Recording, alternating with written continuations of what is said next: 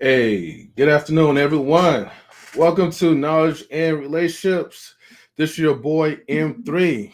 And today I decided I want to do like kind of like a spur of the moment type of stream. And pretty much like the stream comes with a lot of questions that I have.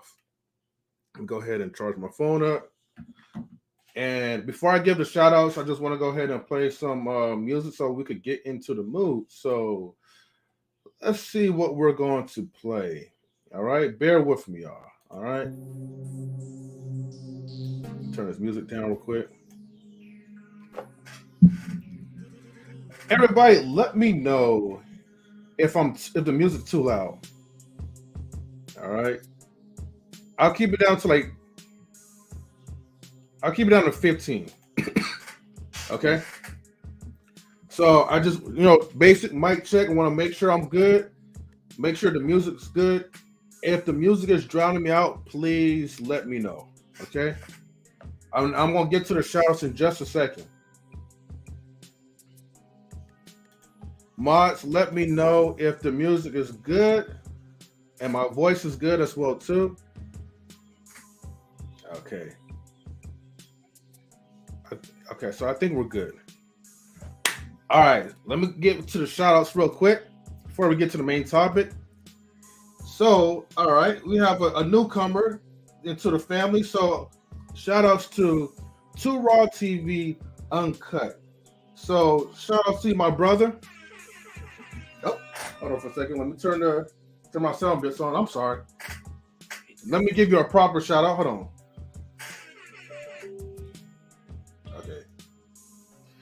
So, salutes to Marcus.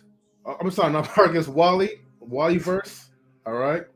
Two Raw says, first time checking you out. Well, hey, brother. Hey, I just want to say thank you for checking us out. Knowledge and Relationships. Since you are new to here, just want to let you know, like, pretty much we are like a team. We strive to be unified. Find solutions to certain topics that's been going on. So, hopefully like you enjoy this. Right now I'm just doing kind of like a solo, unless like if any of my team members want to pull up. And definitely salutes back to you, man. Thank you for tuning in. Shout outs to Marcus. Okay, now I got my sound bits working. It says, okay, Knowledge Relationships, Raw TV Uncut, Wallyverse Media. All right. Basically, salutes to the ladies and gents on the panel and chat. And also, please make sure that you guys hit the notification bell, like, share, subscribe, leave a comment, share it to your friends. It's a damn empty. You call Wally Marcus? Wow. Hey, man, you know what, man? To be honest with you, man, I'm just now waking up in this afternoon. So you got to bear with me. All right. All right, so we'll go ahead and talk about today's topic. So today's topic is so many questions and yet so little answers. And basically, right, where I'm coming from with this is that there's so many questions that people have. There's so many questions that I have. There's so many different reasons why people come up into the space of social media, which includes YouTube, Facebook, Twitch, those main three streaming platforms. And then you have the other platforms like Twitch, not Twitch, what's that called? TikTok. And the freedom of speech platforms like Rumble, which hopefully one of these days I'll get a chance to learn how to dab into Rumble so I can stream that. Okay. And just a quick question, right? Since we are talking about questions. So Raw TV Uncut, how did you just so I could know, like, in the future, right? How did you find our channel, Knowledge and Relationships? Do you know anybody else like in the chat? Did anybody refer you to us? And if so, I just want to make sure I give them like a good shout out. But other than that, man, thank you for tuning in. So I have like a whole list, right, that I'm gonna be talking about, and hopefully it brings some type of thought-provoking, type of stance. Because the thing is, our usual topics course, this is a relationship channel, but I know you can find any other relationship channels that talk about the problems between men and the problems between women. And sometimes it gets to a point where it's like, well, you know, are we just having these perpetual loop type of conversations where we're not really providing straightforward solutions? Matter of fact, let me add this part to it as well, too, because like I said, we're gonna be getting down deep, you know. Okay.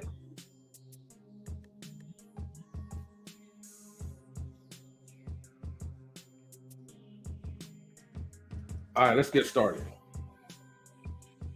Oh, wait a minute. Hold on. We have Miss She Stole My Thunder. Hold on. Let me go ahead and play her theme. Okay. Because you know, when the raindrops fall from the sky, although today's not raining, but still, when it does rain, you know, She Stole My Thunder, you know, our fellow Canadian, always brings the rain, never the pain. But salutes to She Stole My Thunder. Thank you for tuning in, sis. So salutes to you. And I also appreciate the chat support too. So thank you everybody for tuning in for this lovely afternoon. Please hit the like, you know, and also share the videos as well too. Now, let's go ahead and jump to the topic because I know you guys here and I don't want to waste you guys' time. Okay. All right. Let's talk about money. And here's the thing: if anybody want to join up, everyone is more than welcome. Okay, the link is pinned to the top. So if you want to join in, please feel free to do so because we're going to be just having some free-flowing, thought-provoking conversations. Okay, and shout outs to Truth is never a favorite. Thank you for tuning in, Truth. Okay, well, it's snowing here, so I guess it's sort of raining. Oh man, so now I gotta change my theme, right? So when the snowflakes fall from the sky, our fellow Canadian, She Stole My Thunder, be freezing hell over. Something like that. I'll work on that when it snows. Okay. And hold on, let me get to your comment.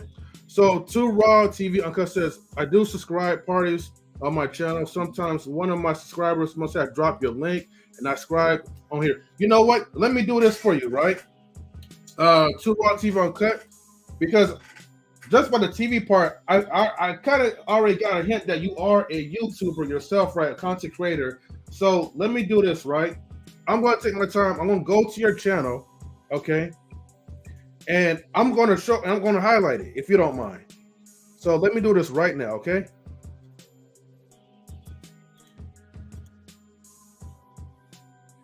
Because I always want to give my people like the shout outs, man, that he deserves. So, you know. So anybody, right? Please take the moment of time to subscribe to Too Raw TV Uncut. And if you see my mouse right now, I'm clicking subscribe. And here's the thing, right? Do not go to none. Do not leave on personalized. Click all, so that way when he does go live, you'll get to get a chance to check out his content. Okay. So please, everybody, take the time to subscribe. I'm going to also share the link to. Hopefully, this will take me here. Okay. Actually, hold on. I gotta go to. There we go. I'm going to copy it, and I'm going to paste it down to the bottom. All right. So everybody, you know, feel free to click the link. That's not going to take you out from our stream or whatever, but click the link and hit the subscribe button and subscribe to his channel. Okay. Help the guy get up to, like, man, look, 3,000 subscribers, 5,000 subscribers. Help him up, okay? But thank you. All right, let's see.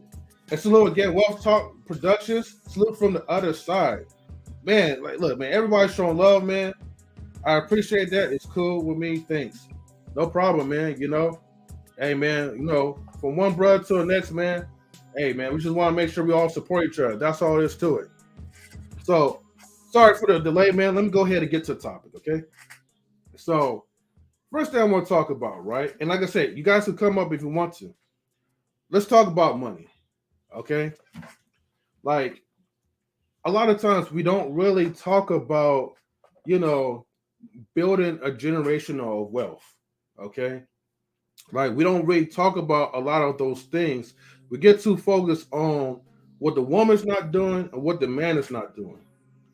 But let's talk about something that can actually put our dollars into some good sense, okay? A lot of people don't really have discussions about, like the stock market or any type of other investment that can really help, like your financial needs or make it passive income. Now, of course, it does take money to make money, and I get that. But sometimes you don't even have to have a lot to really earn a lot. How many of us, right, in this chat right now, right? And thank you too, I appreciate that. Iron sharpens iron, definitely all the way, bro. But how many of us, right? Okay, we how many of us work at a 9 to 5 job? Sometimes you might be working over just to get some extra money, right? So let's say, for instance, for all the ones who's doing overtime, you're pretty much trading your time in for extra money that Uncle Sam is going to take from you anyways. So why don't you try to find some other way, okay, in the meantime, to invest some of that money that you're earning and then put that into, like I said, the reason why I mentioned the stock market, right, is because, now these days, it is kind of like an easy way to make passive income, okay? But it depends on how well you invest into it. Now, look, I'm going to be honest with you, okay? Look, there's times that I've earned 10,000. I gained it and I lost it, okay? And I'm just being real and uncut with you guys because at that time, I didn't know nothing about the stock market. I wasn't properly educating myself. And had I learned the things that I learned now, man, I'm telling you, I probably would have been well financially due with passive income. But hold on, before I continue on, we do have a person on the stream, so let me make sure because I love doing this, right? So hold on, Wally. We always gotta do the voice verification. So, Mr. Wally, state yourself. What it do? What it do? What it do? What's up, Wally? How you doing, man? What it do, boss man? Nothing much, man. So, shout out to you, man. Thank you for tuning in, man, for today. Oh yeah, I'm always sliding through. Yeah. So, Wally, man, look, I got a whole bunch of questions, and right now, we're talking about money, investments. Man, we're gonna be talking about other things like fitness, exercise, all that stuff. But since you're here, Wally, right? Mm-hmm. Let me ask you this. Okay. Yeah. What do you think about the lack of knowledge when it comes to people, when it comes to investing? Do you feel like most Black folks are losing that lack of knowledge? Well, do you think Black folks have a lack of knowledge when it comes to making your money work for you? And if so, why is that? Yes. Why is that? Because, well, let's just be honest, we're not taught it. At the same notion, we don't go to find it. We don't go to, find the teachings, find the books. I mean, think about it. If we always sit here and say that we want something or we want to know something, but guess what? We wait for everybody else, but we don't wait to do it ourselves and be out there and just go get it. So it's like, don't be sitting here saying you want to know this, but then you don't go buy a book. I mean, you can go on Amazon. They got these books out there. Mm-hmm. Some of them are decently cheap to go buy. That's more cheaper than the next video game you want to go buy. But you're willing to pay a price. You're ready to pay $60 for a video game more than just getting the book to just learn the stock market. Okay. Hey. That's what's up, Wally. Thank you for sharing that. And let me make sure I give a shout out to Quantum Love, Metaphysician. Thank you for tuning in. Big Rig Slaps. Thank you for tuning in as well. To my brother, and then to Raw TV Uncut. Thank you for sharing the live to your viewers and your supporters. So hopefully, man, we get this message out there, man. We basically just want our people to continue to grow. So thank you so much, man, for doing so. All right. All right, so look, lack of knowledge and a scarcity mindset. Oh, okay. Oh, I yep. gotta That's give you another one. the old-ish sound effects for that. Quantum Yep. Lord. Gotta give it up to that. Mm-hmm. And, and one half of easily rigs. Yeah, matter of fact, where is B-Eazy though? So we could make it a full, the full version of easily rigs, you know. But yes, definitely. Because see, the thing is, it is a lack of knowledge and a scarcity mindset. And I'm going to share this with you real quick. A lot of my family members will always tell me, I tell them when I had I'm talking about like big stuff coming in, because I used to be like a property owner. I had a duplex. My wife and I invested into a duplex. Unfortunately, I'll just say like in the wrong type of area. So, and of course, in 2020, we had to sell it because, you know, uh, those 2020 issues. But, when we had extra money coming in, I remember family members would tell me, well, you know, you need to spend all to get like this type of vehicle or that type of vehicle because you only live once. And I think we have the we only live once type of mentality that actually fail us in living life. Okay. But none of us, no, I bet you, and Jack, be real too, right? Have any of your family members ever taught you the art of delayed gratification? Yes, we talked to YOLO. You only live once. But what about the delayed gratification? Does anybody even know what delayed gratification is? What about you, Wally? If I had to take a guess on the definition or just the overall synopsis of it, I would say is believing that I want to say this. Believing that wherever you're trying to go, you eventually get there, but reality you won't. Mm-hmm. That's what I'll say for the time being. Okay. So Daryl Long. So basically, delayed gratification is in your current state, you're willing to kind of like sacrifice. Oh gosh, what's that term that's called? Your ways of living. So basically, there's another term, but I forgot what it's called, right? But basically, you're trying to build your debt to income ratio up. So basically, you're trying to build more income to lower down or to pay off all your debts. Right. And so, as you're going through the struggle, right, you're doing savings, you're cutting back on your expenses that you normally will spend, and you're pretty much falling back on that part. So, an example, let's say that I'm used to going out to dinner with my wife like 3 times out of a week. Mm-hmm. Well, now I need to cut that to like once a week. You know what I mean? Start getting some hamburger helper for a couple of times. You know what I mean? That's gonna be like our date nights in the house. Right. Just so we could save money or save enough to pay off certain expenses. Mm-hmm. And then once your income maximizes over your debt ratio, right, to the point that you can start paying off more debts. Now you could use that money, right, to start trying to invest and to save, right, into money that's going to work for you. Right. Right now, we are all slaves of the dollar. Like money is pretty much, we're pretty much like money's bitch right now. But we're trying to reverse that and make money our bitch. You know what I mean? Crack that whip, and make money work for us. Right. Passively. Let me see. Let me check in the chat real quick. I'm not Quantum Love. You gotta be talking to me. A mansion with a helicopter posted, and everybody just gives shots. He got the real winter coat on. Okay. Then he's probably talking about Daryl's avatar with the winter coat. But shout outs to everybody that's here, right? All right. So I'm gonna go on to the next question. All right, because I think the money part was a little bit too much though, and I'm not trying to overwhelm y'all, right?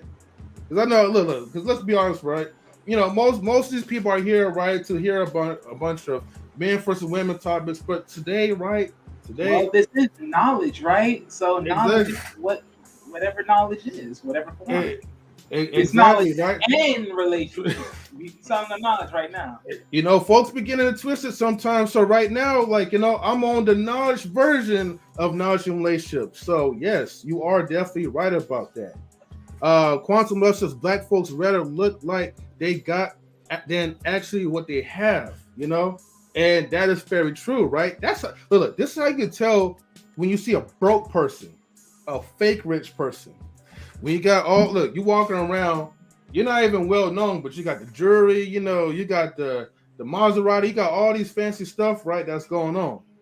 But however, right, you know, like how's your like your home looking like? You know what I mean? How's your girl looking like? You know, like it's your home and your girl more poor than your like the jewelry that you put on.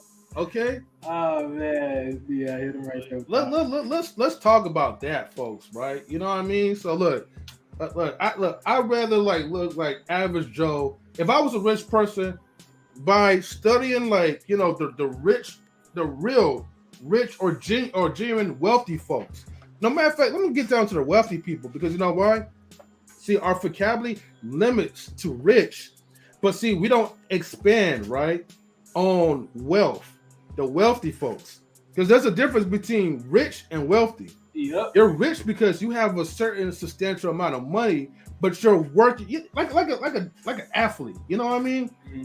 Well, you know, most you know people like O'Shea Do Jackson call them dumb athletes or whatever. But like an athlete, okay, you are rich, but you're working under someone else who don't even have to even do anything, but just make sure that he pretty much signs your paychecks, and that's pretty much it. You know what I mean? The wealthy people are the ones, right, who are just pretty much unknown, not even famous, but you're getting so much passive income off of your employees. It's like, man, you could do whatever you want to do. Yep, lay back, kick back, have the time. It's all in the four plans, man. Get your finances right, get your time, get your social, your social lifestyle right, and get your mind right too. Oh yeah, all that's in there. Your time, your health, all that in there, man. Yeah, all that in there. That's all it's gonna be. And so, like, in Quantum Love, right, man? Look, and she dropping gems too, though, man. Look, Quantum, man, like, look, come up, Quantum Love. Look, you don't even have to come up. I just want to hear your voice. You know, it's a new year, 2023. Big Rig talking about, man. Big Rig over here talking about. Come up, boy. Stop being disrespectful. Hey, man, he ain't the accountability now, man. He's gonna slap me with accountability. Okay, hold on. I can count. Okay. Well, let's go, Big Rigs. Let's go, man. Salutes to Big Rigs, man. Like, showing accountability. Teaching Wally not to be lazy, man. Let's go, man. I like that. But Quantum Love is right. Relationships are pointless if there's no knowledge. Ooh, you know what I mean? I gotta give her the sound effects for that part. Man, y'all getting me fired up right now. All right. He's like, yeah.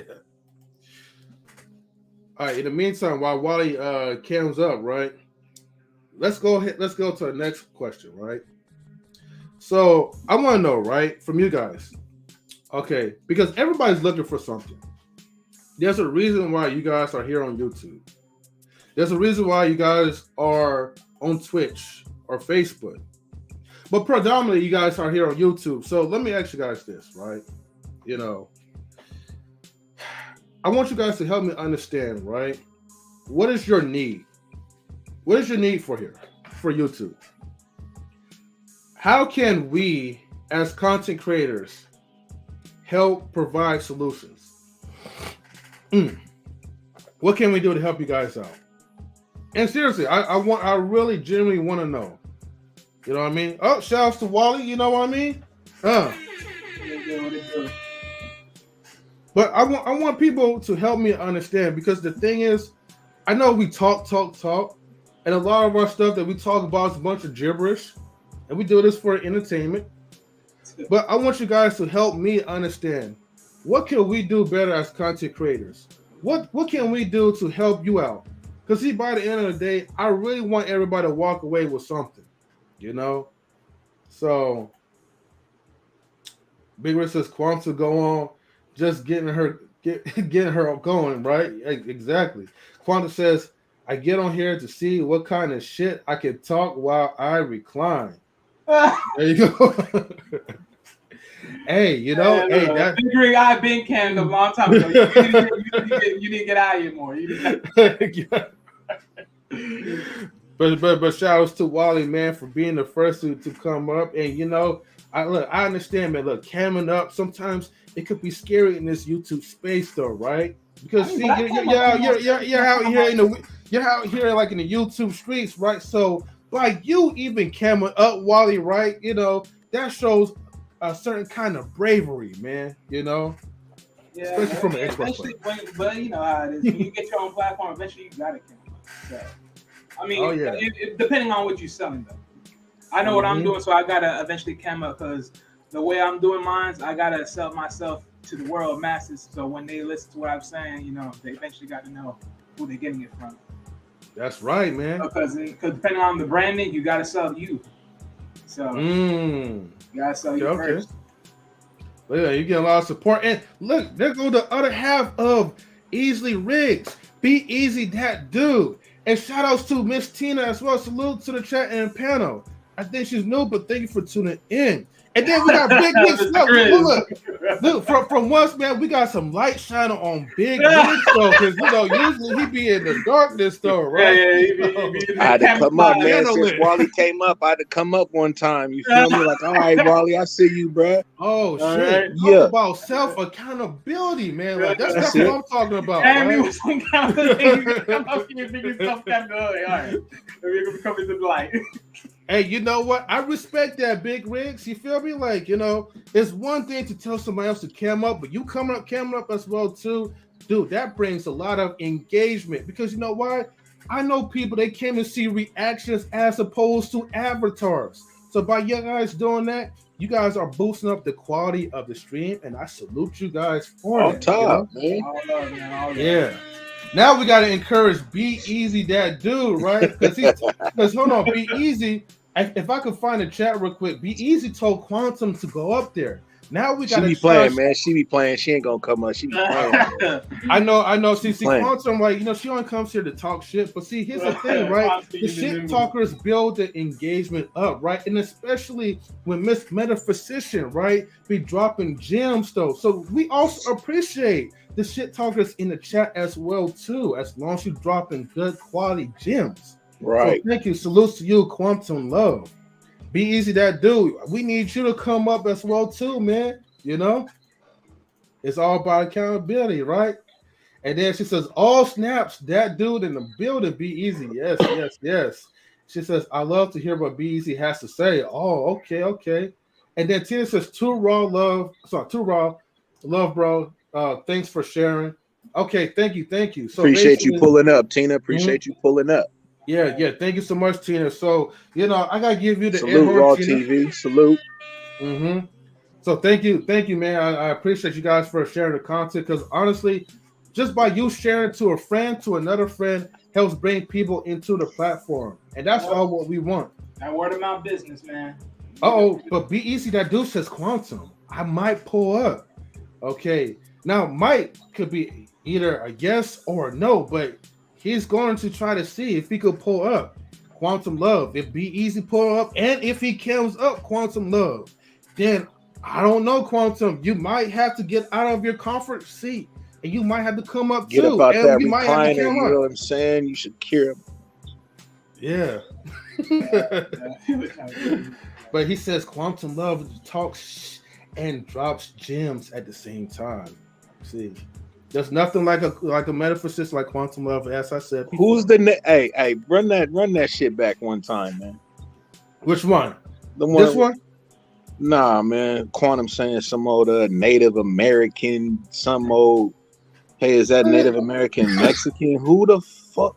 Hey, what? Come on, man. Come on. See, this is what I'm talking about, right? You know, y'all are talking about something that does not make sense. Quantum Love, look, you're on the road, drop the gems though, but you lost me with the Native American Mexican stuff though, right? I don't know if you talk about Mexican dominoes. I don't know if you just talk about like, look, I don't know, man. But yeah, come on, Quantum Love, get together and come up. Hashtag maybe. I know it's okay though, but look, one day Quantum Love will build her nerves back up again. She did that once in 2022. I remember that. Oh yeah, new year. Mm-hmm. A new year, a new quantum. Hey, maybe we might get a better quantum and a more camped up quantum. Yeah, more active. Mm-hmm. Yeah, more active quantum. That's what shadows.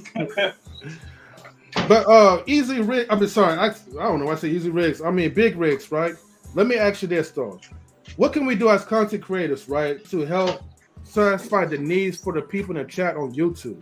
Is there anything that we could do, right, better as content creators?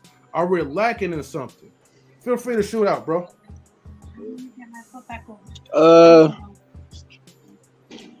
I won't say you lacking in anything. I would just say more just sticking to more life. Things that can help people more in life, man. Help people more. The relationship thing is cool. You know what I'm saying? Man and woman, but it's getting saturated. You know what I'm saying? Mm-hmm. So, I mean, you can always talk about relationships, but you can go into more different aspects of the relationship more than just like money and all that. And you know what I mean? Just that's all. But everything else, bro, it's golden, man. Keep doing what you're doing. You know what I'm saying? Mm-hmm. And now I gotta bring someone up here, right? Because this is the brother that's also responsible for also bringing more folks up in here. So, raw, uncut, bro. Salutes to you, man. Thank you for tuning in. Salute to you. Yo, what's going on, y'all fellas? What's up? It is. What's up, man? How you doing, sir? Hey, chilling, man. Maintaining. It's my first time checking you out, man. I've been subbed to you had to be when I did a subscriber party. So I just got the notification popped up. I had time, so I just jumped on. Hey, well, look, man. Hey, I appreciate you, man. And look, thank you guys for come up there, camming up, because I was just about to say that, man. Salute to you, brother. Nah, I cam up on my channel, so I cam up on my channel, bro. Yeah, it's that's. I don't cam up all the time myself, brother, but it's. I think it's a good, respectful move, man. When you show up to somebody's panel or something, man. You show face, man. Yeah, man. That's real talk. And it's good, it builds the engagement. You get to see people's real reactions to it. But, other than that, man, thank you for tuning in and sharing the channel as well too, to your supporters. So, and folks, please subscribe to his channel as well too. I know I posted in the chat, but I will post it again as well too, though. So, but subscribe to 2 Raw TV Uncut. You can just type it in YouTube. And when I find a link again, I'll post it in a minute. Yeah, if y'all see somebody come in when they drop gorillas in the chat, that's gorillas. So that'll be my people coming through. I shared it on my Instagram and Facebook and all that too. So. Oh man, hey man, mad love, bro. So shout outs to the Gorilla Gang, man. So, Silverbacks, you feel me? Silverbacks. The Silverback gang. Hey, I got the gorilla symbol because when you ever seen the gorilla run from anything? Gorillas don't duck no smoke. You know what I'm saying? So real. Keep that thing head on. And I stand for positivity, you know what I'm saying? It's all stopping the violence, all that stuff there, man. You know what I'm saying? The youth. So yeah, man, that's what it's all about. Yeah, man, that's what's up, man. Every now and then, man, we just try to find solutions. You know what I mean? Because we hear the same rhetoric all the time, and sometimes we get caught up in it too. Because I know we try to put on a good show, but at the same time, it's all right, you heard this particular subject over and over and over. So now, what's the solution today? Are you really looking for solutions, or are you just trying to pretty much project a lot of things that you're feeling? Shout out to E-Man Williams. Thank you for tuning in, family. So we just want to get down to the nitty gritty. Even if it's this, even if we give you the answer that you was looking for the whole time, and you may not even come back for a while. You know what I mean? Because you already found your answer. Only thing I hope is that people just walk away with just something good. Y'all can hear me? Yeah, we can. Yeah, we can hear you. Yeah, my headset died, so I ain't know. Yeah. Oh. All right, what you were saying, like? Oh, basically what I was saying is that, like, a lot of times, people, they come into the space, right? But are they really looking for solutions? And so our job pretty much, right? We just try to give you guys a straight solution-based type of conversations, because a lot of things could easily get regurgitated, like a perpetual over and over.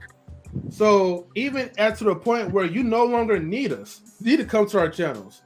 At least that you could walk away with something positive that you could actually apply into your other relationships. So that's kind of like where we stand at, you know? Okay. Yeah, that's dope. Yeah, I'll definitely be checking you out some more, bro. You know what I'm saying? And I'll definitely be sending some more people your way. Hey, man, I appreciate it. And likewise as well, too. Rock, give me about like 1 minute. I'm going to pull up like your YouTube channel again, so then I could share it since we got more people in there. So if I'm quiet, I'm just looking for your channel real quick, okay? Oh, nah, you good. You good. Yeah. But go ahead, everybody. Go ahead and rock out, man. You know? I mean, just to that question earlier, right? What can we do as content creators to better serve people that watch us? I think in most cases, depending on the content we sell, we ask them, where they want the course to go. I mean, at this same point, it's like, for me, right, I talk about wealth, right?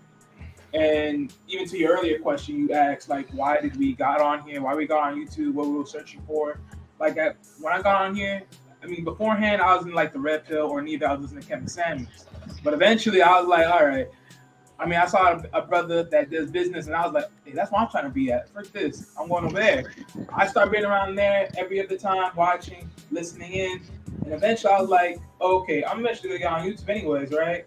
So I'm like, okay, so I'm trying to figure out, like, okay, so how do people get this wealth? Eventually, I started looking, next thing you know, boom. I found this unique thing that I never hear no one ever says to this course, or let alone to be able to expand it and make it a full-on topic out to the world. So I'm like, all right, I'm going to take it and I'm going to ride with it. And that's how I got my channel.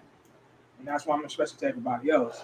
Like, when it comes to wealth, we talking about, it's more than just money out here. It's a whole four different things. We talking about finances. We bringing in social aspects. We bringing in the time. And we also bringing in that health. And we correlating that together just to make sure everyone gets like a good sense of things. Like, hey, you real slick, Wally. You real slick, bro. You just tried to plug your channel right now. That's part of it. That's part of it. But no, but that's how. No, that's the story though. That's the story. That's the real truth. No. That's the real truth of the story. For sure, man. Yeah, that's the real truth of the story. Without Primo. Hey, do what you do, Wally. Like, I'm not even. But I'm just understand. Like, that's how I came up with my channel overall. That's why. For sure, man. I'm just giving you a hard time. Yeah, you know what it is. Mm-hmm. Oh, wait a minute, hold on. We got like a lovely lady in the building. Hold on. Who we got? I gotta pull up our lovely Miss Polly. Miss Polly. I'm only here to talk shit, okay? First off. All right. I did not know God of War did not win the best game of the year. Now I'm upset. Everything has to end. And I think it was rigged. I was told lies.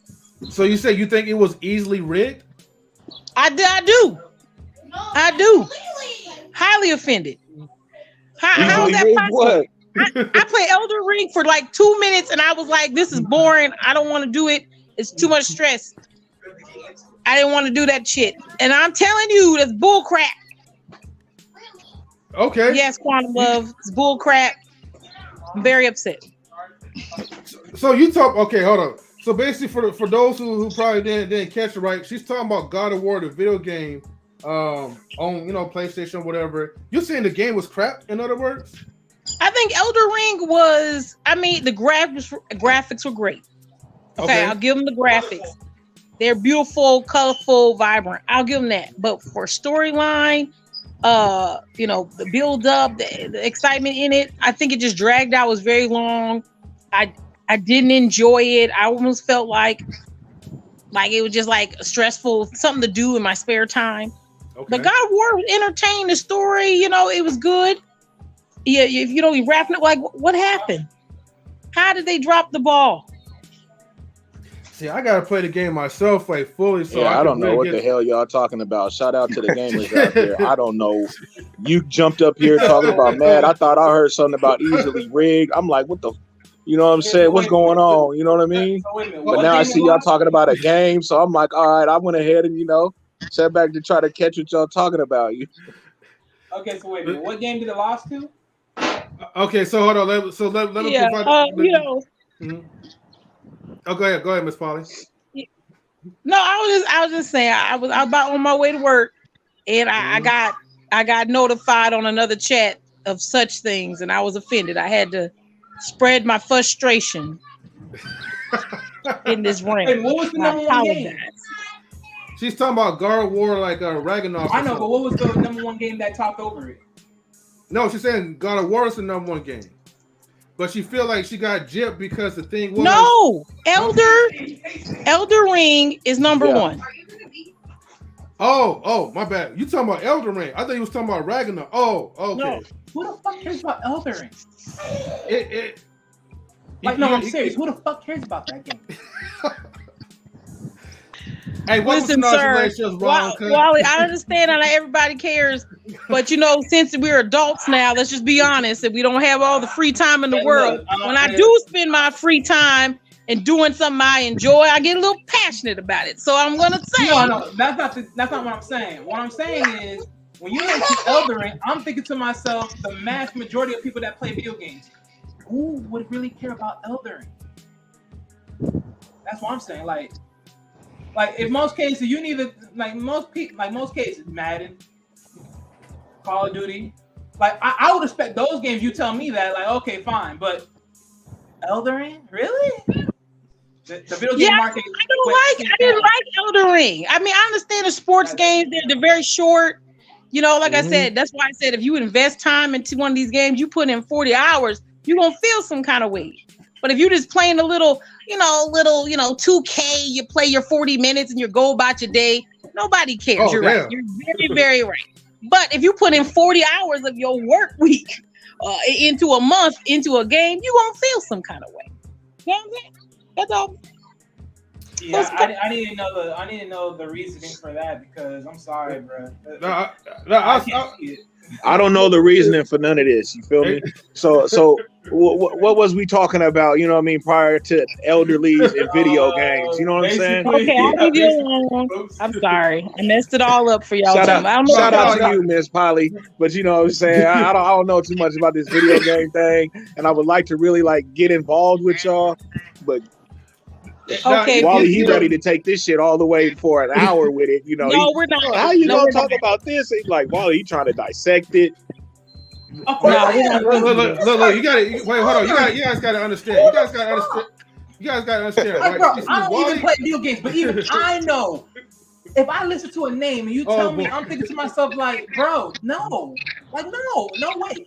I guarantee you, the diversity of who plays that, I guarantee ain't black people. There's no way in hell. There's no way. Wait, real quick, right? See, Riggs, you gotta understand, right? Wally is red pill when it comes to video games, right? This is kind of like the side effects of being like an Xbox gamer. Okay, so, but look, let me get to the next topic, right? And Miss Polly, stick around, right? Because I want you to answer this for us as well, too. All right. Can you trust Well, you have anyone? to hurry. You can talk to me while I get dressed. I gotta keep going. Yeah. Okay. Hey, do what you gotta do, right? Just don't get naked on the stream, right? Do you trust anyone on social media? Yes. Okay. Yes for Wally. What about you, Raw? That's a hard one, man. That's a hard one. Oh, I can't hear you. Anybody on? See, I be going around the different sectors, right? Mm-hmm. So I be seeing like these beef sectors and all that stuff going on. See, I don't got none of that on my channel, but I be going around and I be seeing it. So Yeah. And the way they be putting people information and stuff out like that, like it'd be hard for me to trust somebody on the internet. As far as that goes, yeah, I get it. Wait, can you rephrase that question again, please, if you don't mind? Yeah, sure, right. Do you trust anyone here on social media? What am I trusting them with? To what extent? To what degree? Whatever you want to trust them with. Yeah, you could talk about your personal life. I mean, look, it's an easy question because here's the thing. A lot of us, like, as we develop, networking and relationships, right? We tend to get loose, like, talk about, like, our personal lives, our personal stories and stuff. We may even go deeper that what the chat doesn't know behind the scenes. So my definition of trust is basically, do you literally trust someone, right, that you met over the internet? Ask me. All right. Big Rig slaps, right? No. What about you?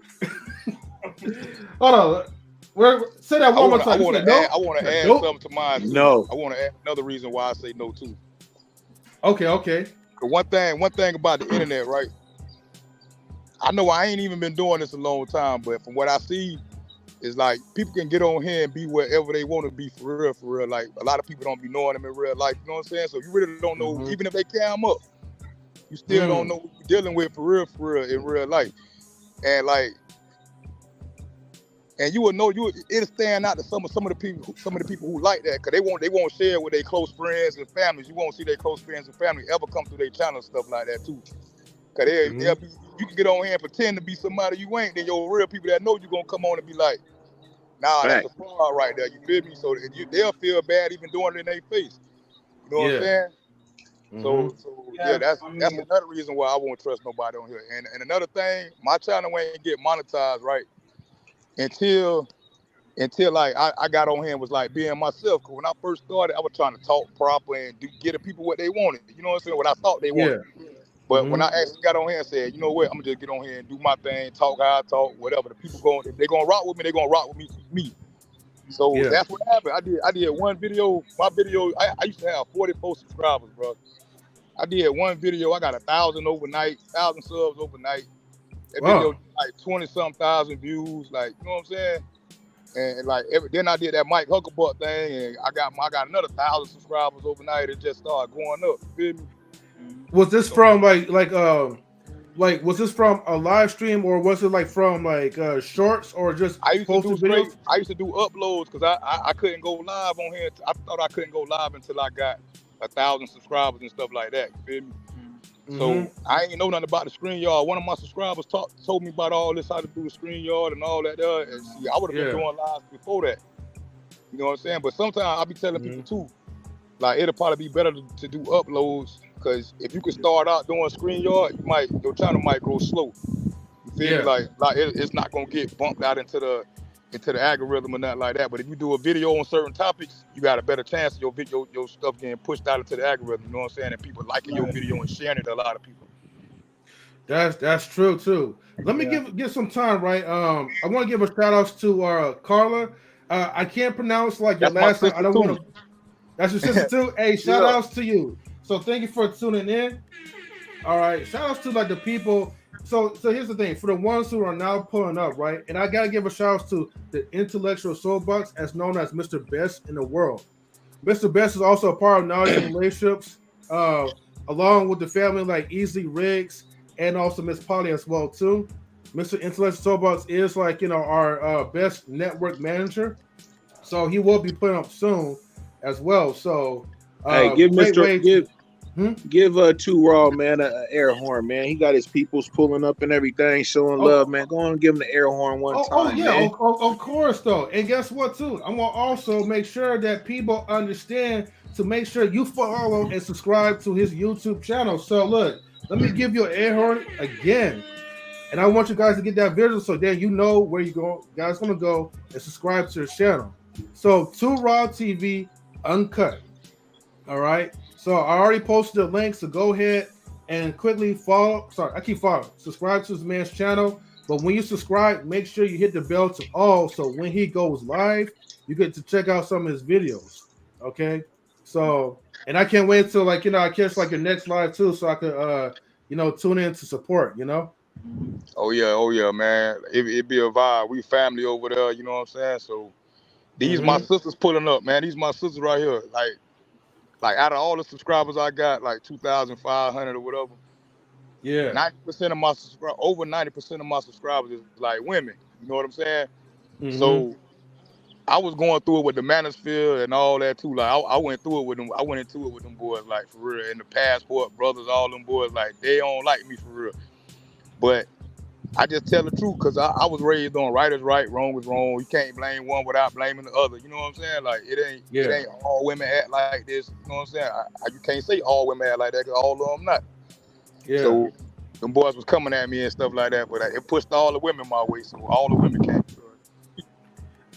Hey, that's what's up. Checking you out. Well, my sister's coming over. Exactly. Let me say this though. I know I don't say this a lot because we are like an entertainment channel, right? So I know that when I do put on the sunglasses, I say a lot of like triggering words, right? But it's all love, right, to the sisters. Let me say this real quick, all right?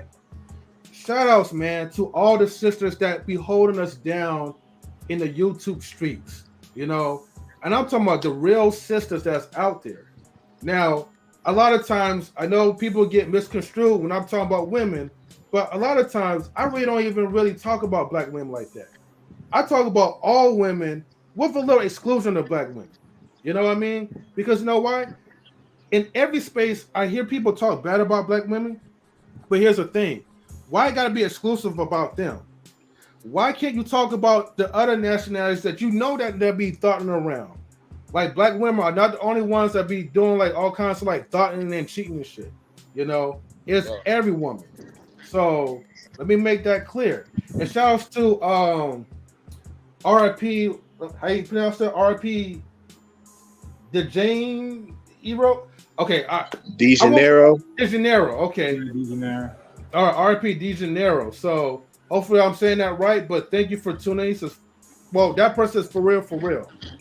And Wizwass or something says too raw be more like too real, man. I feel you on that one. And we got B-Eazy Dat Dude. Look, man, look. This is what I'm talking about. The accountability right here, though. We got, Easy Riggs in the building. What up, B-Eazy Dat Dude? And he came up too, though. So it was good with y'all, man. I had to keep the same energy. You feel me? Yeah. I had to keep that cam up energy. What's up with y'all, though? Nothing much, man. Like, thank you for tuning in, bro. And being a man of your word. We try to get Quantum love. At this point, Quantum, man, you're looking kind of bad right now, man, because you do have a lot of gems, but now wait a minute. Wait a minute. Wait a minute, bro. Don't come back quiet like that, bro. I forget you guys do have that code, right? So let me no, go ahead. There ain't no code. That's my number one right there. Okay, I don't give a fuck if she's a man, woman. I don't care who that is. She. That's me. That's me. Oh shit. Okay, Miss Polly with the poly energy going on. All right. Look. I don't want no smoke today, right? I'm just trying to chill, man. I'm just trying to come at peace. Today's a good day. Hold on, I gotta give a shout out to Miss Nebraska. How you doing, fam? Thank you for tuning in. But yeah, but other than that, man, like we're just chilling, man. Like like I said, I even really got down the full list of like questions, but other than that, man, we're just vibing off of each other's energy, though. So that's what's really going on. Another thing you don't see either, bro. Mm-hmm. Like other nationalities, like get on here bashing each other, like men and women going back and forth, like the black race. Say that one more time. Like you don't see like other nationality or people like going bashing each other, like the man versus woman thing, like you do the black race. You feel me? Yeah. You don't see no white women. Well, the thing is, hold up, they actually are doing that. The thing is, it's not as profitable. So a lot of people sell themselves out because they know the gender warring in the black community is actually profitable. So everybody gets in on it. Non-black people, black people.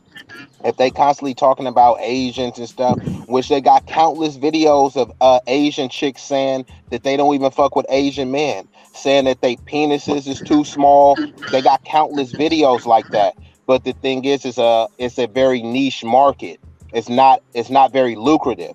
But if you say Right. black women are masculine, black men don't take care of their kids, that's very profitable and everybody gets in on it, including black people. That's the difference. Okay. And Marcus said, respectfully, I've seen Latino, Hispanic, Latinos communities asking each other. They're called beef sectors. Okay. Yeah, no, that's what I'm saying. They got them for every group. It's just ours is the most influential, and the algorithm boosts that up. They don't boost the chicks they don't boost the Asians that are talking about Asian men. But I mean, if anybody wants, I can send y'all countless videos. And even if you don't find it on YouTube, there's TikTok, there's Reddit, there's Twitter, and that stuff is rampant with it. Damn. I dig it. Hold on, real quick. I gotta give a shout out to 6 Boss. Okay.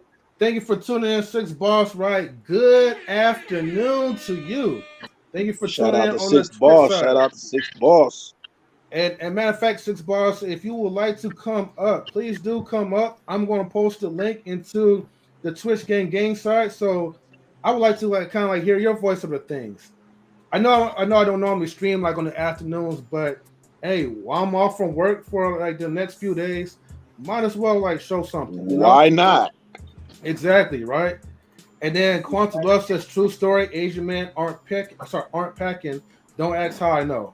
Hey. What kind of bull ass shit was Hey, put her on timeout, bro. Put her on timeout right now.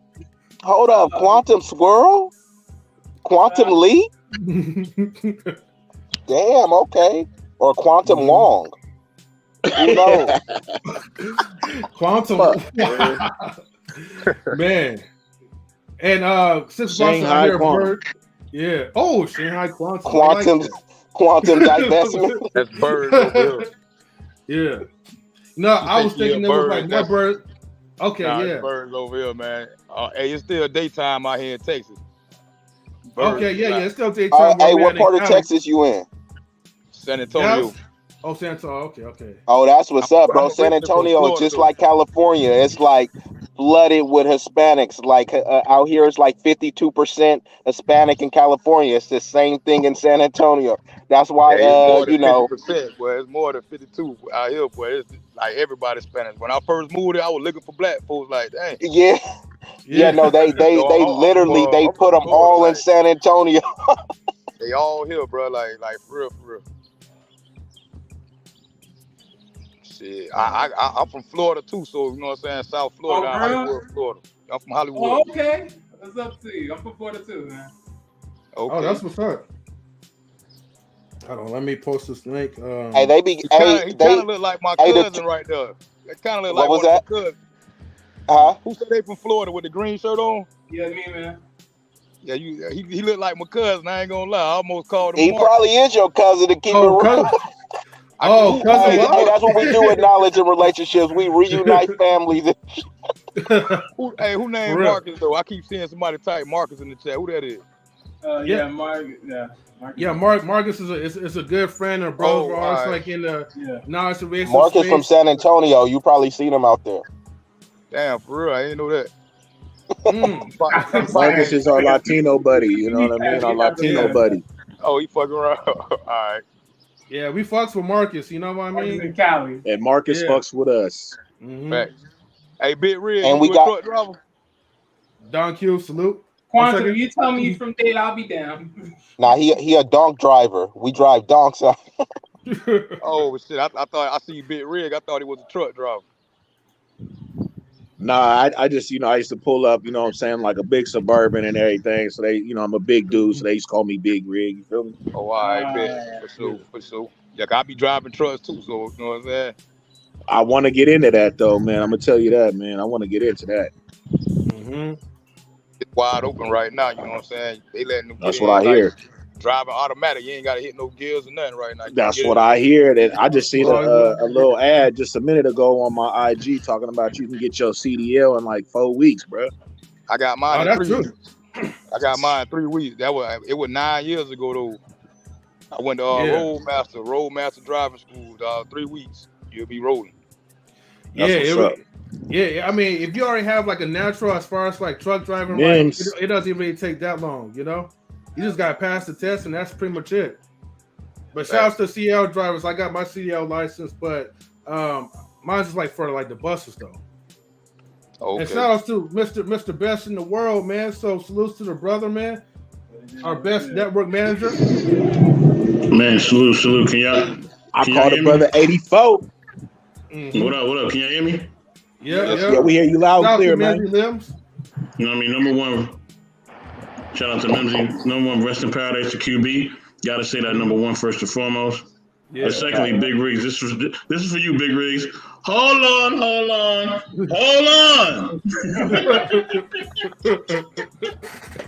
No, bro, you didn't make that into a soundbite yet? Like, what are you doing on? B-Eazy. Hey, yo, hit me, yo. Hold on. Hey, say less. Say less. I'll have it to you by the end of the day. Say less. Yes, sir. Let's get it. Yo, E-Man, come up too, man, if you want to, though. Lady Phoenix, how you doing? Salute to Lady Phoenix. Salute. Yes. Salute. Hey, what it is. Yeah, man, the chat is hot today, bro. Man, I might have to start trying. You know it's hot, man. We up in this thing, man. You know they came through. They know we lit today, man. Of course, man. You know, and again, man, you know, shout out to the people that's been sharing. Like I said, shout out to Unraw, man. Shout out to Easily Riggs. Shout out to the Xbox player Wally as well too. You know, man. Shout out to everybody, man. That's coming. Shout out to everybody, man. Give us support. Hey, Wally, the only Xbox player that I'm cool. Man, look here. They always say this PS5. Xbox BS. I play all stations. Okay, yeah. All right. Keep telling yourself we that. play PS5. You keep telling yourself that.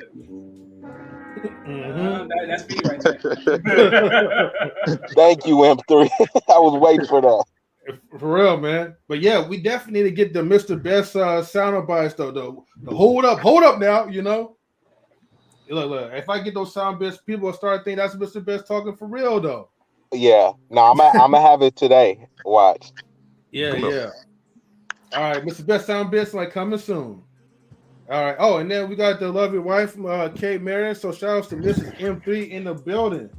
She says, shout out good to Kate evening. Marion, always supporting. Is it even time already? 3:25. Good evening, Minzy Limbs, Quantum Love, Marcus, Mr. Nebraska, Mr. Best in the World, Miss Phoenix.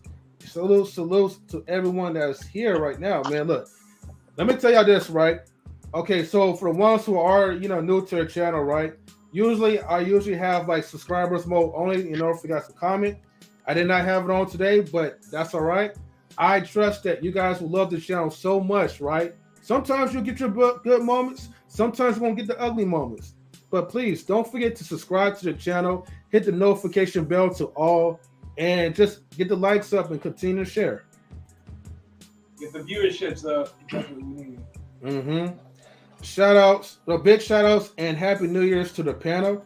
Thank you. And let's see. Miss Nebraska's giving everybody like the shout out, saying she's waving with the pink hand. So what's that look like on YouTube? I don't really know. Oh, okay. The hands with the monsters. And then E-Man Williams is empty. How long you been on YouTube? How long I've been on YouTube? Pretty much like 2 years. Before the, you know, the pandemic. I'll say it like that. And then smash the like button, folks. So thank you, Miss Nebraska. Keep on doing so. All right. Hey, man, if you wish to come up, feel free to come up, man, and slide through on the channel, man. But anyways, look, let me go ahead and get to the next topic, right? Because we already made it clear and established that, you know, you can't really trust nobody like on YouTube. Well, not YouTube, but just social media, period. You know, maybe you could have a certain level of trust as far as maybe the integrity or just certain type of networking. But be careful, like when you put your personal business out there that you don't want others to know. Me, look, I'm an open book, so I don't really care. But for others, hey, be careful out there. You know, it's a dog-eat-dog world out here in the streets. All right, now let me talk about something that most people might fall asleep on. Right? Let's talk about exercise and fitness. Okay. Now I know like that probably be like a little boring subject or whatever, right? Because you know, everybody likes to kind of sit down on the couch or whatever, eat potato chips. But let me ask you guys this: is health the ultimate true value to wealth? Yep. And shout outs to the puff chips. I see you, Big Riggs. That's carrots, brother. That's baby carrots, brother. Baby carrots, brother. Oh damn! Yeah, okay. M3 what are you doing, brother? M3 God, I'm trying to be better, brother. It looked like a Cheetos puff. I'm trying to be better, bro. Hey, you know what, Big Riggs, man? Look, I'll take another L for that, man, for my poor eyesight. Damn, hey, bro, you like 0-3 this week? M3, come on, cut. Hold on, where did I get the 3 from? Okay, I made one mistake. Didn't Lola two-piece you now, Rick? What? No, hold on. Lola made me proud last night, right? Because I'm just saying, cuz speak on it, M3. Hey, man, there's nothing to speak on, right? You know, M3 don't get 0-3.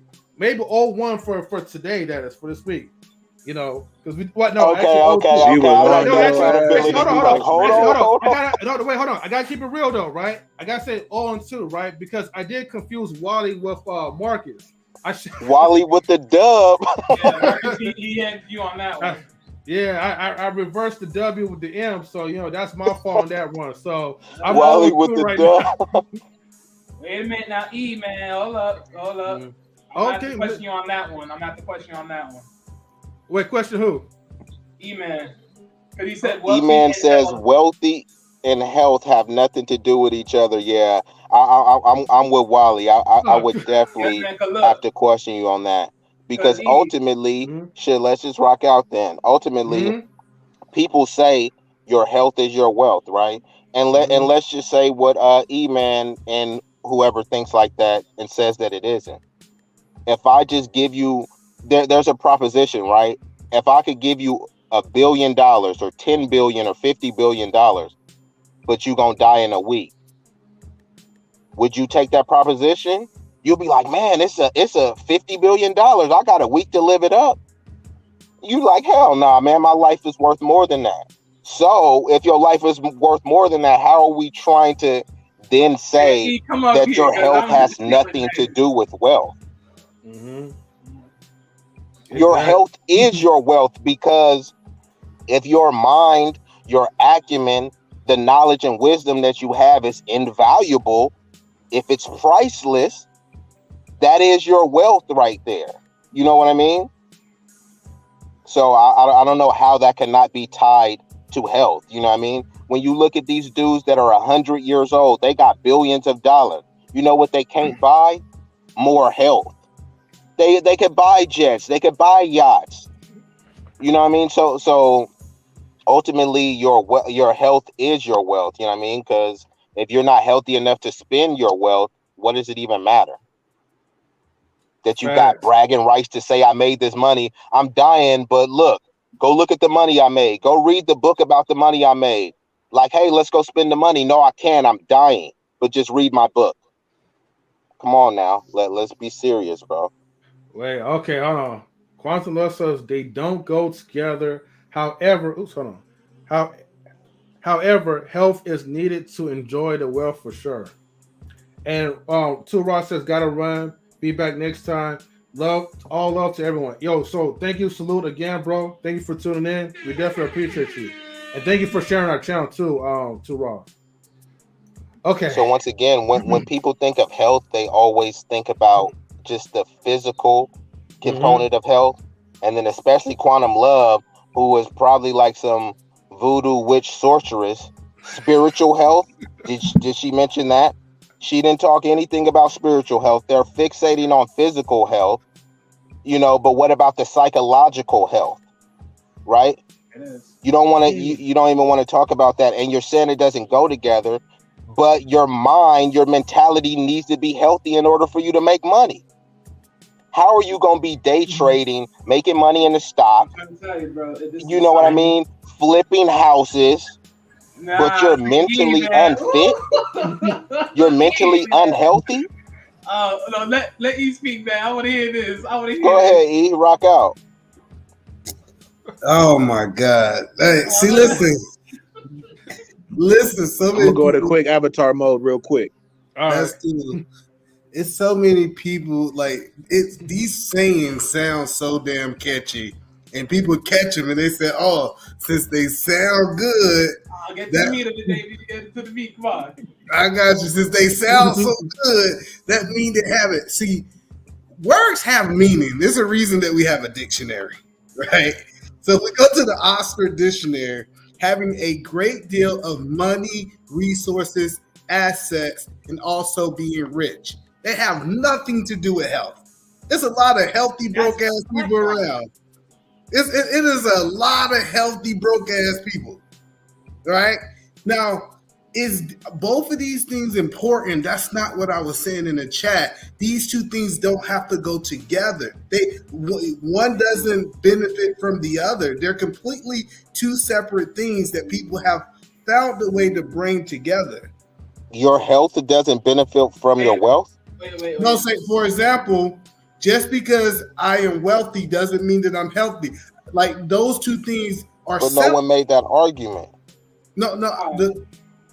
Go, Wally. Let me put this. I just want to be clear. I didn't make that argument that you just said, because I agree with that. Yeah, I didn't hear that. I didn't hear that either. I was trying to pick up where you got that too. No, so what I said, those two things does not, like, you can't say I am wealthy because I am healthy. That is not true. Just because you're healthy have nothing to do with you being wealthy. Yeah, that's okay. That's part of it. Yeah, you're right. Okay. Yes. So you're talking about the term health is wealth? Yeah. Is that What he's basically saying is just because you're a healthy person doesn't mean you're a wealthy man. But I see what he's coming out. Well, yeah, that's a fact, bro. But one thing we're saying is you have to at least be healthy enough. Yeah, I don't disagree with that. Yeah, I don't disagree with that in no type of way. To getting wealthy. So what you would be delusional to think something like that, bro. To be honest with you. No, I get what you're saying, but the statement is a lie. When people say being healthy is being wealthy, it is a lie. Being healthy have nothing to do with being wealthy. Now, do I want both of these things in my life? Yes, I would like to be healthy and I like to be wealthy. But just because I take my ass to the gym does not mean that I'm going to be wealthy. It's not no magical fairy going to put money in my bank account to make me wealthy. Those things have nothing to do with each other. What I do is, it's a lot of myths out there in the world. And a lot of people get distracted by these myths. They say, well, since I take care of myself, I'm wealthy and I'm broke as a joke. No, you're broke. You're a broke, healthy person. Right. But for us, I think for us, where we coming from it, and I hope we all agree when I say this, is like this. If you're sick on your deathbed, you can't get wealthy if you're sick on your deathbed. Unless you got someone working for you, programming your system and making sure your money stays coming afloat. That's what we saying. You got to be healthy to make sure that progress works out and keep on going. Well, so wealthy have nothing to do with, the reason I said, now let's do the opposite. Wealth have nothing to do with your health, is 100% to do with a system. For example, Ronald McDonald, if you look at Ray Kroc family, they are wealthy because of the system that he put in place.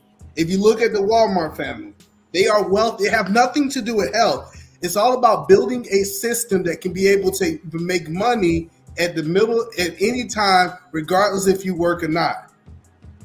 So everybody, we look at Jeff Bezos. It's a system.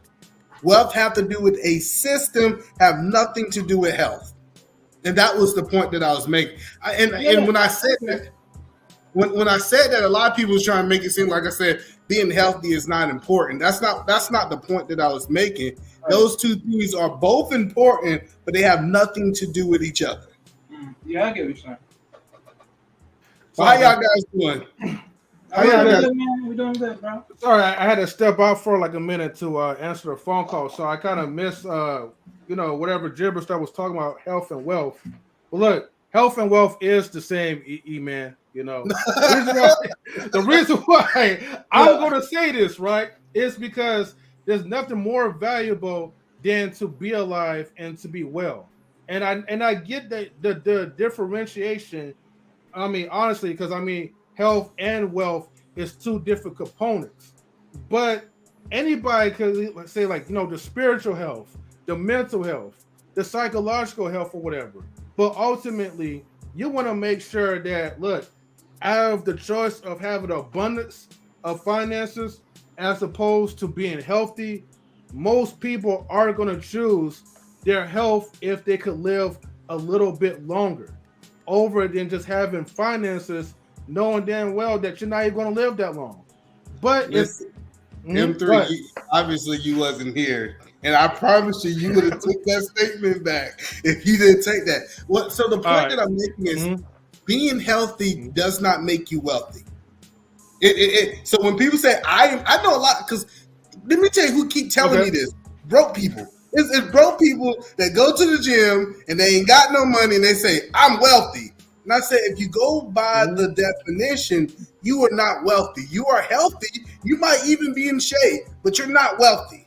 If we pull up the base, and that's why I tell people that words have meaning. If we pull up the definition of wealth, have nothing to do with health. It is a great deal of money, resources, or assets that have nothing to do with health. Now, does it benefit you? So, could your health be a resource and an asset? No. I.e., athletes and bodybuilders and performers? Okay, but wait a minute. I want to. You're saying no, someone's health can't be a resource when people are literally getting money off of how healthy they are and how they can perform athletically. That's their health. That's their physicality and capabilities being a resource. Your definition just said it was resources and assets.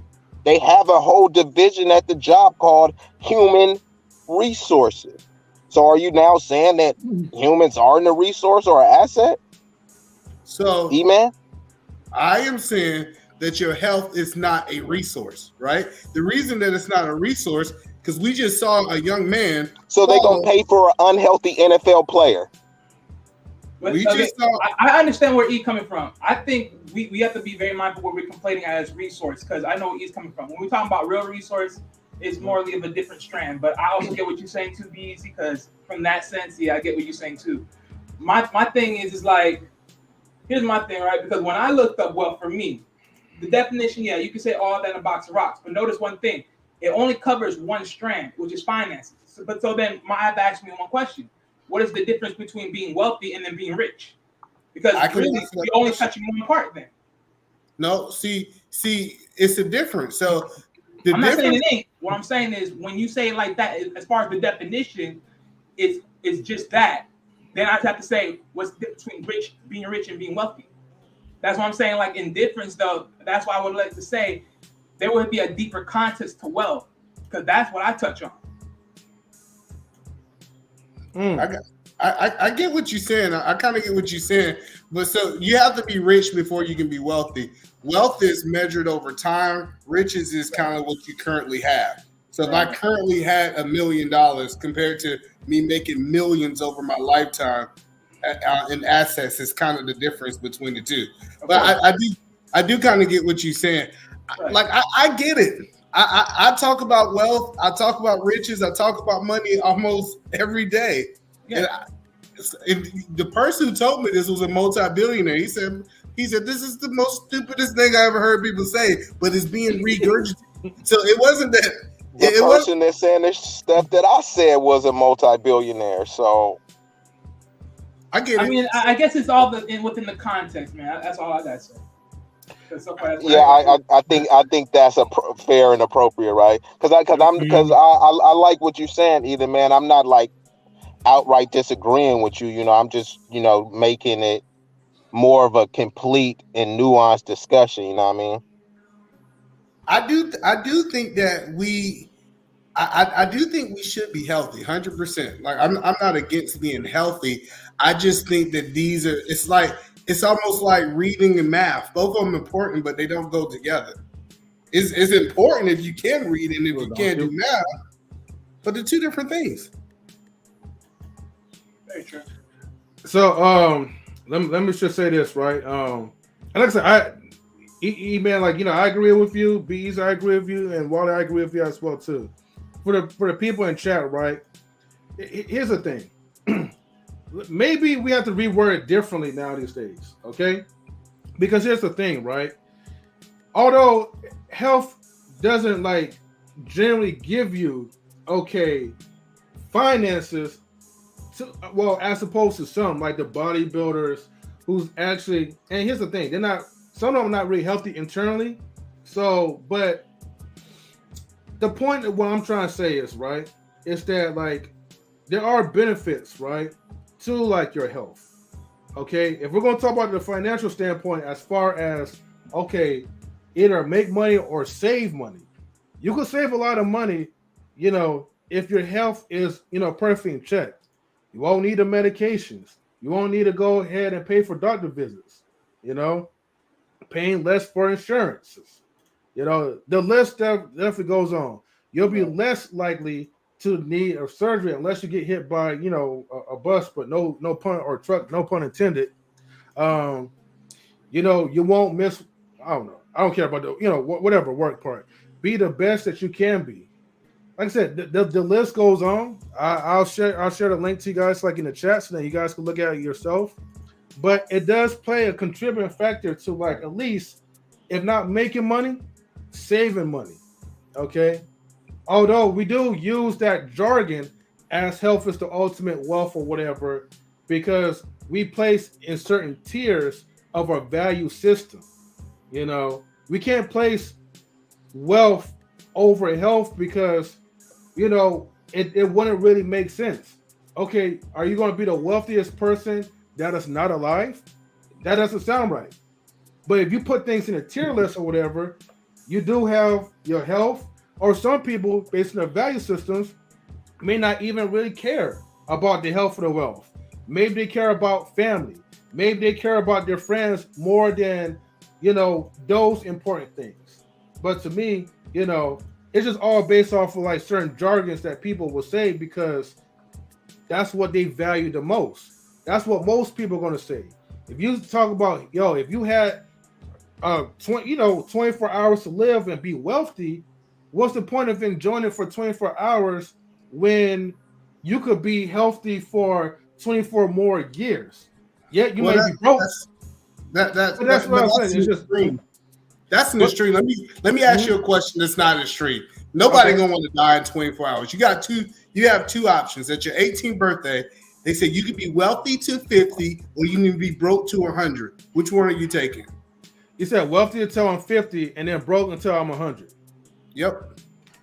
Most people are going to go with the first answer, you know, because most people. But then hold on, that scenario has to be unpacked. Like broke according to who? You know, because if you looking at someone like Grant Cardone, he's saying if you make less than 400,000, you're broke.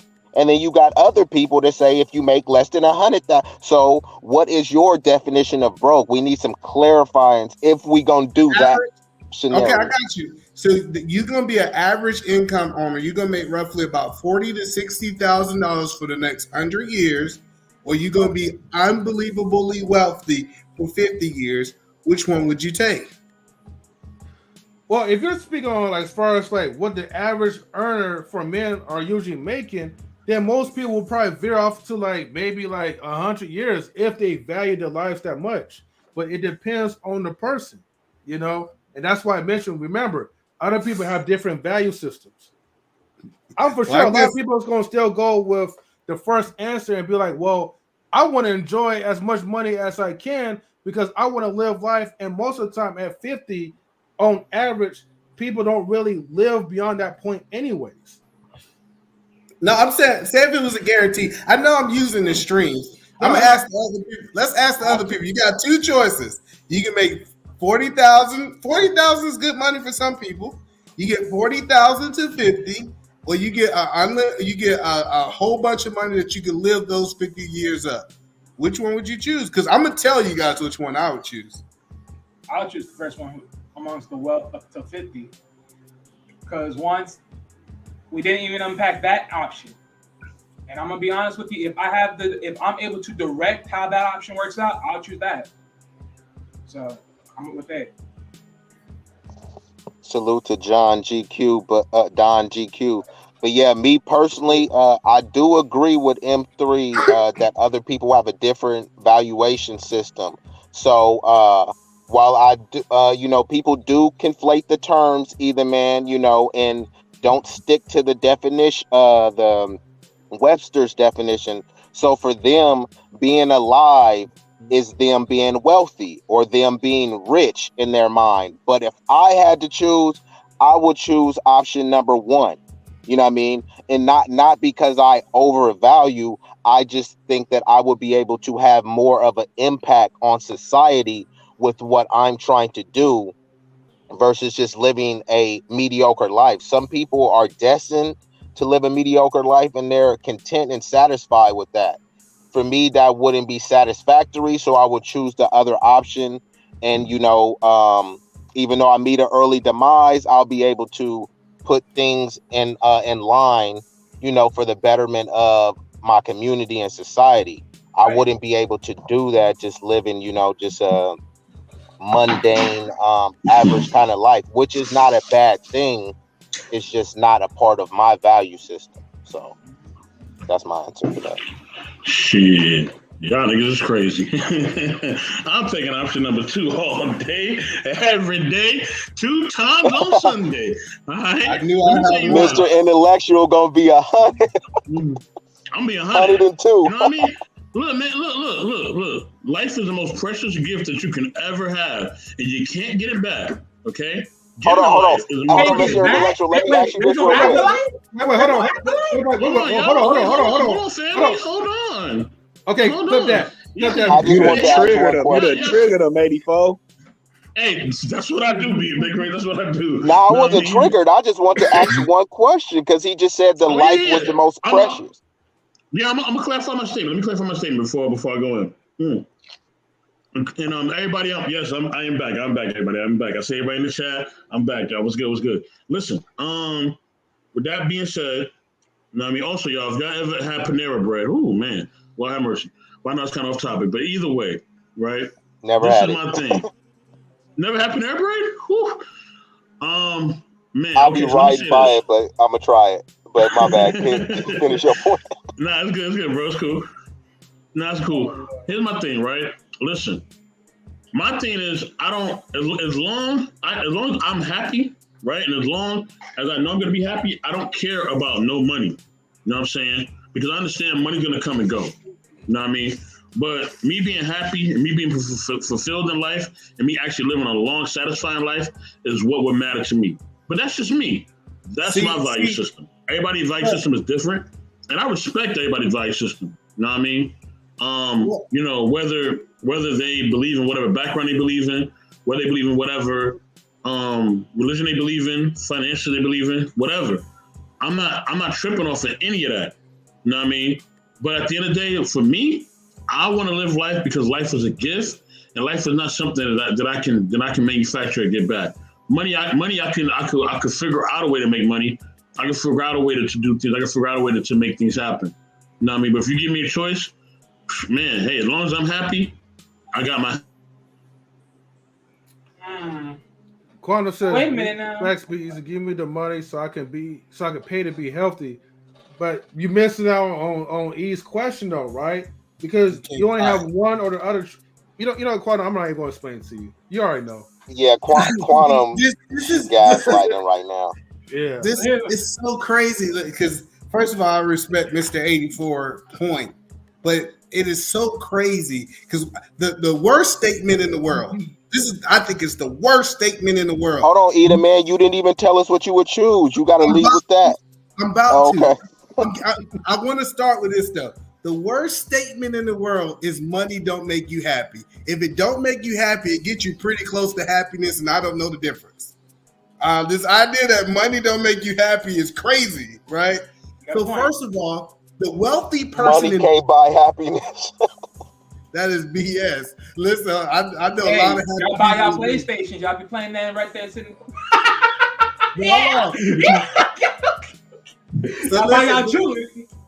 So no, let me answer the question.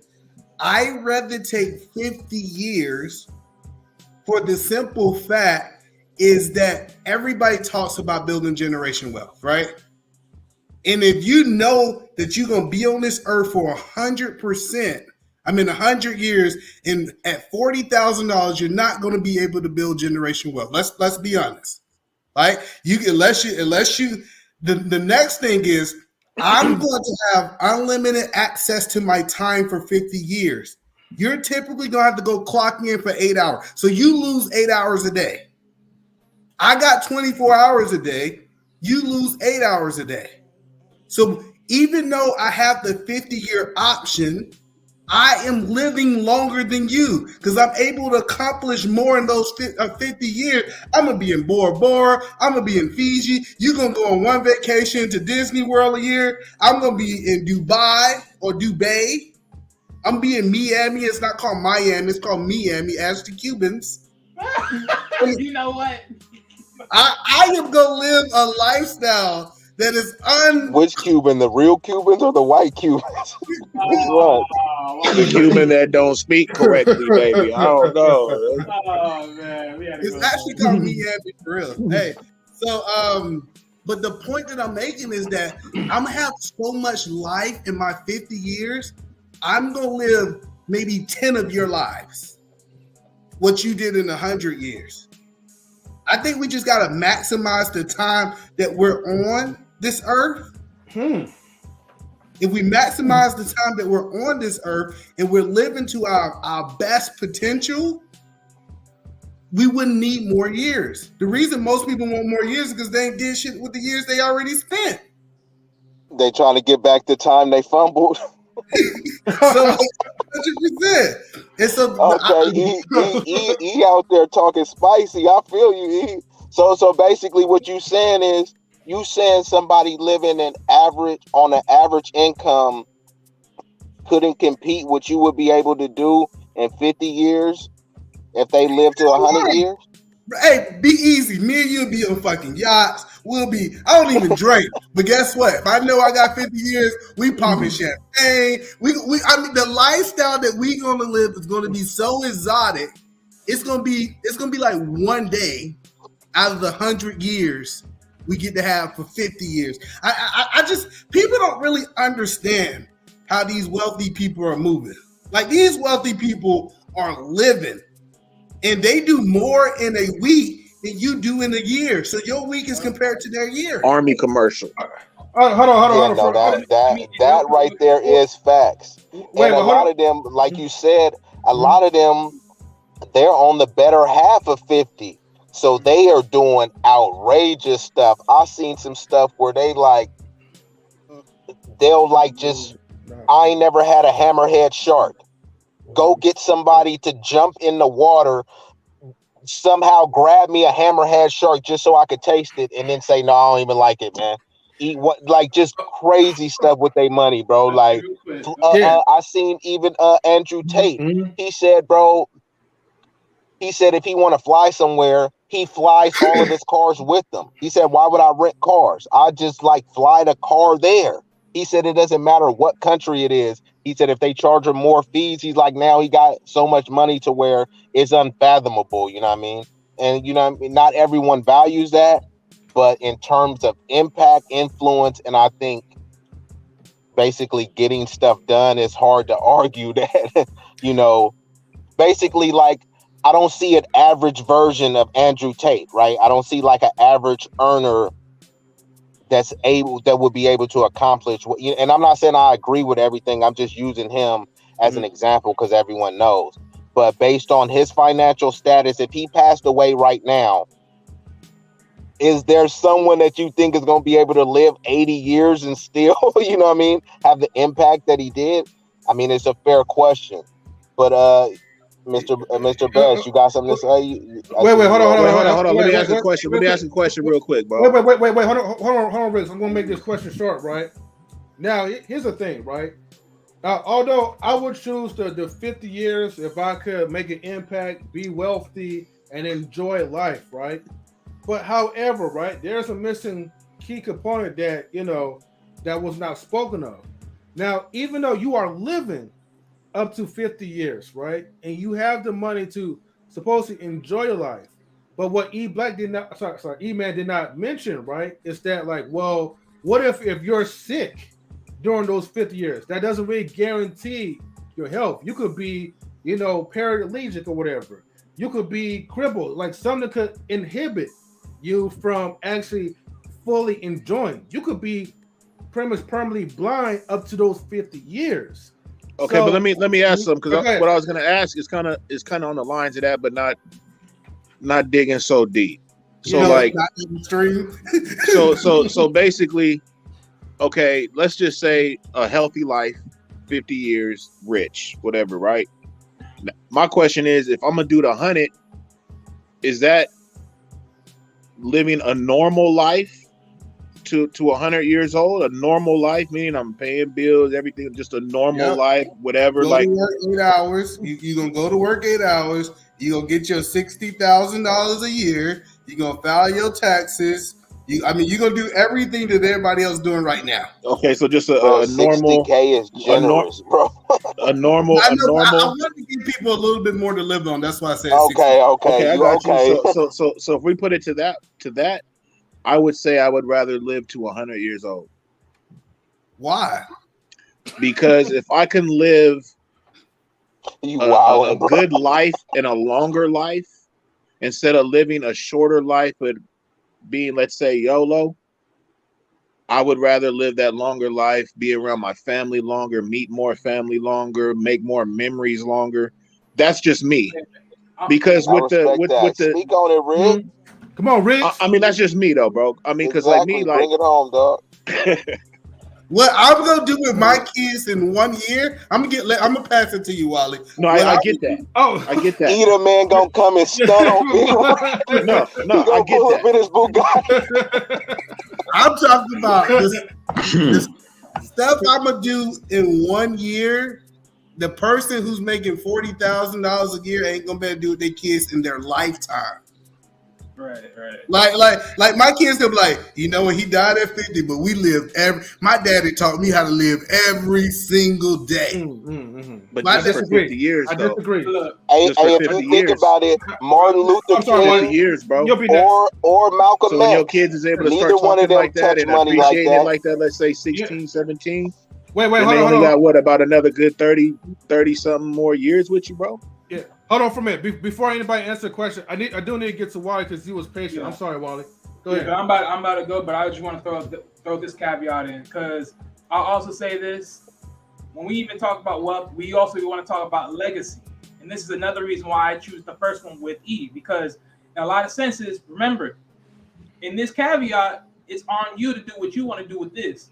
This is what I'm saying here too, because even when it comes to us, as far as leadership within communities or wherever we stand, we also got to be the ones to build on something and at the same time give that unison out there and build that up in anything else. So if you have that chance to live up to 50 and you can do whatever you got to do with your wealth, bro, you leaving your legacy and your name attached to it at the same time. So your name will be remembered for a lifetime, especially when it comes to helping other people get to where they got to get to.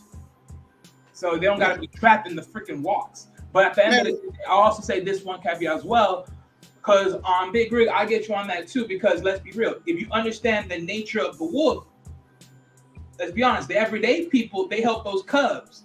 Even though those cubs will probably be the alpha later on in life, but my thing is it's a whole unison. Because just because you're that alpha and the big dog out there in the big cuts doesn't mean that you don't care about your betas and your other groups of wolves behind you that's following you in herd. So the whole herd helps each other out, build up the next set of generations. So I get it. In a lot of senses, there's some of us that would just sit there and wonder the world, experiencing life. And guess what? There'll be some, like Big Rich, maybe the guy that say, you know what? I don't got a lot of this, but I got this wisdom. I'll speak to you like this. And you know what? That will stick with someone for the rest of their life. And he can give that to anybody in the next generation constantly just by saying 100 years. And that fits for whoever it fits it for. And that's cool. But real quick, I gotta go though. Love all y'all. I'll be listening in the background. Grand closing, Wally. Grand closing, man. Peace out, buddy.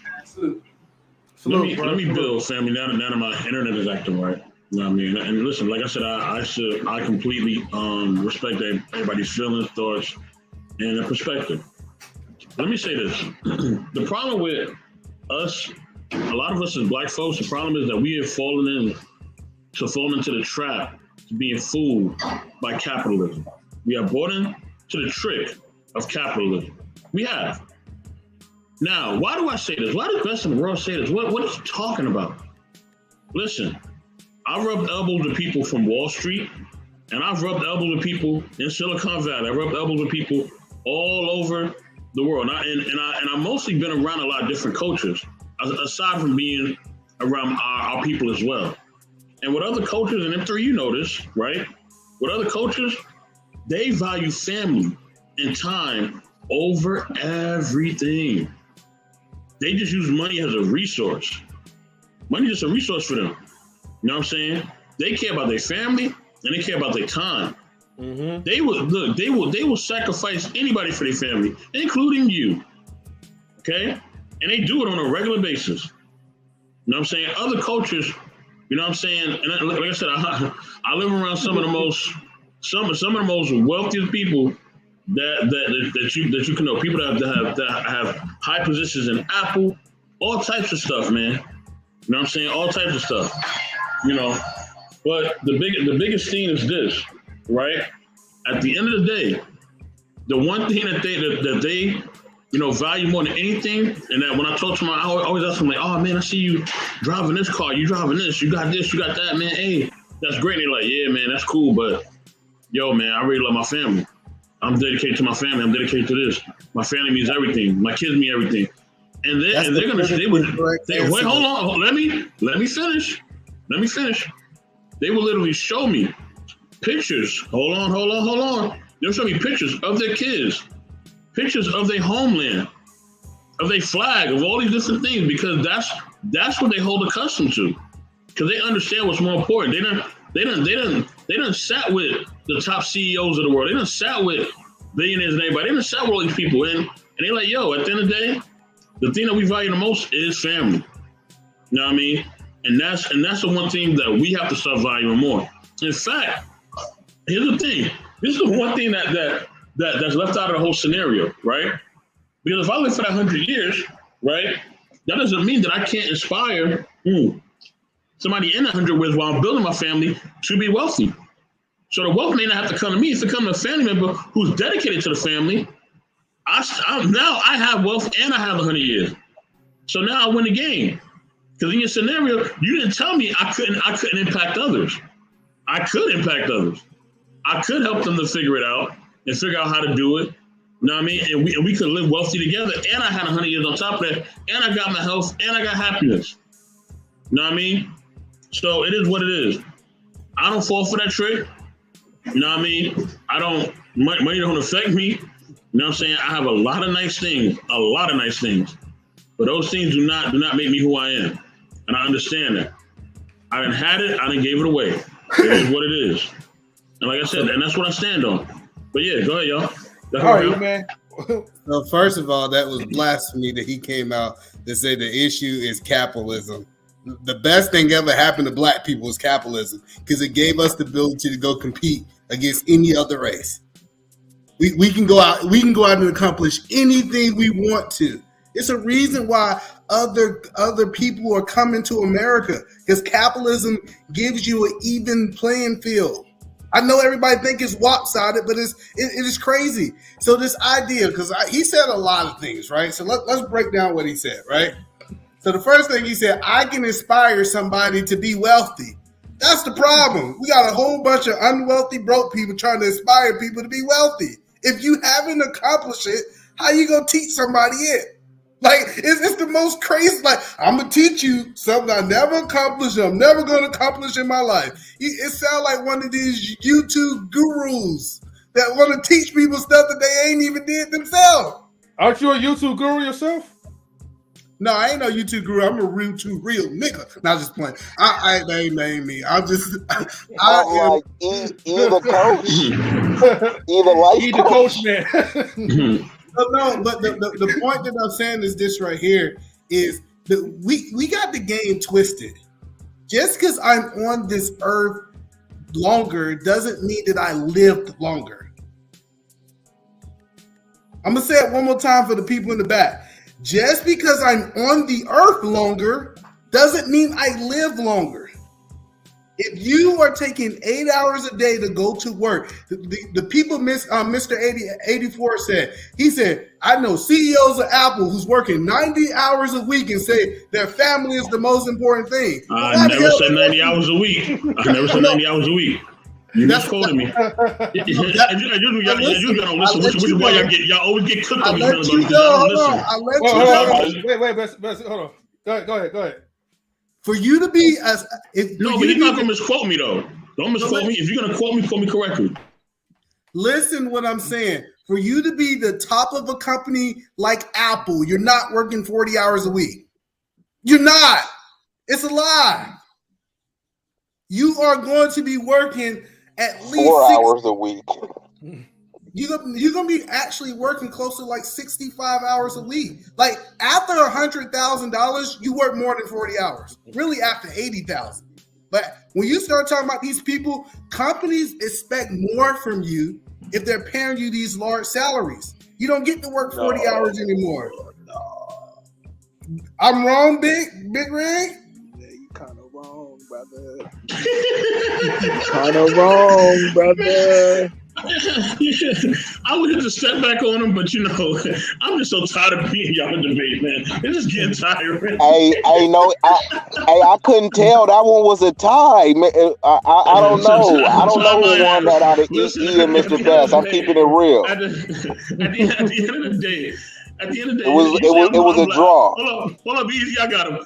He said I'm blasphemous. This whole scenario is blasphemous because in your caveat, you never said whether they're going to be happy or not within the 50 or 100 years. You never said that. You just said wealth, and you talked about money and accomplishments. You never talked about happiness. You never talked about health. You never talked about any of those things, which is why M3 made the statement that he made.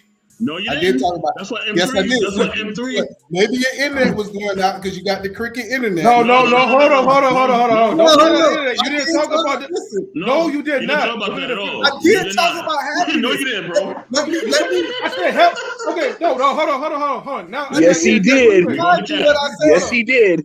Let me remind you, because you had to go take a call because your baby mama was calling and his cricket internet was going in and out. So y'all might have missed it. I don't have cricket internet, brother. I'm just joking. I do not have cricket internet. Don't take me serious. It's Friday night. Like, don't be serious. We all joking. All right. So check this Friday, you ain't got shit to do. Right. So the point that I actually got a business meeting in 40 minutes. But hey, so what I am saying is this right here. People say money don't make you happiness. It gives you a sense of something that's close to happiness that you can't tell the difference. But one thing I know for a fact, being broke don't make you happy. Marcus. Being broke do not make you happy. Like this idea that you can be broke and happy, I don't know those people. Who do you know that's broke and happy? Wait, who said that part? And being broke is subjective. He just told you that. It just depends on what I'm who saying you're is, talking to. I believe money do make you happy, or it give you this sense of that you think you happy, that it's so close you can't tell the difference between happiness and not being happy. Wait a minute. I thought you said earlier that money does not make you happy. I did not. See, you was on the call. You was on the call. Hold on, Either man, are you backtracking, bro? No, I said money. You said money does not make you happy. I said the worst. Listen, if you play the tape back, M3, I said the worst statement. If you go back, I said the worst statement that I have heard is people say that money does not make them happy. That's what I said. That's the worst tape. Money do make you happy. Only people who say money don't make you happy is people who ain't got money. When me and my wife, when me and my wife was in Australia having a good time, we was happy. And it took us money to do it. What are we talking about? I don't Was it the money that made you happy or the experience with your wife? It was me eating that kangaroo that I bought with my money. It was me eating them lobsters and them steaks. It was the money. I ain't eating no kangaroo, bro. You should try it. Really so when you was in the bed laying down cuddling your wife, you was just thinking about the money, or you was thinking about your wife? So what I'm saying is this right here. The balcony suite that we had, you know what I'm saying, that we bought with the money, the jacuzzi that you get in the balcony suite, that all that stuff makes a difference between you at the Motel 6 banging your wife. Like, money makes you happier. What are we talking about? You wouldn't be happy with your wife at the Motel 6? My wife like finer things in life. To death do you part. Huh? For better or for worse, right? I get what you said. My wife like finer things in life. Okay, I'm just asking, brother. I'm not saying, you feel me? I'm just saying having money. So y'all think money cannot bring any happiness to you? Is that what we're really trying to argue? You was up against the ropes real quick, E. No, I'm not arguing that. I'm just asking for clarification. You know, so basically, if you lost all your money, right? Because you got a brilliant mind, right? If you lost all your money, do you think you could be broke and bounce back, and like in that journey still be happy? Like, you know what? I got my life, I got my wife. I'm still gonna be happy and bounce back, or would you be miserable that whole time? I think it'd be a form of low key misery. Like bouncing back, people don't understand. I done bounced back before. Bouncing back it's a level of sacrifice. From rock bottom, like you ain't had nothing. From rock bottom, I done bounced back from rock bottom, and I'm telling you, bouncing back is a miserable, hard time. When you work, I know that feeling. Listen, when you're working 15 hours a week, you're not sleeping, you're frustrated, everything is going wrong, you're not happy. But it's supposed to be a season. You know how people say you walk through hell, you don't stop? Hell ain't this happy place. So go ahead, M3. So let me say something, right? Just to further clarify for the people in the chat, right? So basically, okay, and here's the thing, and it does kind of make sense, right, to a degree.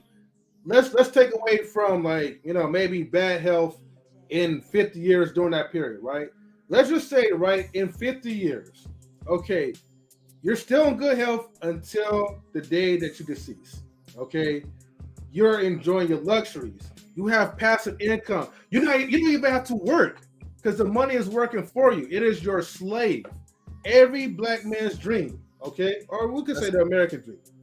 But anyways, the point is, right, if you're living up to 100 years old, now I know E was generous by saying making $60,000 a year. Actually, most people will still kind of live off of that as long as inflation doesn't continue to rise up. But the point is that, like, okay, if you live up to 100 years and you're still alive, but you haven't really accomplished anything, and you're miserable during those 100 years, then it's like, well, damn, you didn't really live the fullest to your extent. You didn't really, let's just say your family just hates your fucking guts. Like, your wife leaves you, your children's like, Dad, you suck as a father, right? And you just become a straight beta and you're miserable. Would you rather be miserable for 100 years or, hell, let's just narrow it down. Forget 50, 25. Well, I think the YouTube gods stop that from not just playing. Shout out to my guy M3. Make sure y'all guys like and subscribe. I don't know what happened to him, but I know he'll be back. But the whole point that I'm saying is this right here is that you good, bro? There you go. Yeah. I don't know what the hell happened, but you a funny dude, E. You a funny dude, man. Hey, was that the Matrix? Man, I don't know, man. You know, I gotta remember, man, that, you know, when it comes to the Matrix, it was the Black Files. The Black Files, right? You know, they would try Black Files, right? They would try to black a brother out. You know what I mean? So, gotta be careful. Oh, they did. They did. Hey, I was giving y'all some smooth gems too, though. Didn't know they took me out. But look, just for the sake of time, hey, man, if you could just live like a certain amount of years, still be able to enjoy your life, do what you need to do. But if you're gonna live 100 years and still be miserable, sad, with no family, no children, no wife, hey man, I don't know if that's the life for me. Bruh, look, why? Okay, look. See, this is the thing. Why are we fucking putting so much on it? Let's just be okay. You're healthy, 50 fucking years of wealth. Okay, you're healthy. Everything is cool. The family cool. 100 years of living, but you ain't rich. But it's regular living.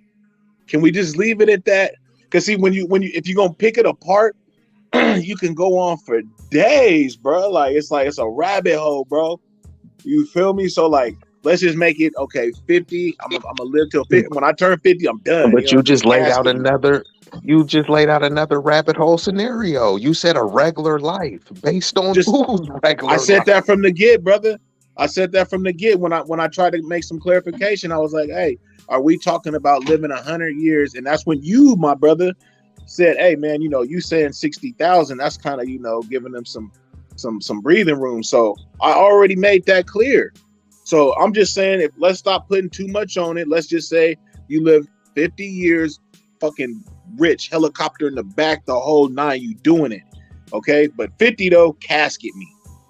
100 years, regular life, family, whatever, everything cool. Let's not go all day to just regular life. You paying your bills, like you say. You doing the, you know what I'm saying? 100 years. Let's just keep it like that. Like, no, Mr. Vaughn, man. Yeah, he. Let's see what Mr. Vaughn got to say, man. I'm done, bro. I don't even got to speak no more. Yeah, Let me see what the OG big gotta red caps. I'm like, come on, cut it. Hey, ain't no big red caps. That's real spill, brother. Like, I'd rather do the 100. I'd rather push the 100. Wait, hold on, Mr. Vaughn, is that you? Yes, sir. Yeah. All right.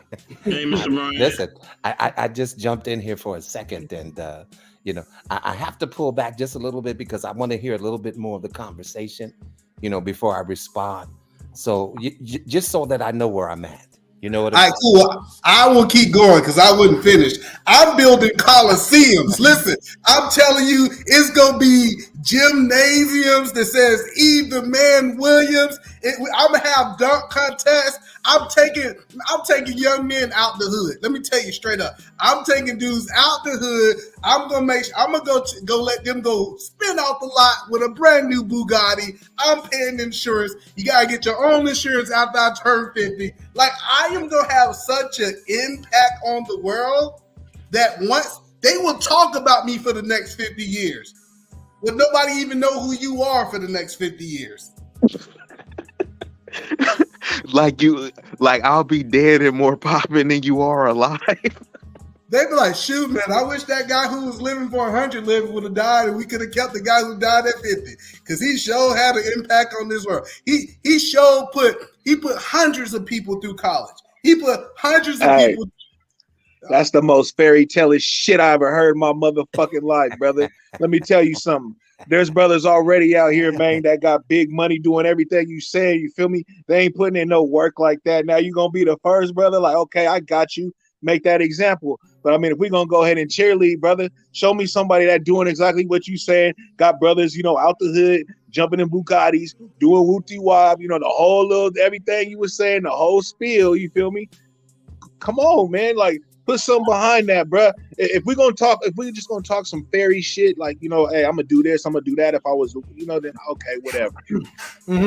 Hey, look, put something behind it, though, brother. This whole scenario is a fairy tale. I'm just saying, though. That's what I'm saying. So, that's why I don't even want to try to break shit down. I only have one statement. I only got one statement. Wait.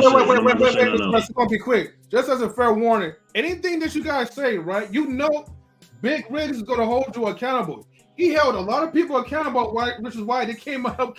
So that's what I'm like. Big Rick talking spicy tonight. Make sure you hold your word onto that, and give me $1 million as well too, though, because I'm gonna need some. Shout out to Edo, because he made this shit interesting, though. Shout out to Edo. Let me say one statement. Hold on, family. Hold on. Let me say one statement. Go ahead, Ben. My only statement is this, right?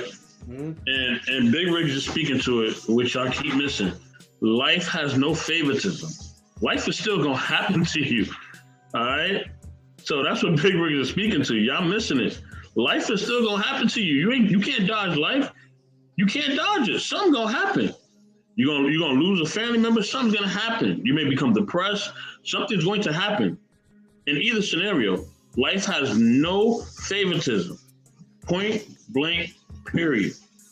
That's just what it is. I believe if we knew our death date, like say if we was born and we knew what day we was gonna die, I think we would avoid a lot of BS. Okay, so now wait, let me just add here real quick. So are we talking about the fact that it would be better to live 100 years than it would 50? Is that what we're talking about? Well, let me give you the whole scenario so you know. So okay. I said I'm just trying to understand.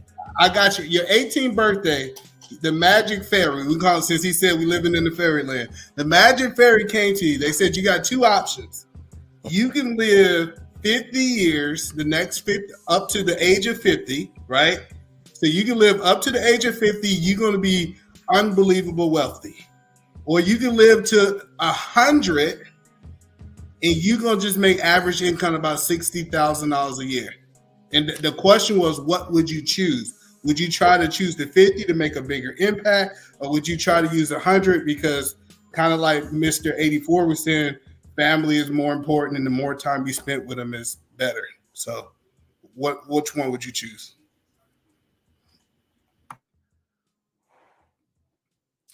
I'll still choose money though. Sorry about that. I'm on mute. But okay, so you're saying 50 years of just bliss and prosperity, right? And riches and all of that. But then 100 years of just living mediocre. Is that what we're talking about, gentlemen? Yes. Maybe I still have it wrong. Yeah, yes. And keep in mind, that's everybody exactly just in their imaginary mode. So okay, so if that's the case, and at like a fixed income between 40 to 60K versus the first option is unlimited income. Unlimited income. Yeah. You only spend 50 billion. Well, you know, I may be a little bit different in this conversation, you know, but I would love to have the longevity, you know, and try to live with the means that I was able to acquire. You see what I'm saying? Because, you know, a lot of us want a quick, fast fix. You know what I'm saying? And what are we willing to give up just to get that? You know, like it says, what profit a man if he gains the whole world but loses his soul? So you see what I'm saying? So yeah, I don't have a problem with living a mediocre life. You know, if it's sustainable. Am I able to take care of my family? Am I able to take care of myself? Yeah, so I would definitely go the longevity mode. But Vouaghn Bryant, what E Black? I keep calling E Black. E Man. Oh, disrespectful. So disrespectful. I know. Hey, that was the blasphemous part. I'm surprised you ain't say that. M3, hold on. M3, now you 0-4, bro. You like 0-4 with that. Hey, man, I know. I know. You said E Black twice. That's 2 losses. Big Rig came with 1. That's 3. E-Man came with 1. Keep a record of wrongs though. Like, what did the Bible say? No man should hold a record of wrongs against M3. You gotta look that is. I'm just saying, you 0-5, my brother. 0-4, correction. But don't forget, Lola chipped you yesterday. But hold on. Lola did not chip me yesterday. I keep trying to tell you, Lola was in agreement with what I was saying. She never chipped me. Okay, now look. Okay, my bad. Now, if you're saying with me and Queen, that wasn't a chip as well too, right? Because I was. I forgot about the Queen. Then it's back to 0-5. No, that according to Big taking L's M3 day. M3 taking L's. Well, now listen. If I could just interject here real quick, as far as the longevity is concerned. Now, I mean, come on, 50. Come on, that's just half of life. You know, why wouldn't you want to live to see your great grandchildren and your great grandchildren? I can and say to be able to instill some of that knowledge and wisdom that you have acquired throughout life. Either man got a whole soliloquy. Why, Mr. Monetary things are just temporal, ladies and gentlemen. I don't need to be that. I'd rather be like Jesus. I'd rather you be talking about me 2,000 years from now. You know, no, for real, because like, hey, but hold on, even man, Jesus was He broke. put though. himself on the Jesus was platform not of broke. Jesus, bro. So are you saying Jesus, by your Webster's definition, was wealthy? Is that what you're Yes, he saying? was. Jesus was Wealthy extremely wealthy. with what? He was wealthy in what though? Because In he money. rode in. Well, hold on. He rode in on a donkey. Now it wasn't a He was a big brand one. new donkey. That was the form of Oh transportation. God, dog! It was Come a on, Come on, E. God. E-Man. What are E-Man, we you doing? don't believe that yourself. Come on. Woo! No, listen, You no, don't listen, you listen. don't believe Hold on. Let's break it down. Let's break it down. Jesus had a treasury. How many broke people you know got a treasury that can steal from them and there's still money in the bag? Broke people don't have treasuries. He was not broke. well, hold on. Whether he was broke or he had finances, was that the point of his message in existence? No, that's okay. not, So let's start there, E-Man. Come on, don't play. No, I'm not trying to say Don't play with Vouaghn Bryant, you let brother. the enemy play a game with you, now, bro. Mr. Brian, ready for you, E? We ain't doing that, brother. Come on, man. And you know he talked about riches and how riches have corrupted the nations. You see what I'm saying? It's because we always go after riches, right? Just like I just quoted that scripture that said, "What profit you if you gain all of these riches, man? But your spirit ain't right, your soul ain't right." But I think y'all taking it out of context. Jesus was on earth for a short period of time. His impact have lasted over 2,000 years. We're still talking about somebody that's 2,000 died 2,000 plus years ago. That's and the you point. saying if you have infinity monies up to 50 years old, you're gonna have an impact like that. No, I'm just saying if I had the choice to be the person who died and nobody talked about after their funeral versus the person that had a chance to be talked about hundreds of thousands of years later. Hold on. Right. Hey, wait, hold on, guys. Hold on, guys. Somebody's in the back check. Hold on. You gotta verify because I don't really know you. BBC News. Go ahead and verify real quick. You better verify, man. Definitely would have named like BBC News. Man. Okay, the person. So next, if you come back next time, tell them to hold up like 3 fingers and 2 more or something. You feel me? Right, show your face, bro. Mm-hmm. But but I came back. Oh, snap, Wally back. What's going on, Vaughn? Yeah, I'm back up here.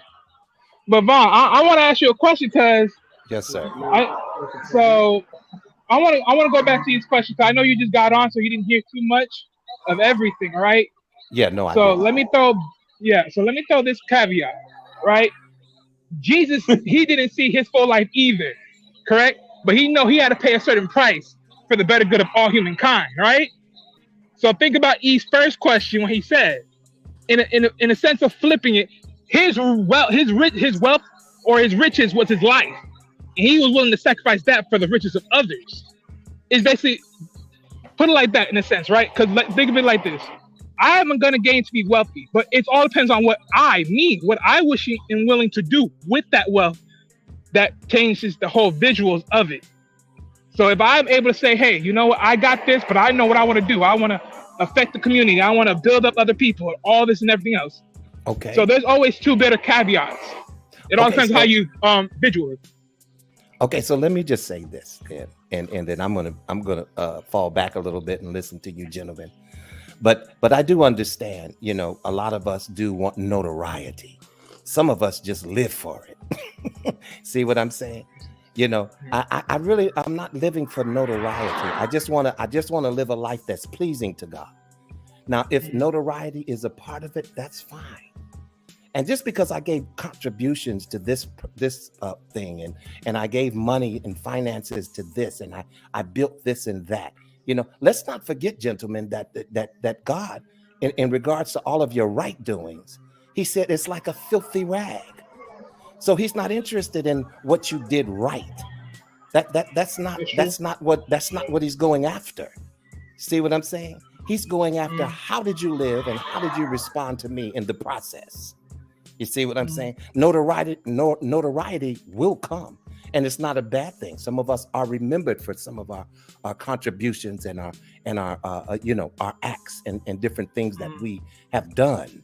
You see what I'm saying? Right. But we don't. But it's not purposeful. If you look at history, Right. most of those people didn't go after it just so that they would have notoriety. It just so happened to come along with what they were involved in. You see what I'm saying? So let's not get it twisted, gentlemen. Just because you do a right thing doesn't mean you're a right person. That's fair. Hey, I wanna say something about. Hold on 1 second, Mr. Bryant. If you could stay up, please stay up, brother. Please. Oh please, no, please, yeah, please, please. I'm here. Okay. I'm here. It's just I feel bad because I came in late in the conversation. And No, but you good. You touching around You everything. hit it out the park, Vaughn. You hit it out the okay. park, brother. You ain't, man. You came in late, but you hit it out the park. Okay, hold on. She's off just a little bit. No. But wait. Hold on. I just want to say something real quick. Hold on. I gotta make. Hold on. Go ahead, M3. After this, hey Wally, you got to mute up, bro. You got cars in the background racing or something, sorry, brother. bro. You got to mute up. Sideshow Wally. Okay, hold on, everybody. Let me get to my point real quick. After this, right, this conversation, I'm gonna move on to the next topic because I know we've been talking about money for far too long, though. So, but go ahead, Rich. Money and relationships. I just wanted to address Quantum in the comments. You know what I'm saying? Thinking that we, ain't hearing what E-Man saying. The cold thing is you ain't hearing what we saying. We hear exactly what E-Man's saying. We ain't saying what E-Man's saying is wrong or anything. That's his way of he want to do the 50 thing. Us saying that we want to do the 100 thing, that's we just giving why we want to do the 100 thing. It ain't like we ain't paying attention to what he's saying or whoop. Like we hear exactly what that brother's saying, man. If you siding with him, then you siding with him. Because in the comments you cheerleading tough. So I mean that's cool. You siding with him. Cool. But he would do the 50 thing. We know the whole money thing. And it can last, and you can put money into all kind of different things and help people. Everything E-Man was saying, I hear him, I feel it. I'm just saying me and how Vaughn was saying him and how 84 was saying what he would do is they would rather do the 100. That's all that is. It ain't like we taking anything from that. You know what I'm saying? But I just we just got to be clear about that. You know what I mean? Because you keep kind of speaking on that, like as if people just ain't hearing this, brother. Like we ain't got brains or something, man. You know what I mean? Come on now. You're saying you in your feelings. No, I ain't in my feelings. I'm giving you clarity. You feel me? So I want to emotion. Just I'm giving you clarity, brother. M3. Hold on. I get it, but hold on, E-Man. I got you though. But you got me in 3? Yeah. I got you. But for a second. Shoot.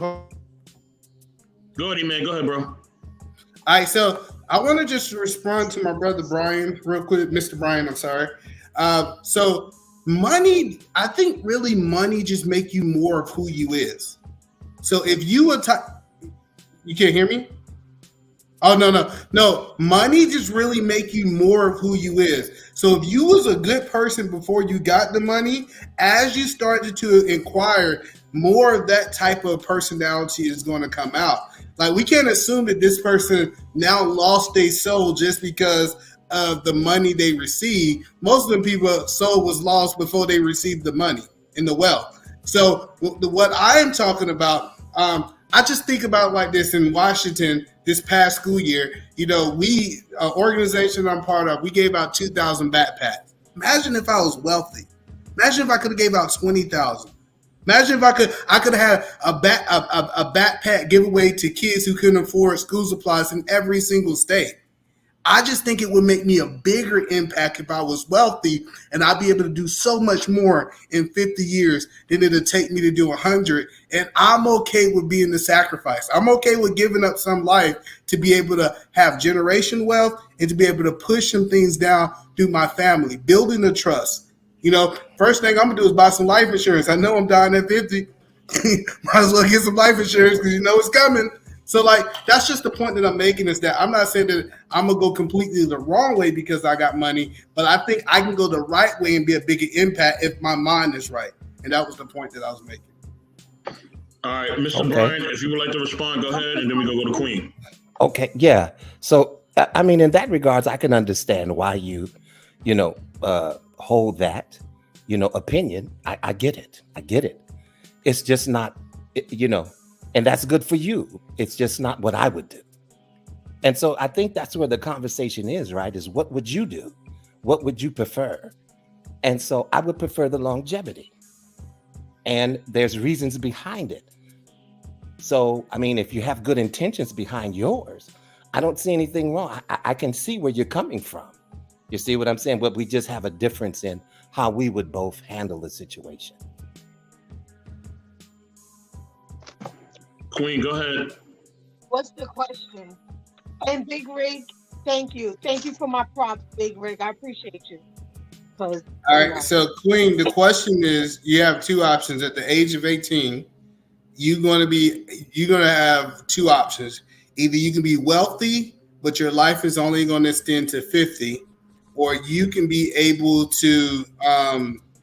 What you basically gonna do is you can live to 100, but the most you're gonna make is 60 grand. You're gonna make somewhere between 50 to 60 grand a year.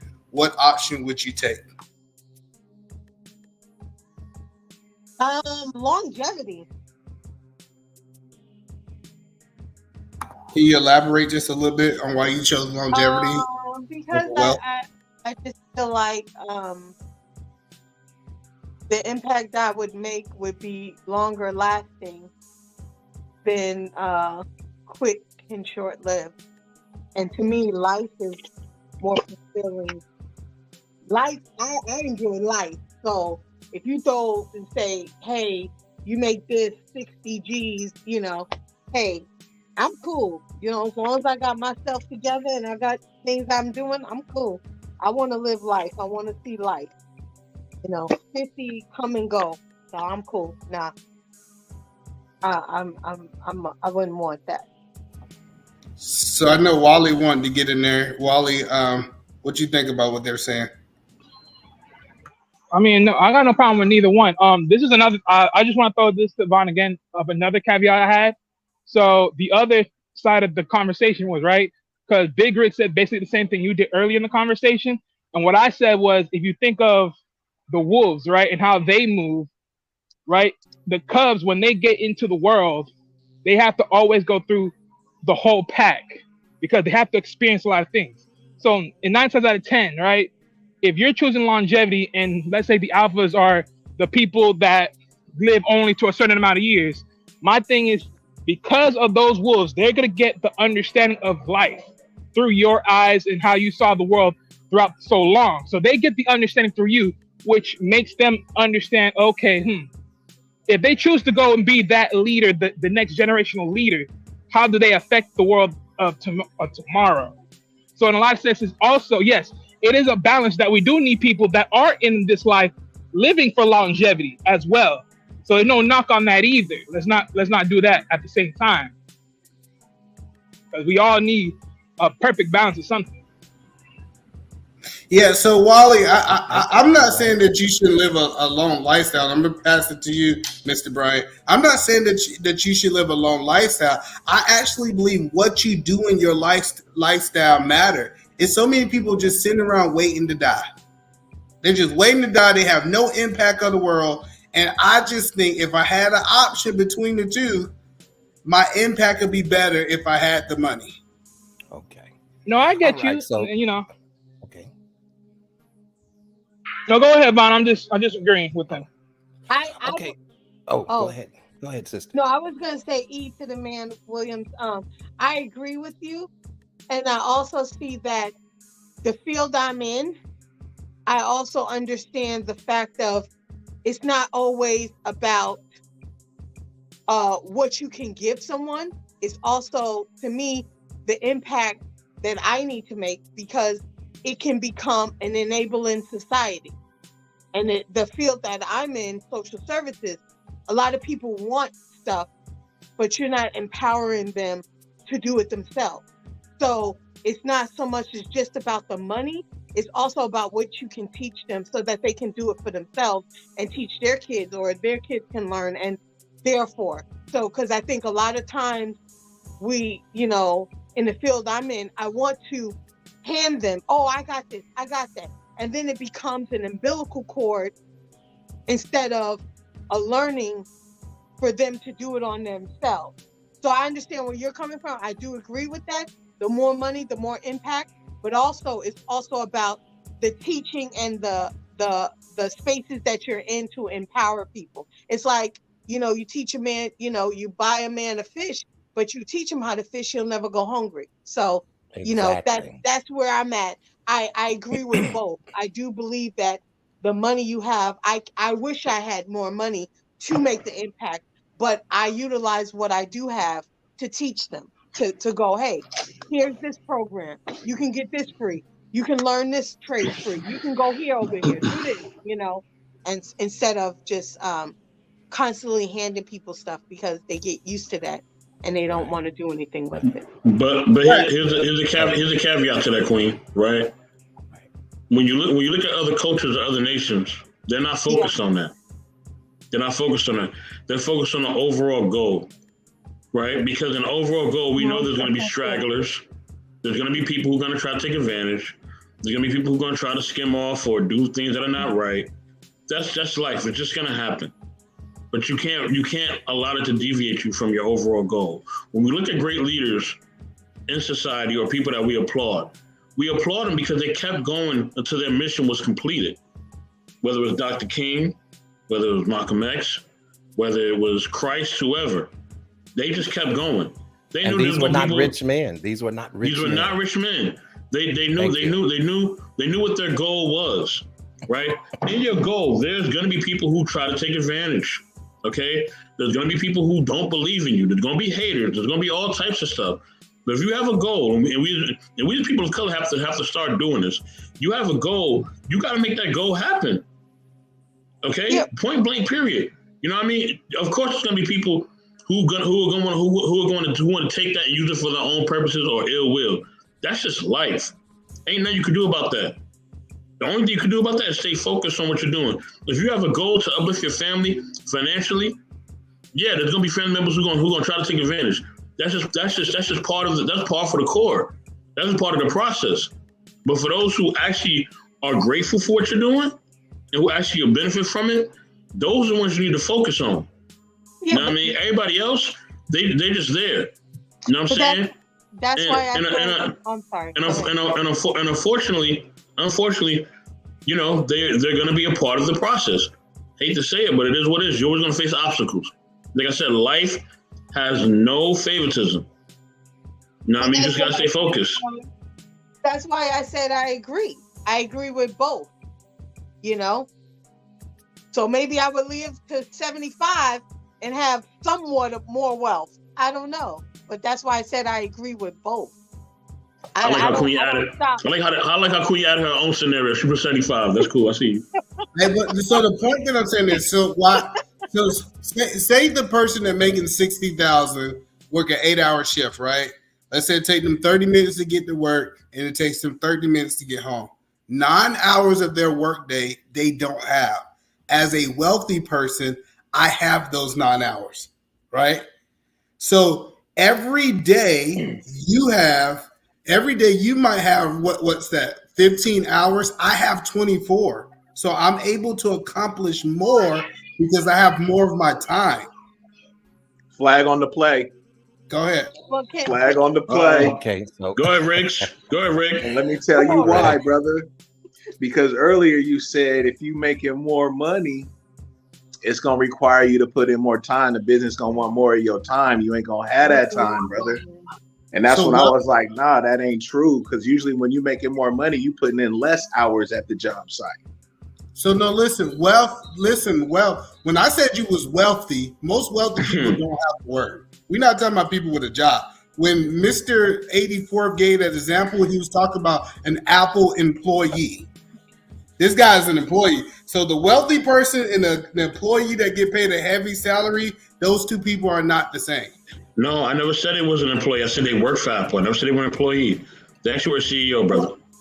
So a CEO works for Apple is an employee. You know that, right?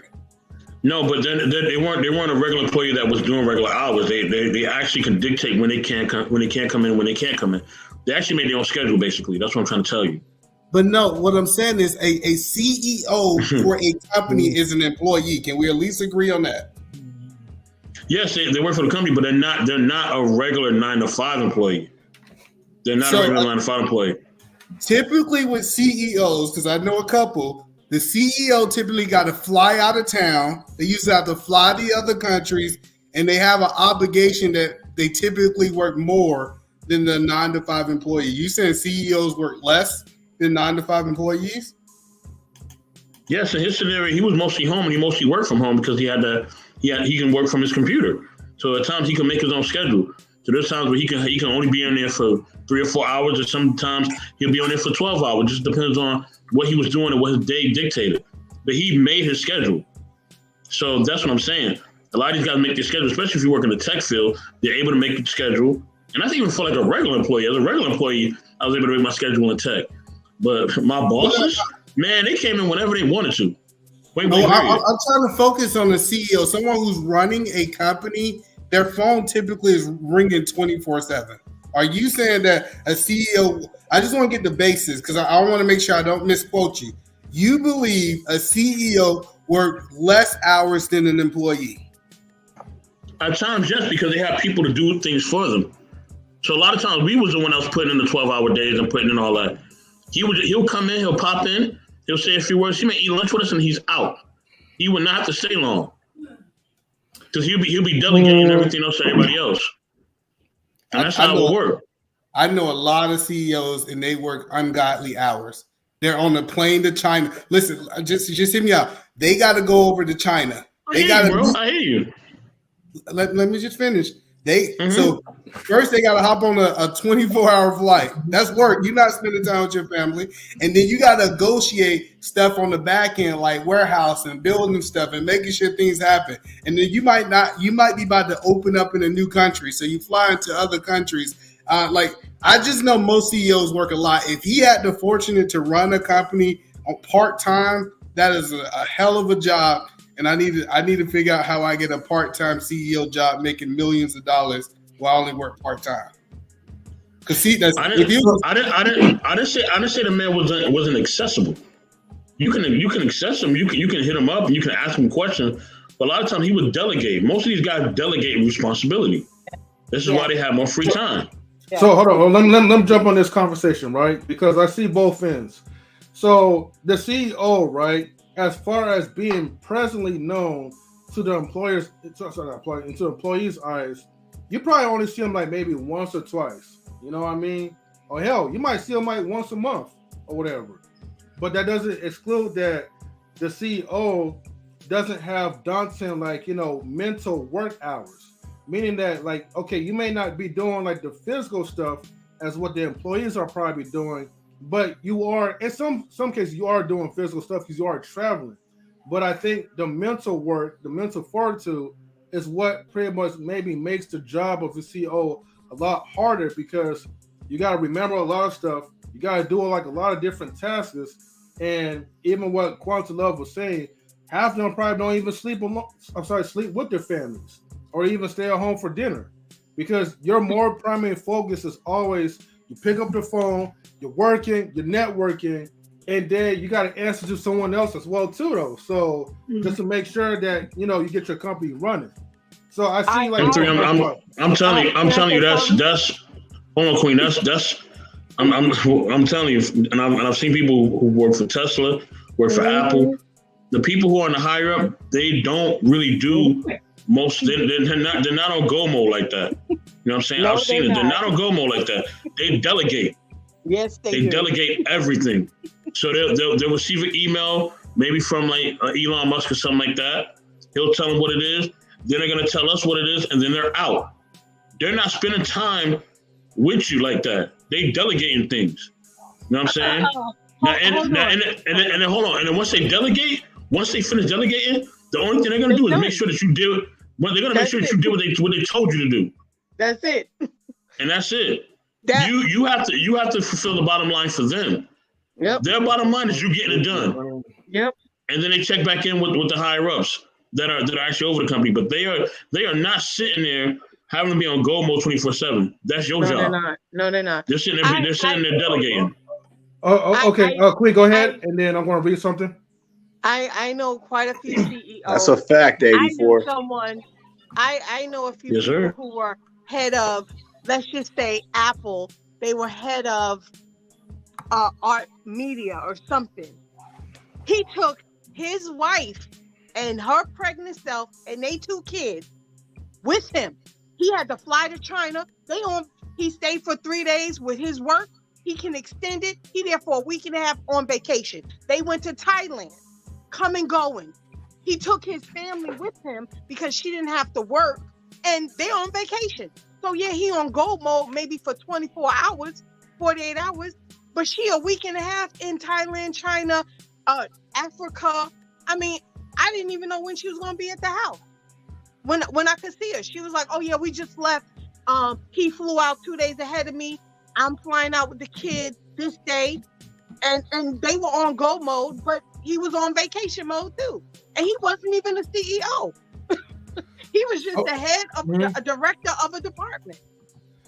Okay, look, I gotta go. I appreciate you having me up. I'm gonna drop a link in the chat. I think we really got. Forbes says that the average CEO Forbes, who y'all know who Forbes is, right? Forbes says that the average CEO work about 62.5 hours, the average, after they take it. So as I'm saying that some people don't got a sweet job, but we look at this in a large aspect, most of them are working. They're not sitting around doing nothing. I'm just I get you. They're those hours to get paid, but they're not working those hours. Wait, hold on, Queen. E-Man, send a link to my IG so now I can post it. I just did it. I put it in the private chat, but you can read through it. Like I think it really comes down to how people do it. I appreciate you having me over and always supporting everything that I do. You're doing some great things over here, and I gotta get to this business meeting. So y'all guys have a good night. All right, brother. Now, Queen is telling the whole truth and nothing but the truth. Now, listen, this is the reason why I'm saying this, okay? And this is I was a regular employee. I was not in management, right? My manager would allow me, right, to basically, right, clock in for 8 hours and literally do nothing. I'm telling you, I would do nothing, bro. I would do literally nothing. I'll be on the internet. Hell, sometimes I'll be listening to music. I'm telling you, this is straight fact, bro. I wouldn't be doing nothing. In fact, my manager would tell me to stay. She'd be like, "Yo, why you going home? Like, stay. Like, you ain't got to do nothing but just chill in the room right here. Like, you can do whatever you want. You can chill out, order food, do whatever you want." And this was a manager who was telling me this, bro. I had integrity, so I was like, "Nah, I'm going home. I'm not working. I'm going to go home." Looking back on it, maybe I should have took some more hours. You know what I'm saying? But with that being said, she would get mad that I didn't want to just chill. She'd be like, "Yeah, we go. Why don't you just chill? We're gonna get some Thai tea. We're gonna go here. We're going to this bar. We're going here. We're going there." I'm like, "Nah, I want to go home." You know what I mean? Your manager needs to be fired. Well, you're gonna have to fire a lot of people because at the end of the day, that's how they be moving. That's how they be moving. Hold on. And if you work for a lot of these startups and a lot of these companies, right? A lot of them, most of them, let me tell you something. They be drinking on the job. That's right. And sometimes smoking on the job too. But that's another situation. There's liquor at these offices, man. And you can drink it anytime you want. Literally, I'm telling you what I know.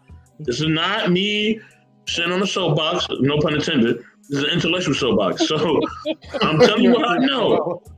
This is what they was doing. You know what I mean? Yeah. Hey, look. No, they wasn't trying to holler. Yeah. This is what they do in the offices. I'm just telling you what it was. Everybody, and in fact, they would ask me, "Man, why you not drinking?" I'm like, "Bro, I'm trying to focus and finish up, my inventory." "Hey, man, get something to drink with us." I'm like, I'm kind of cool, man. You know what I mean? They will ask you to drink. So I'm just letting you know how it is in these startups and in these tech companies, man. I'm just letting you know. So yeah. Okay. Hold on for a second. So there's two things I gotta highlight. So E-Man, if you're still in the chat, right? If you could answer Marcus's question like in the chat, go ahead and do so. And then K. Marion says, "Mr. Best, that sounds like an efficient team you are describing. Not every company CEO has it like that. The point is, without good health, the human resource wouldn't be able to do it or to earn." Maybe I missed it. Or to earn, even if they have money. Oh, okay. I knew I was missing something. here's the thing, right? As a CEO, right? If they're doing that type of stuff, right? And I'm like the person that owns the company, and I'm putting somebody in charge, and you're not really doing that much, then there's no real purpose to really have like a CEO, because then I could just run it myself, just answer a few like different tasks. Not every CEO is like that, where you have it easy though. In my opinion, and I respect your opinion about it, right? But not every CEO has it that easy. But that's the whole. Hold on. Let me say this, Queen. Who do you think is approving them to even have liquor at the jobs? It doesn't matter about their approval. I'm talking about the people who's literally running a company that's supposed to run it efficiently. No. And if you're not really running it efficiently, you shouldn't even be no CEO.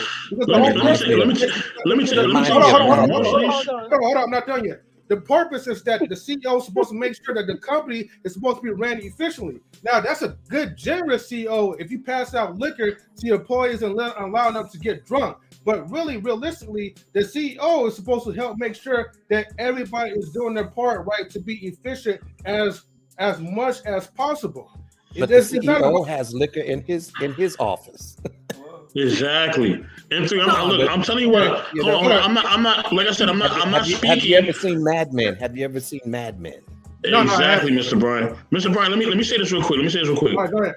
M3, I'm not speaking just based on just something that I've done research on or things that I think other people have done. I have lived this. I have been in these offices.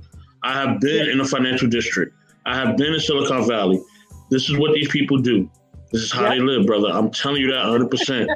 They would come in these offices, whether it was Tesla, Apple, or any of these startups that you can think of or name.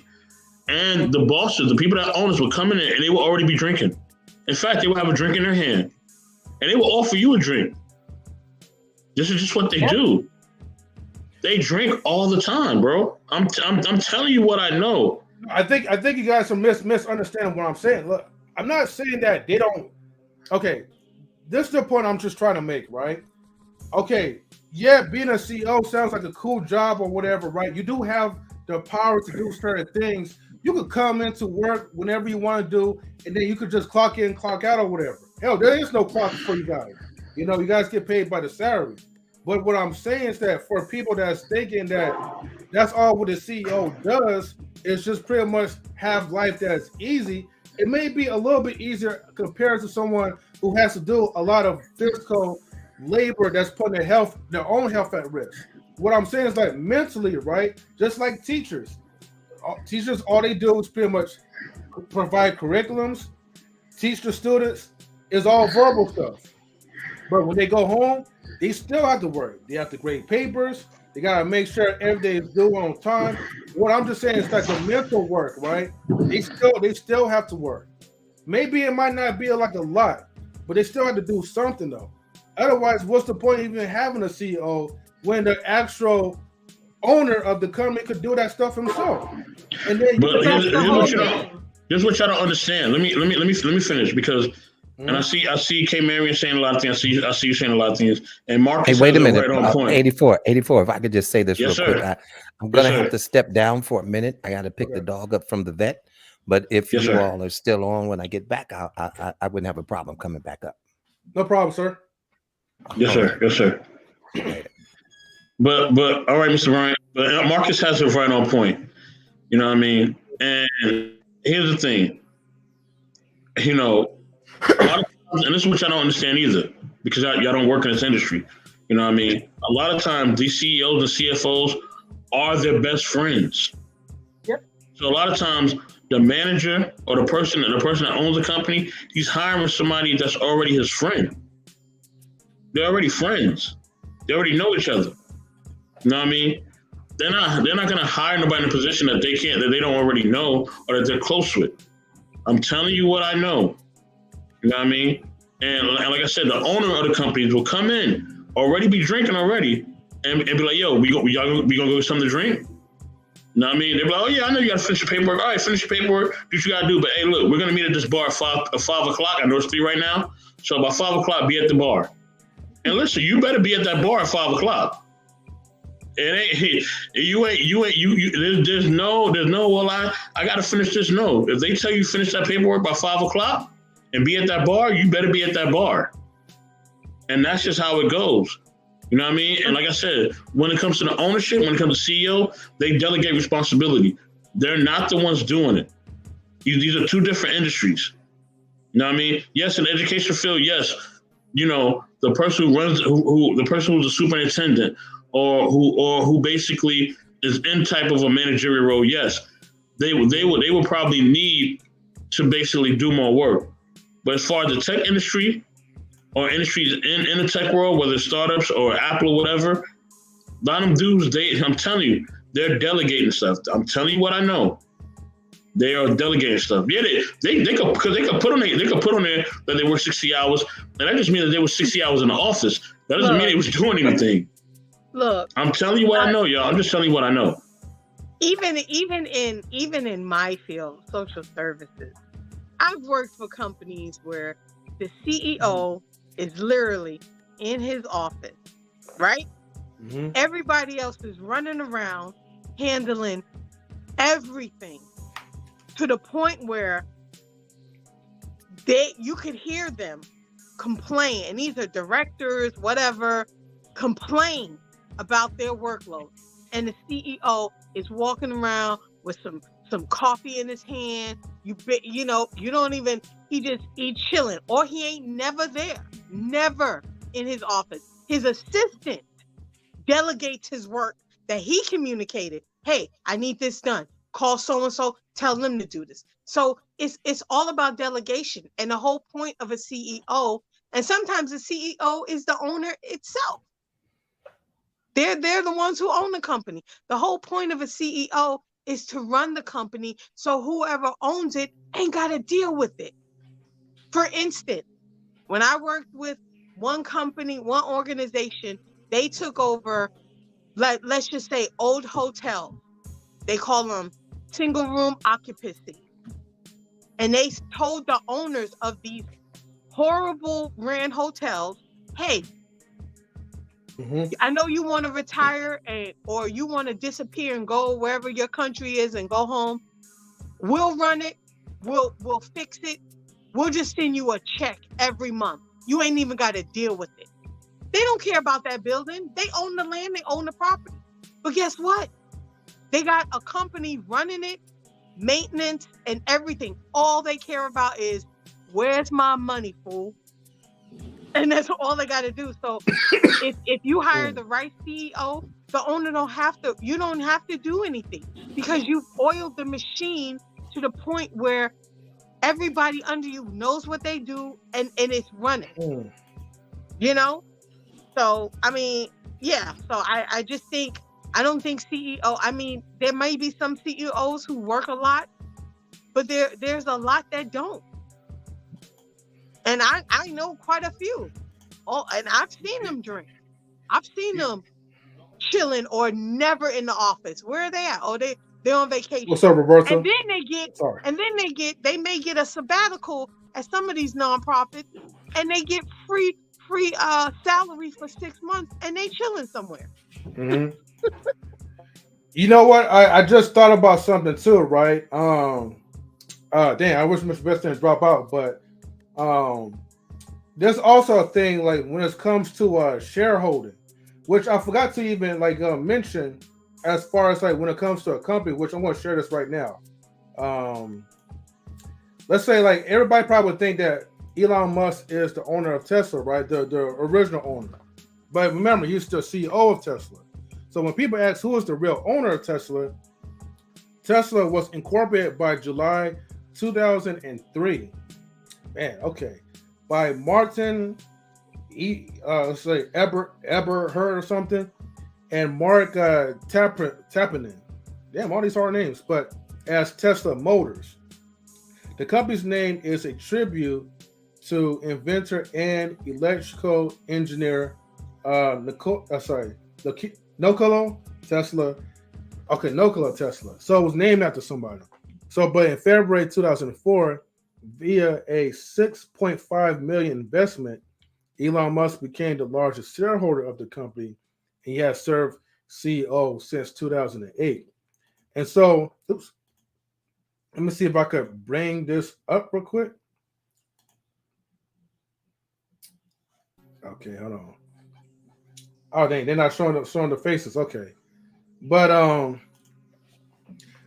it is interesting, right? Because the thing is, like, when it comes to because there's ownership, but then sometimes to even be a CEO, it's not about like, okay, like just bring your friends in. It's also about how much money you also put into that company. If you put in the most money into the company, you do own rights, to kind of delegate and dictate. You know what I mean? Which makes most people get into that position as like the CEOs and all that, like Elon Musk. Now, I don't know what happens if you were to sell pretty much like the majority of your shares, but salute to you, Marcus. Thank you for tuning in. What's up, bro? How's everybody doing? Pretty good. How you doing, man? Yeah, I thought you said Amber Heard for a moment. I didn't know you trying to read that name. No, I'm just playing. No, I hear you though, but it was like a kind of like, something that kind of got into my mind. I was like, oh, wait a minute, I didn't really think about like, okay, like the financial aspect to even qualify as a CEO, and most people, if you have the money, you put the majority of shares into that company, you do have the power to have a say so, or to at least like dictate or whatever. So it was kind of interesting because we in our minds we think Elon Musk is the owner of Tesla, but he's the CEO of Tesla. So who actually owns Tesla before Elon Musk put majority of his shares into that company? Yeah, I like these kind of conversations because it's like educational, but also informative. You know what I'm saying? And like, it's business, right? It's capitalism. It's the way that certain companies or corporate empires or Fortune 500 companies run, right? So, like for example, right? Remember, I'm not even gonna use Wolf of Wall Street or none of those type of things. I'm gonna use you seen the Christian Bale Batman movies? Yeah, long time ago.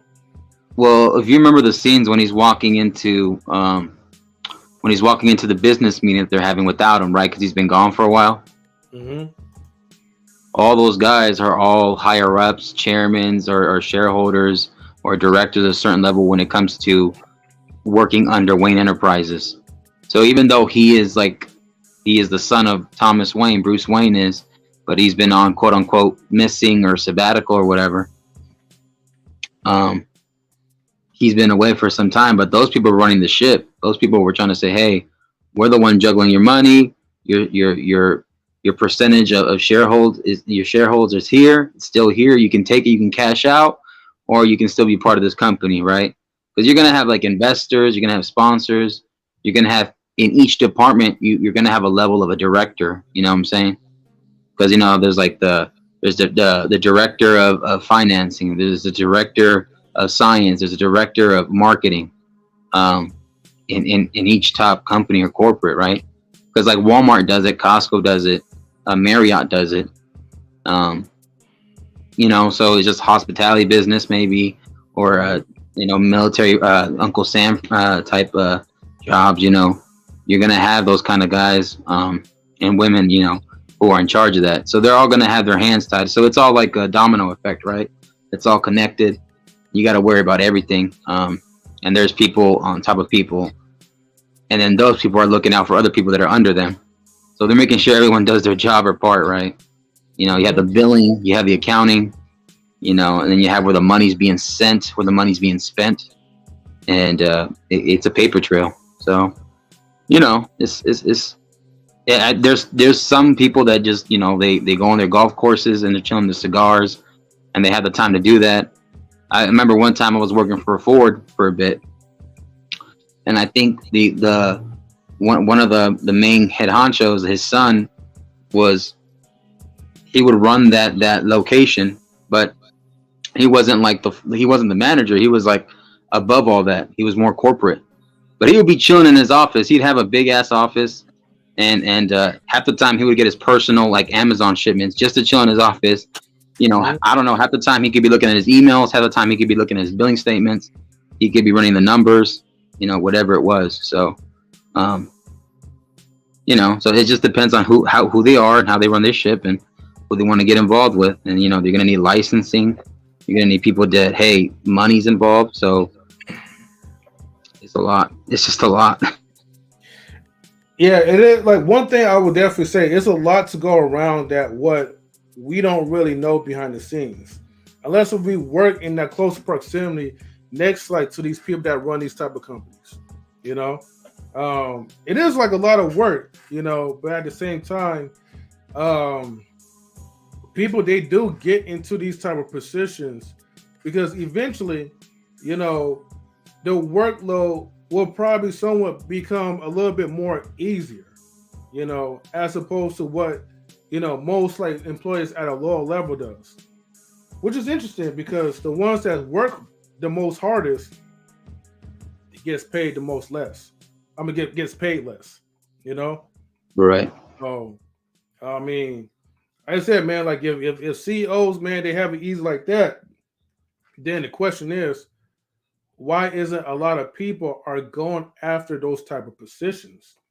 Why are we selling into something that is only limited to our pay grade when we could actually study to learn how to help run a company? Even if we don't become owners of the company, at least let's get to the level where we can promote ourselves into those type of positions and fields. You know, let's not just think that, oh, well, because of our current status, we'll never get there. We just got to work hard to get it, to achieve it. And if we work hard to achieve it, then life should be easier for us. We should be going on these vacations. I mean, look, even like even some of our bosses who are not the CEOs of the company, they don't have to answer to, yeah, you may have to answer to like another person that's higher than you, but as opposed to trying to get to work on time or whatever, you don't have to worry about being late. You know, you go in, probably go to one meeting, next or two. Hell, some people, especially if you live close to your job, if you don't have much to really do, you could probably just go back and maybe just get some sleep and then come right back. I've seen people that, you know, that work in those type of companies. They have the golf clubs ready. They leave for a little bit, play a little bit of golf here and there. You got a caddy shack. Mm-hmm. And meanwhile, we're the ones that's like, you know, clean ourselves away or take care of this or take care of that or driving from one place to the next.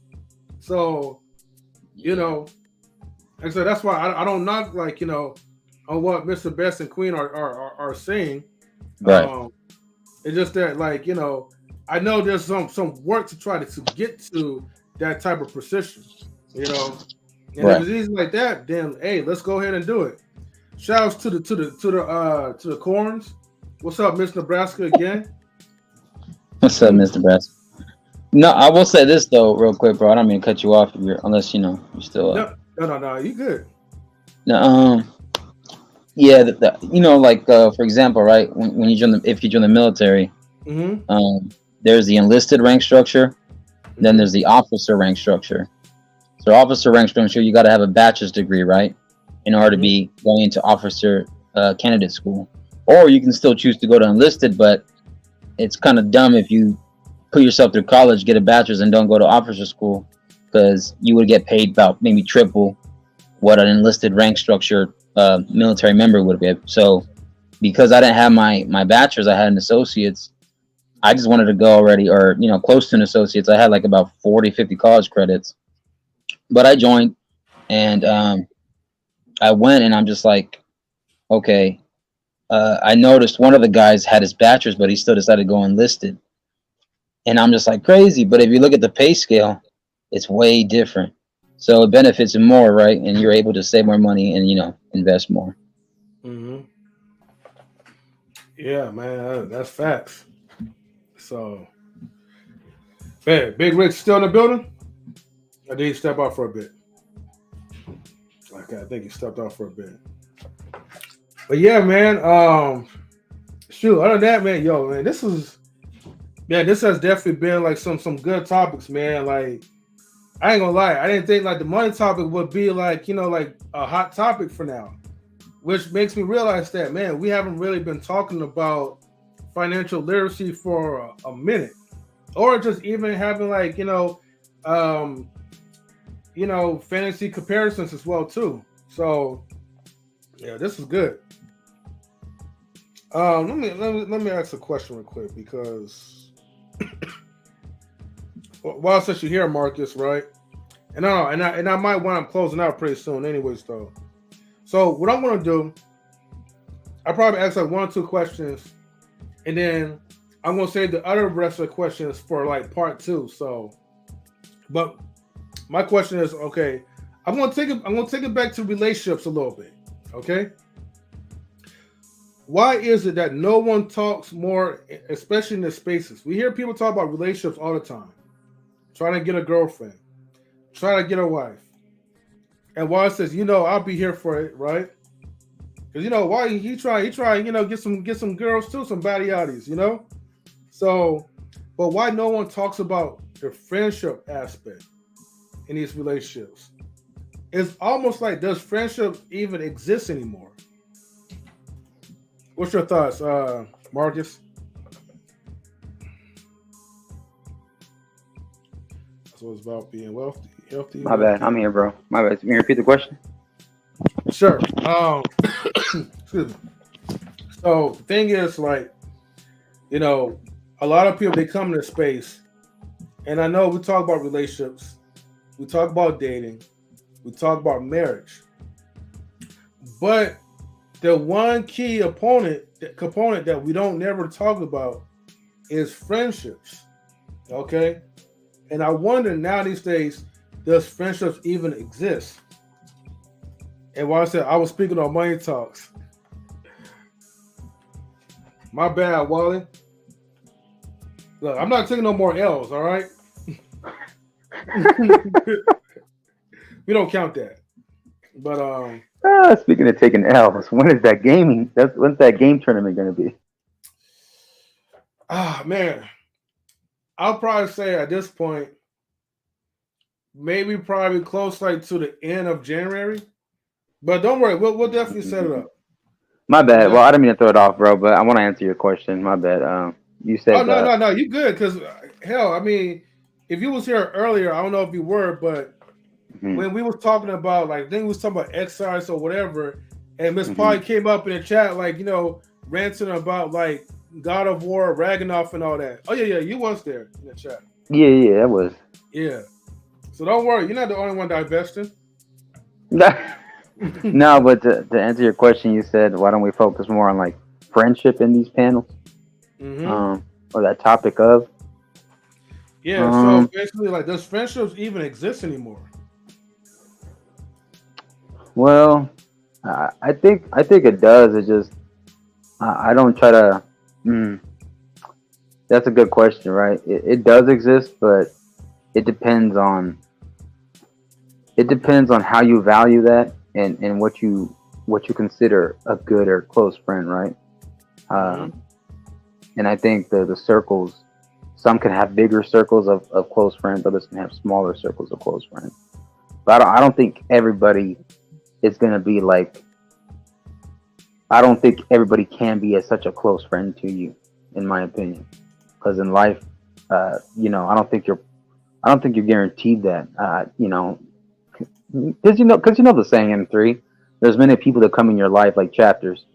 Each chapter's closing, a new one begins. But the real ones will stick with you even through the hard times. And I think those friends, when you don't really have anything at all, but they're there because they want to be with you, they want to have your back, want to be cool with you, want the best for you, and you're willing to take the constructive criticism, whether it's tough or it's delicate. And I think that's a real homie. I think that's a real friend. So, at some point you want to call them family. You know what I'm saying?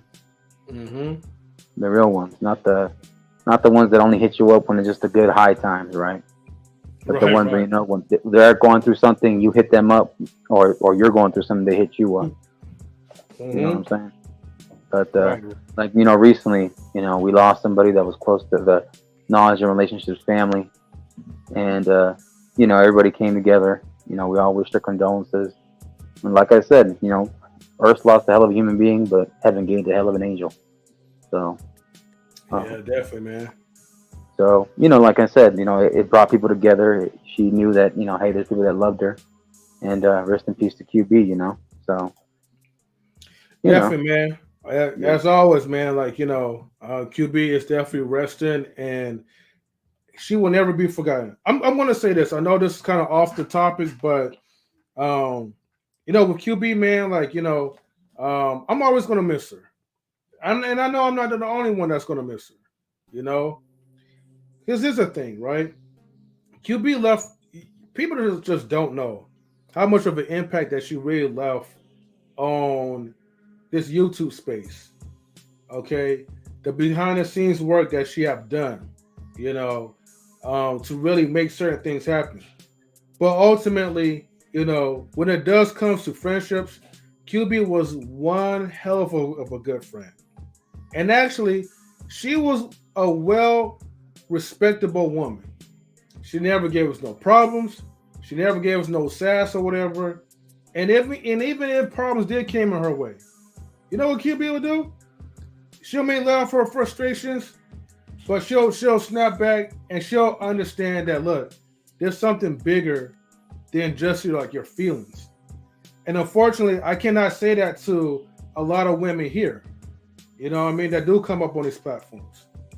People get too caught up in the emotions, and they take things too personal, too seriously. It kind of sucks up the fun with the chat. So, but at the same time, man, to talk more about QB, she will always be a part of us, no matter what, and allow her to continue to rest in Him. Speaking of people resting, Big Rig, you still there? Or are you high as a fucking kite? Man, I think I'm still here. Okay. Hey, I was worried, bro. It's like I gotta check up on my boy. That's my boy right there, Big Rig. I was high on life. That boy was smoking on that reefer with carrots, man. He took a little snooze, bro. This guy's on cloud 9. That's how high he is. Hey, Riggs, man, I'm gonna keep it real. Hey, sometimes, man, I'll be catching my sneeze too, bro. The glasses be helping me out sometimes. Right. Yeah. At best, man, you ain't gotta thank me for my words, man. Like it all comes from the heart from all of us, man. So, thank you guys, man, for making this happen. Excuse me. Wale. What it is. Back at it again. Okay, here we go again. Yeah, man. But to your question, though, yeah, I mean, it should be important. It should be important. Let's be real here. You ain't aligning and associating with anybody out here. So you always gotta choose who you align with yourself with very wisely. So, I mean, when in most cases we over here thinking about friends, it's like, look, I say it like this. Like me, back in the day, I realized I had to move to realize what I really got. And I realized the hard way. I didn't have no friends. All those so-called friends, that's just because I was there amongst that circle and community. But when I left, it's like, okay, let's see what happens. I don't give a fuck about me. You feel what I'm saying? It's like, let's be real here. Y'all only friends because it's a scenario. But when that scenario is gone, there it is. You just that page, like what Marcus said, you just that page in the chapter. That's all what it is. Some other people not the same though. Some other people, they rocking with you until the wheels fall off.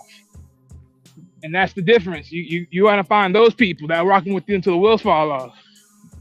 So I mean, you put your shades on. Put those shades on. No. I'm not getting ignorant tonight. Hey, so Wally, are you into having friends or are you into having allies? That's a good question. Brotherhood. I said brotherhood more than anything else. Basically, in other words, allies. He's talking about Riggs. Yeah, brotherhood. Yeah. Okay. Yeah, Big Rig. I didn't expect you to pull that one out. Look, man, y'all understand me? Yeah. Y'all don't understand, man. Big Riggs was like on fire, man, in the beginning. First to start off. Hey, but look, Yeah. No, but I'll say it like this though. I mean, friends, they come in a dime a dozen. You feel what I'm saying? Just think about this. Take away the first 3 words and look what you end up with. The word end.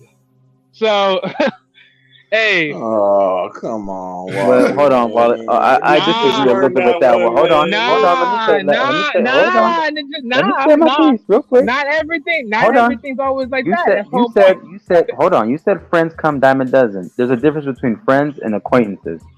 There's acquaintances that come in dime a dozen. But my thing is, all friends don't last forever either. Big Ray, do you disagree with me on that, or you agree with me on that? I agree with you. I'm not disagreeing with you on that. But my thing is, once again, not all friendships last.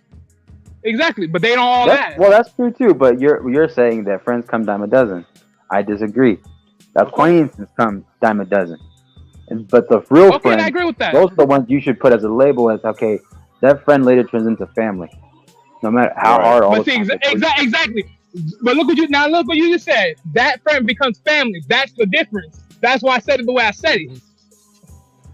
And you know what y'all forgot though? If you take the R off of friend, they become fiends. You know what I mean? So there it is. This guy wants to sound like a Patreon chorus. Shout out to him. But I get what y'all saying though. Look, okay. Now let me ask you guys this, because y'all content creators. Well, I mean, Marcus, you're more like a mod or whatever. But no. Marcus is a content creator now, man. Oh, wait a minute. Yeah, wait a minute, Wally. Marcus, look. Marcus, no. You're gonna own this ish. Marcus is the head lead of the weekly drop media. I'm saying it now. Wally is the lead. Wally is the lead there. No, you're the lead. Don't you dare. You're the lead. This is more of your project than anything else. You know why he's saying that? In case if I fuck it up, he's gonna throw me in the butt. That's why he said that. No, because if it becomes successful, which it will, because remember, all these topics that we're doing so far is on you. So when this becomes successful, I respectfully would say it's gonna be on your shoulders. I co-host. All I do is just make sure I just make sure all the things that we do is brought into light perfectly. This is called Outcast 2.0. So basically, what Wally is saying, Marcus, right? He's just making sure, basically, like, you don't fuck it up, because here's the thing. No. Marcus is the smart. I know Marcus is smart, but what you're subliminally saying, right, is that, see, if Marcus do fuck it up, right, then the responsibility on him, and then no, credit, right? No. No, that's not the case. Basically, if the ship crashes, it's Titanic. I'm passing away like Leo DiCaprio. But if it's successful, you're good. It's like that one movie, 2012. Nah, it's not what I'm saying at all. Look, man, at the end of the damn day, don't get me wrong. Yes, this is a three-head shit. This is a three-head shit to the whole thing. But at the end of the damn day, whatever. Either which way. Well, it's supposed to be Jay, but Jay's busy. Okay. Yeah, but the reason why I say that is because me and Jay, we each of our own. We already got our own platforms. Marcus, on the other hand, not yet. But I say this morely for him because at the end of the damn day, this is morely of his project type of thing. And two, at the same notion, the reason why I'm saying this is more of a him project because I'm just backing him up on it for most part so far. Like, look, I'm the one that got the computer. I'm the one that can do it when I get better at it, more of the special effects and all that extra stuff. He's bringing the topics. Jay, well, when he's able to come around, he'll bring his part in. But we all doing this together. All I'm saying is this is going to be more him because at the end of the day, it's going to be his startup. Because this is the conversation he likes to do. So that's what I'm saying. Like, look, this is your startup. Own that shit. Just own it, bro. Don't get me wrong. I'm not saying if this shit fails, you on your own. No, because my thing is more likely than not, it could be me. Because remember, when I do uploads, that's on our name. If I fuck up, then that means that's my fuck up. Yeah. That's what's up. I respect that. I appreciate that. Shout out to you. All right. I'm gonna ask one question, right? And then we're gonna wrap it up. All right.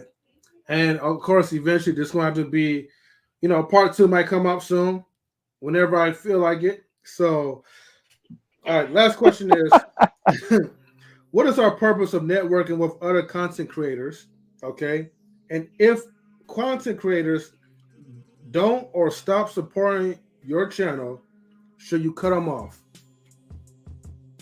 And that was a little loaded, so I can repeat that. That's again. That's like a 2-part question, right? Like a 2-part question. Mm-hmm. Yeah, it's a two-parter. Or I'll say this. So, what's the point of networking?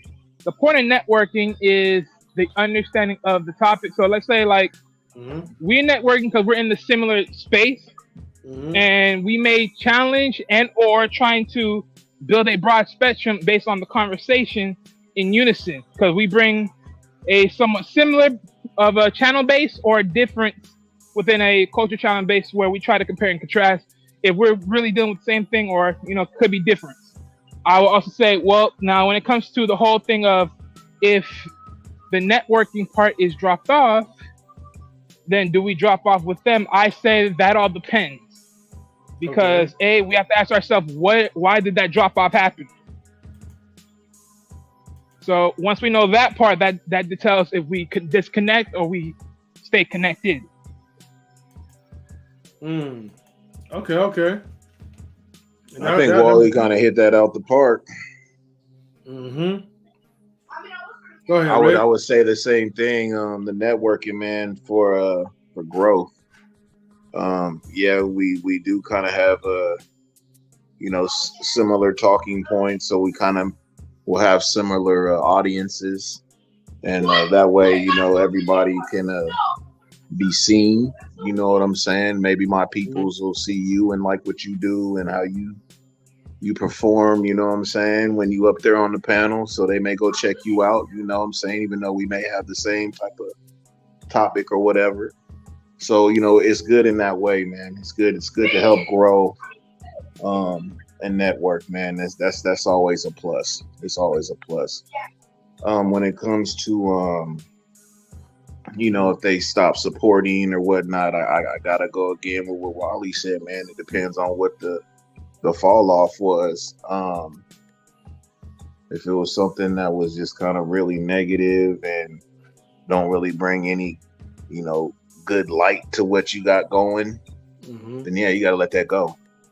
If it's just, hey, people may grow apart or whatever, hey, it is what it is, man. I'm just take it more as, just do your thing, go hard every day, and it is what it is, That's how I see it. Yo, good answers, man. I appreciate it. Let me build on this, fam. Let me build. I'm back, y'all. I'm back. Had to step away for a minute. Had to eat. Marcus, what up, baby? You know what I'm saying? I love what Big Rick said. I love the question Big Rick said. Are we friends or are we allies? That was funny. I know where you're getting that from. But with that being said, you know what I mean? I'll say this. Like, at the end of the day, like, when you're doing content creation, you have to understand that if you're really in YouTube is a business. Now you can talk about personal things if you choose to. That is your choice. But understand, if you are going to be a content creator, you have to be business minded. You have to be, especially if you want to be, in a certain space as a content creator. Now, if you don't really care and you just on here just spewing, okay, cool. If you don't have any direction, you just want to talk about what you want to talk about, and you just want to do it that way, then fine. But if you really actually want to make, certain things happen, you got to build relationships, man. The relationships got to be solid. You know what I mean? I had to speak to more than one content creator about different situations today that, we had, like, today and something that we were doing. But, and the one thing I was trying to get them to see is that, in the space, you're going to have different people, different perspectives, different opinions. That's fine. At the end of the day, everybody just has to be respectful and understand that when you're talking to these people, right? Because most of these people you're not going to live by, right? So when you talk to these people, understand that they are living in a different space, right? A different place. They have a different mindset, maybe even a whole different religion or philosophy than you, right? Like, they may be completely different than everything that you think or believe in. And if you're going to work with these people, you got to know how to talk to them. You got to know how to deal with their personalities, man. You do, because their personalities will be vastly different. And also, to be a content creator too, to end my point on kind of both questions, on how to really build a business, successfully, you got to check your ego at the door, man. You don't check your ego at the door, let me tell you something. It's gonna F up a lot of things. Me and M3 know a lot of content creators who had a lot of big things rolling for them, but they want to be in the spotlight. They want to be the man or they want to be the woman, right? And they got the spotlight, all right. And then once they got the spotlight, guess what? They were by themselves. You know what I'm saying? So you got to build relationships, bro.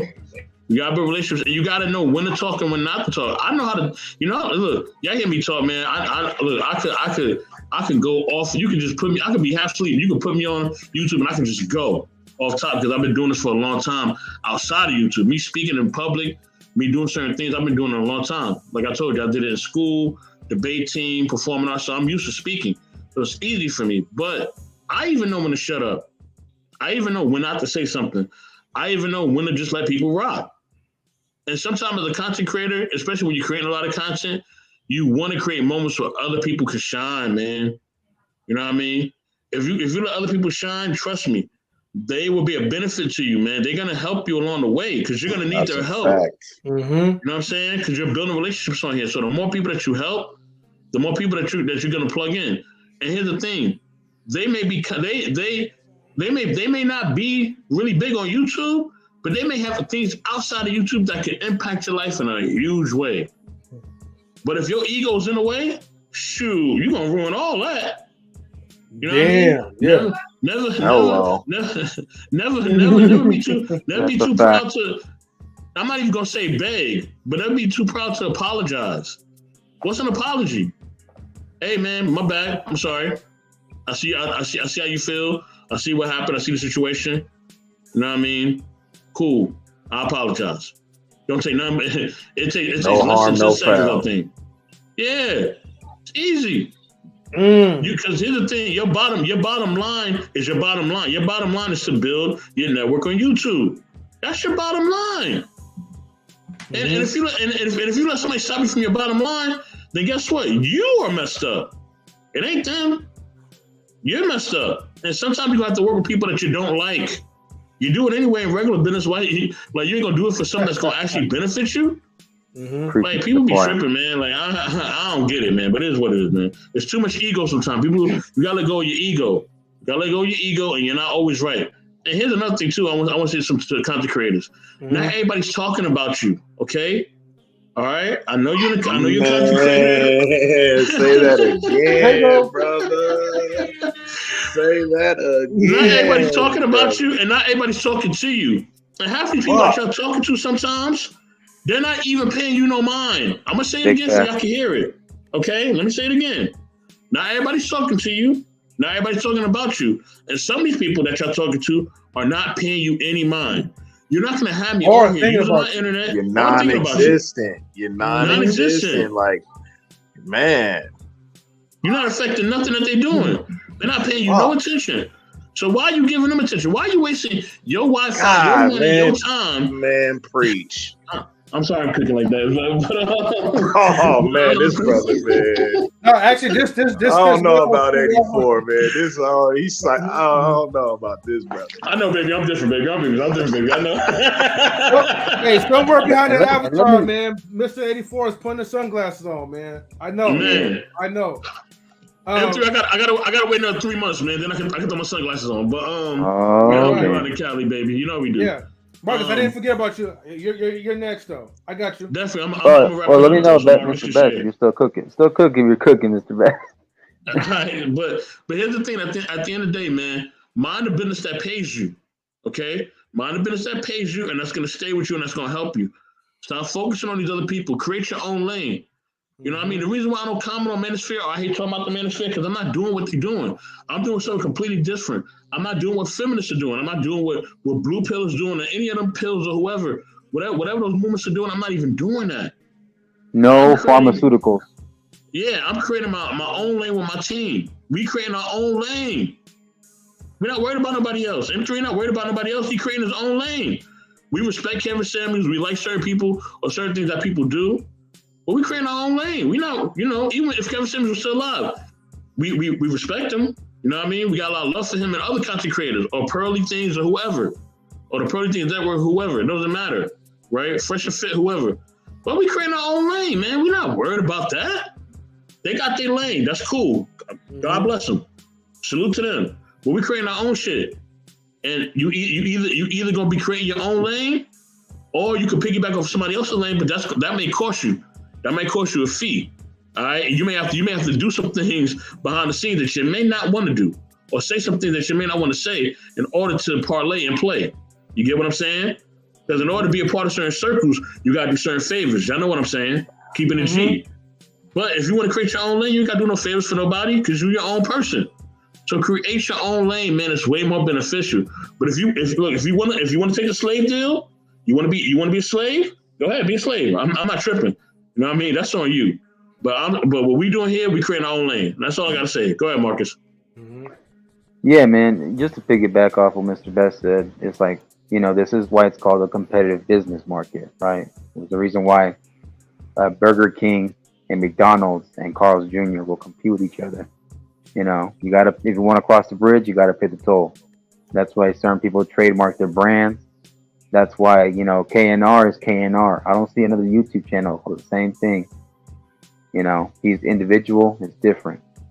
You know what I'm saying? And same with Intellectual SoapBox. I don't see another YouTube channel called Intellectual SoapBox. Once I put that name and type that name, I know it's either Mr. Best or if it's not a relationship, it's M3 and Mr. Best and whoever else is doing the tribe.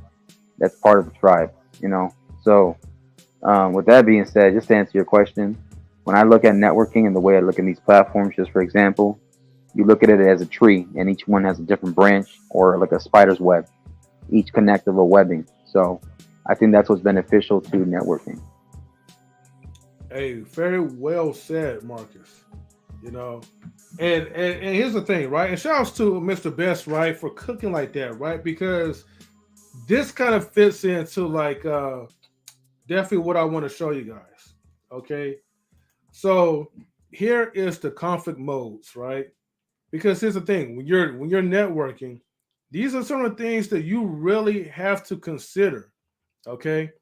Now, number one is competing. Okay. Because we're like, let's just face it, let's be honest, right? We're competing against a large amount of YouTubers, people on Twitch and Facebook. This is like a competitive type of, business that you're trying to run. And if you want to get to where you're at successfully, it does require the number two, which would be collaborating. See, Fresh and Fit did not start their platform just, from the ground up. Let me take that back. They did start from the ground up, but you have to really work with someone. You have to really collab with someone in order for you to even be this successful. See, if it wasn't for for DJ Academics, right? Now I'll show this again. If it wasn't for DJ Academics, like Fresh and Fit and Donovan Sharp, Fresh and Fit wouldn't be Fresh and Fit to this day. But you have to run through promoters.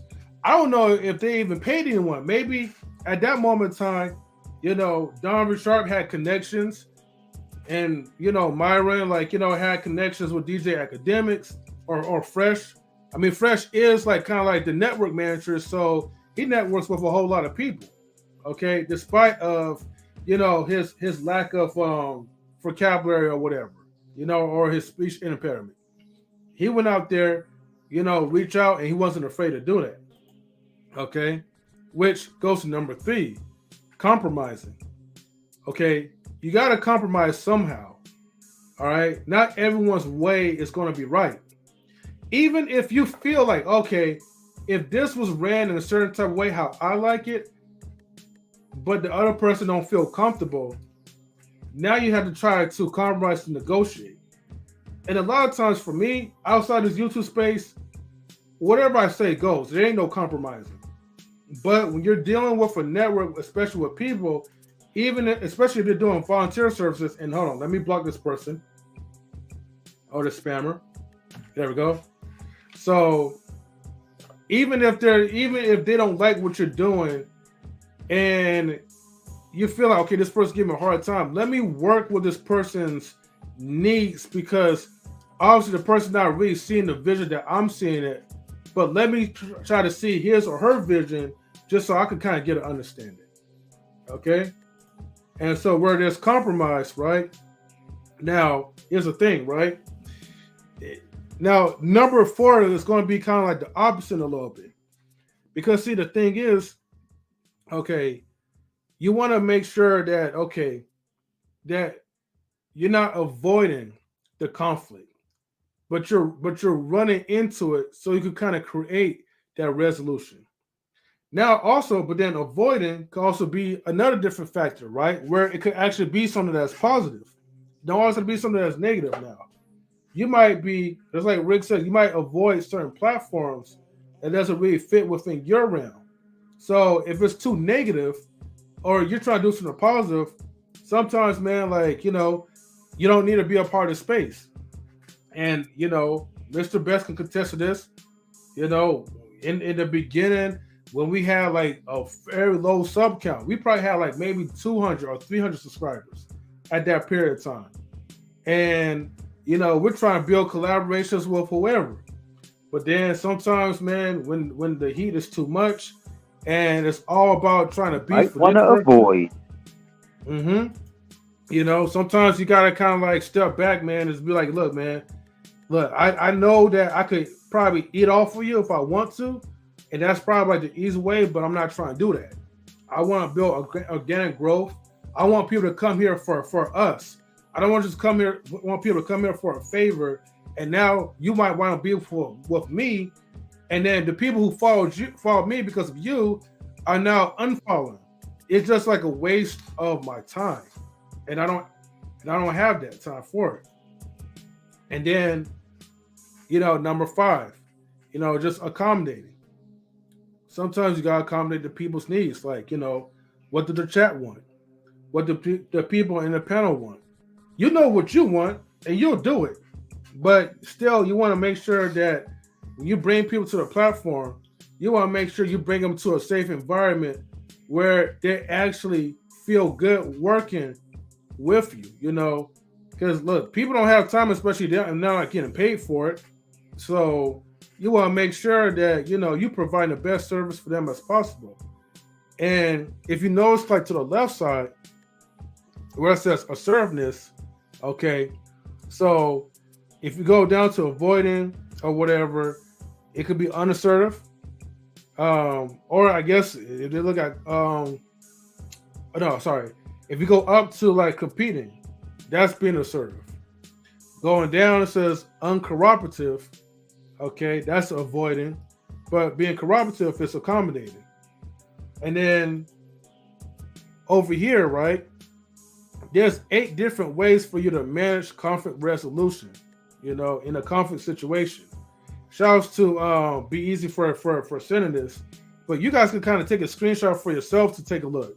Because in these situations, I know things get hit in the panels, but stay calm, be observant, listen and clarify to determine needs, use empathy and be responsive, find common grounds, agreed point or shared vision, focus on facts, tasks, and priorities, not emotions, people. Okay? Some of y'all need to blow that up a little bit, You have stick to the rules and set boundaries. Work on solutions and agree on strategy. The last thing is keep communicating and follow up. And salutes to Vouaghn Bryant. Thank you for tuning in. Yes, sir. Wow, this reminds me of the show that Sister Q did, QueBee, Conflict Resolutions. And I was able to, I was honored to be on that panel with her. And it was a very interesting conversation because it pointed out some true facts as to how we need to be communicating with each other and how we need to understand how to communicate, because oftentimes in this space, gentlemen, we often see that there's a lack of that. No one wants to have a resolution to the conflict.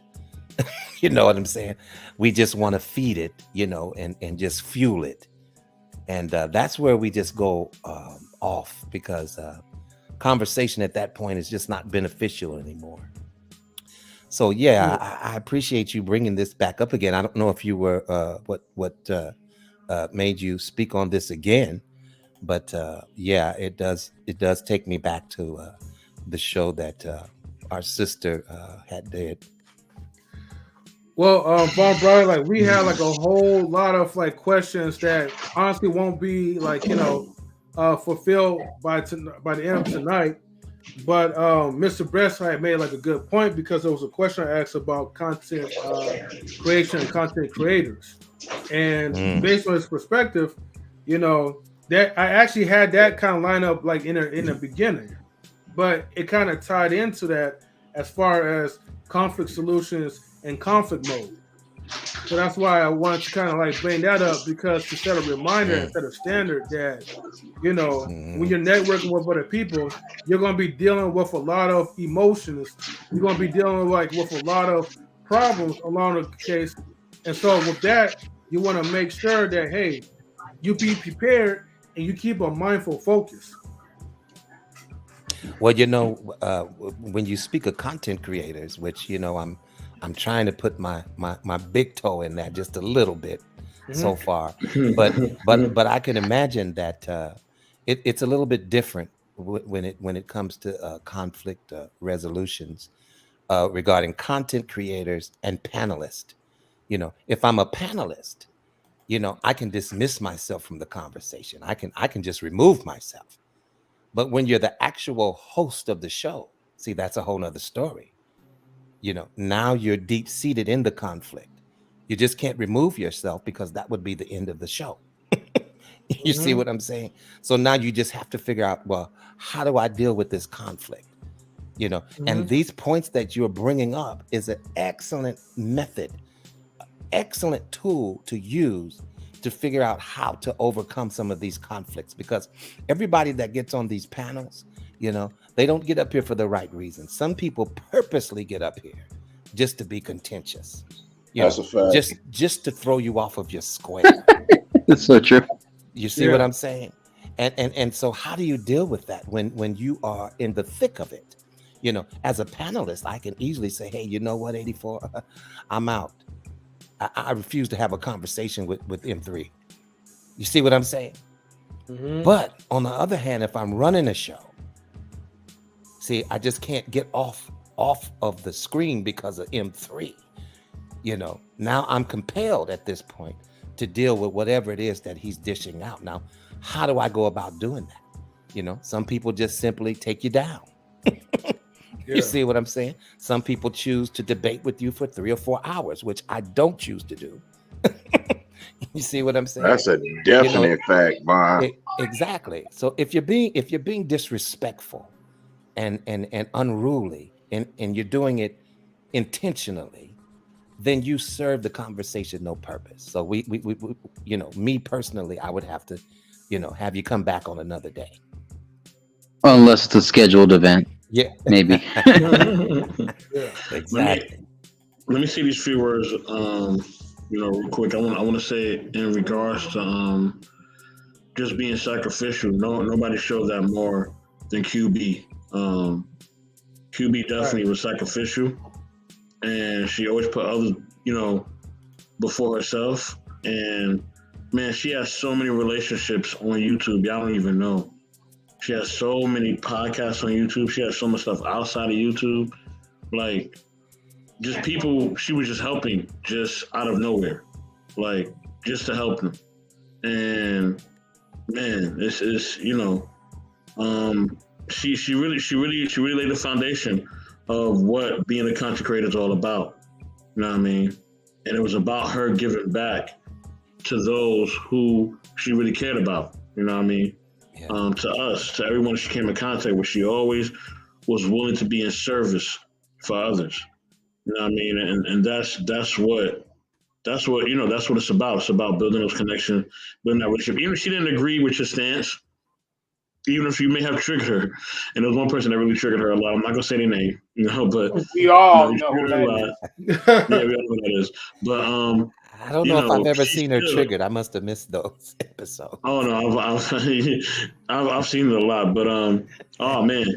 But speaking of somebody great, man, I'm about to bring somebody great up on the panel real quick. But yeah, that's what she exemplified, man. Definitely Gotta bring up, man, somebody great as well. Somebody we really love, man. Bring up my homie Bolo TV. Bolo for Dolo. What up, man? What's up, brother? Oh, I'm gonna check. Oh, TV, can you hear us? Mic check. 1, 2, 3. What's going on, everybody? Oh, there he goes. Okay, it's a little low, but we could. Yeah, I can hear me. Yes, sir. Oh, yeah. Okay, we can hear you now. Yeah, can you hear me? Yes, sir. What's going on, everybody? Nothing much, sir. How are you? Peace to you. What's going on, family? Greetings. We good. I'm good. Hey, can I say something real quick, Bolo, before you go? Because I know you're finna go in, Bolo, but this has to deal with you, Bolo. I wasn't gonna say anything. I just came up just. Oh, okay. But I know, but you know, sometimes you get to talking, man, and you go, you spit some gems, man. But I just had to say though, because I've been watching a lot of this content type stuff, man, on YouTube for a minute, Bolo, and I used to see you, and you used to always, have your avatar, man, and I just got to throw a blast from the past when that camera went off, man, and you exposed yourself, man, that one time, man, a long time ago. Oh, remember that? I said, okay, there go Bolo, because I used to always hear his voice, man, but I was like, I've never seen him. I'm guessing that's off YouTube right now. Oh yeah, man. You I don't think nobody gonna catch that. If you didn't catch it that day, man, I don't think you're gonna catch it. Well. That's all.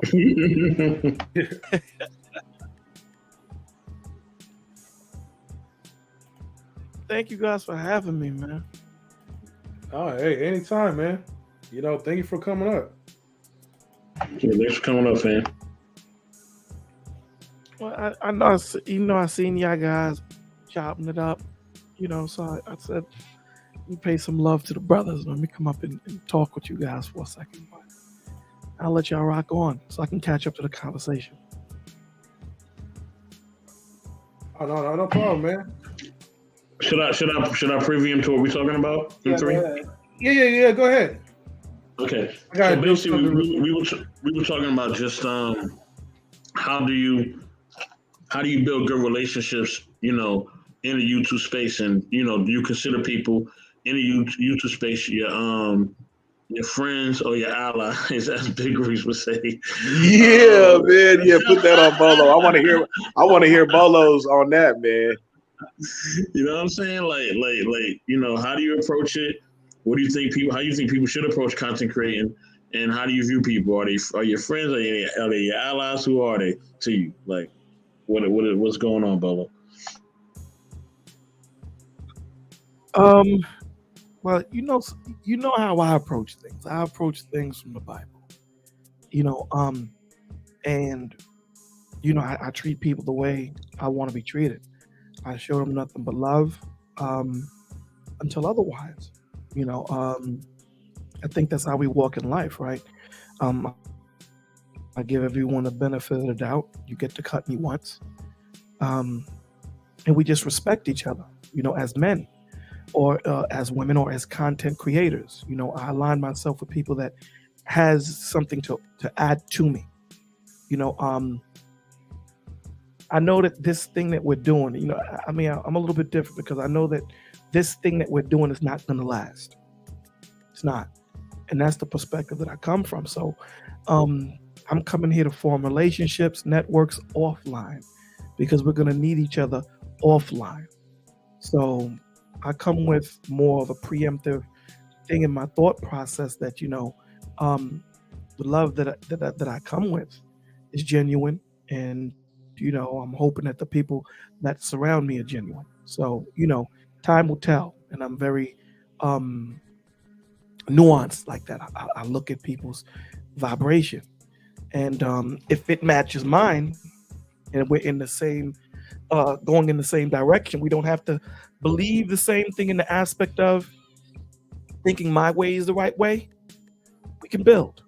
You know what I'm saying? We can move. You have to be solution based. You have to want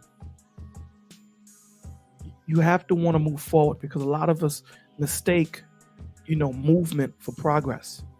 You know, a lot of us are moving in the same position and think that we're in a progressive state of mind, and we're not. You know, we have people that pander. I really don't deal with people like that. But the most important thing that I think binds me to the people that are around me is that love of Christ. You know, and then from there we move. You know, I mean, I know you guys are looking for a deeper answer, but I'm a simple dude. Wow. And you gotta have that music. You gotta have that music in the background of M3 has. You gotta have that. Right. Now wait a minute, Bolo. Did I hear you correctly when you say you can? Bolo's gonna spit a 16. Wait. Did I hear you correctly, Bolo, when you said you can cut me once? Yeah. That's what I heard you say. Let me explain what I mean by that. Yeah, you said it so smooth to the point to where, you know, we almost didn't catch it. But what do you mean by that? You can cut me once. If you're a friend, a brother, a sister, then you'll be in a position to cut me more than once because I genuinely value you and I genuinely love you. If you're someone that I consider an acquaintance, someone that I consider, you know, someone that I just come on YouTube to speak with, then there's no need to apologize because you'll never be in that position again to ever do it again. So exactly what I thought you meant. Yeah, my sentiments exactly. Have to say that.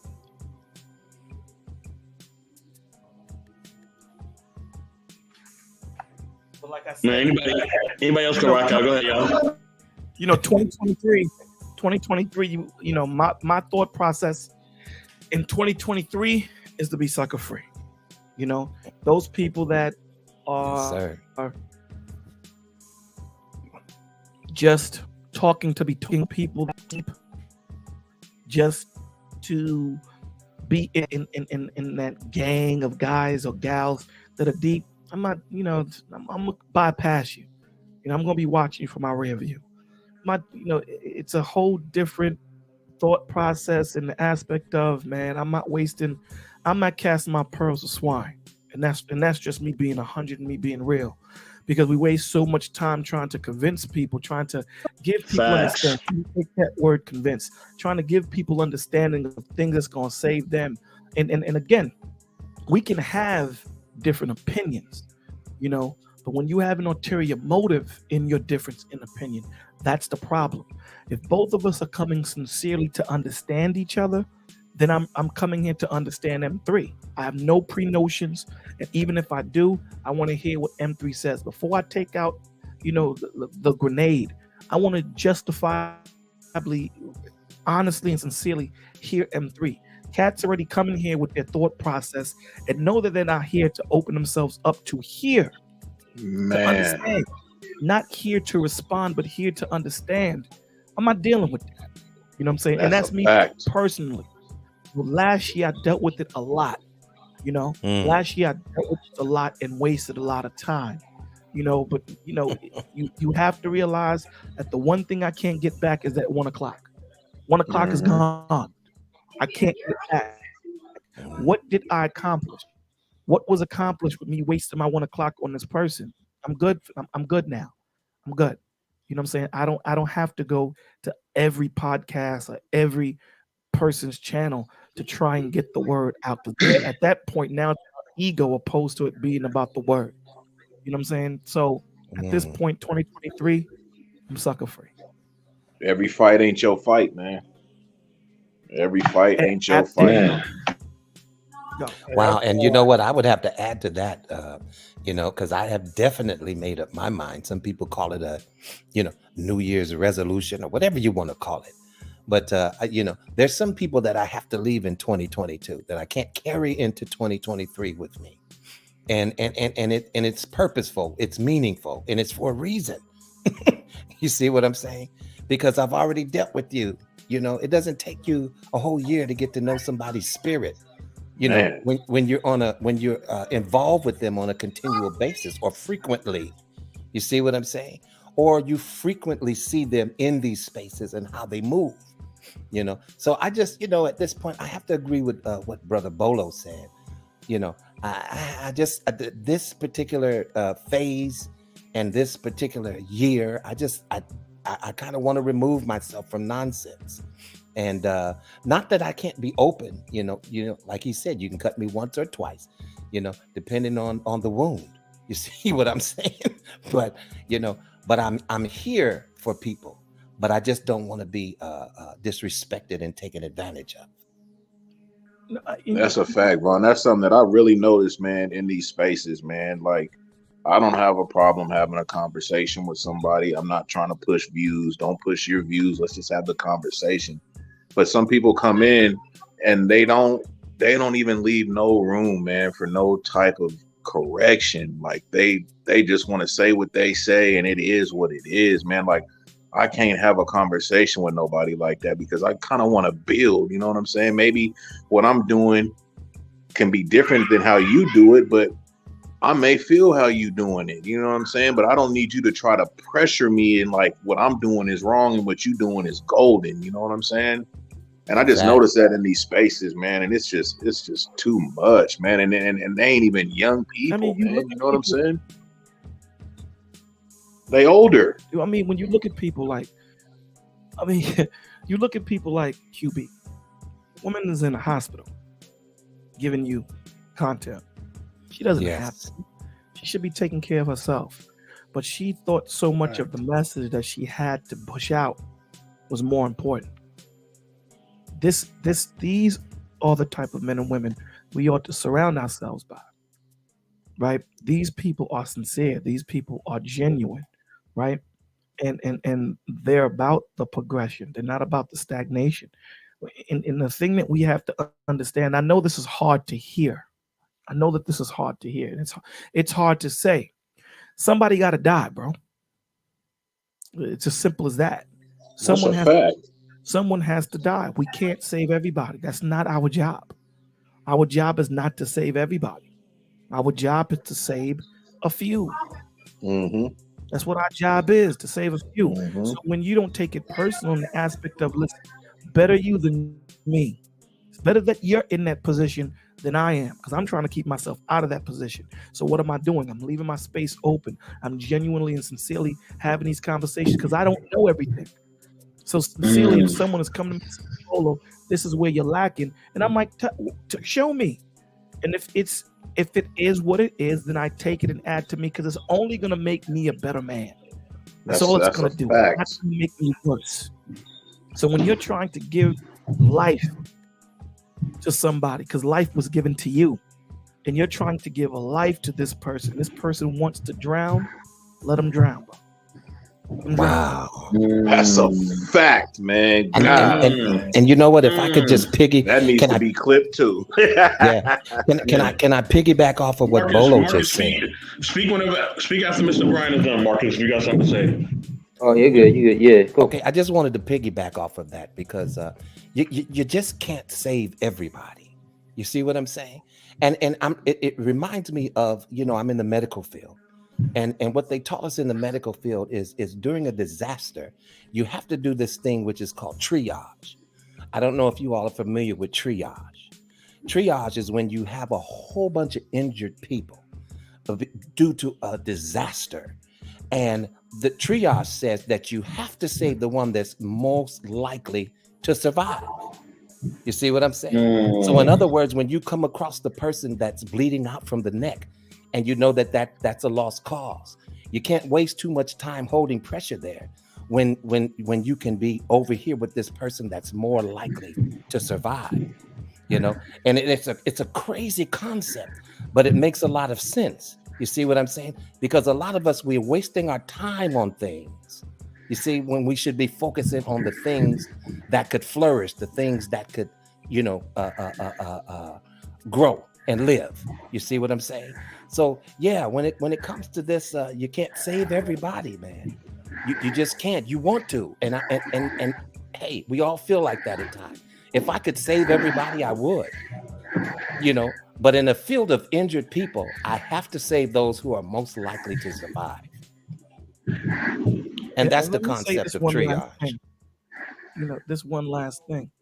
And I speak for me. I don't speak for nobody else. I know me myself. I was very uh, soft-handed when it came to conversations. Very soft. This year I'm not gonna be that soft-handed. Because the one thing that I'm starting to realize that, the time that we have is short, and sometimes you got to give it to them shorthand. A lot of people know me on YouTube for being long-winded. I'm long-winded no more. So you're gonna get it. If you get it, got it, good. If you don't, it's on you.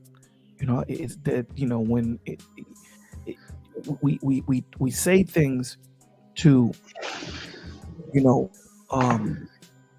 to bolster these conversations, and that's not how the word is supposed to be given.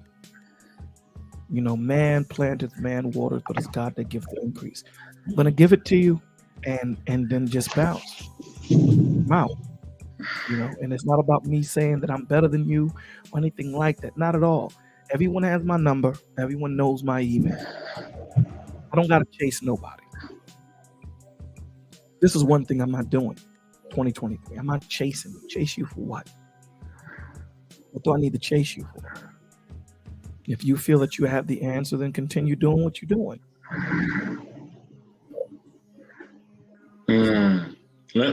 Let me say Those this are my too words before on Marcus. 2023. Definitely. Thank you, Bolo. And Marcus, before you say, I just want to say this one thing, and it's just something that I always say. Just in regards to what Mr. Bryant said, it's not the fact that everybody can't go. It's the fact a lot of times people don't want to go. That's really the fact.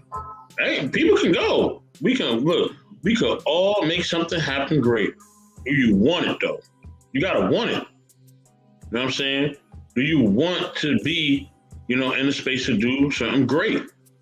Do you want it? If you don't want it, then guess what? You're not gonna make it happen. You know what I mean? You gotta have the will to do something. You know what I mean? Opportunity is there. You know what I mean? The opportunity is open. But a lot of times people don't want to go. You know what I'm saying? So not the fact that we don't, you don't want them, you don't want people to be there. You don't want them to be a part of things. Man, I've even had meetings with people and wanting to be a part of stuff. But if they don't want to go, guess what?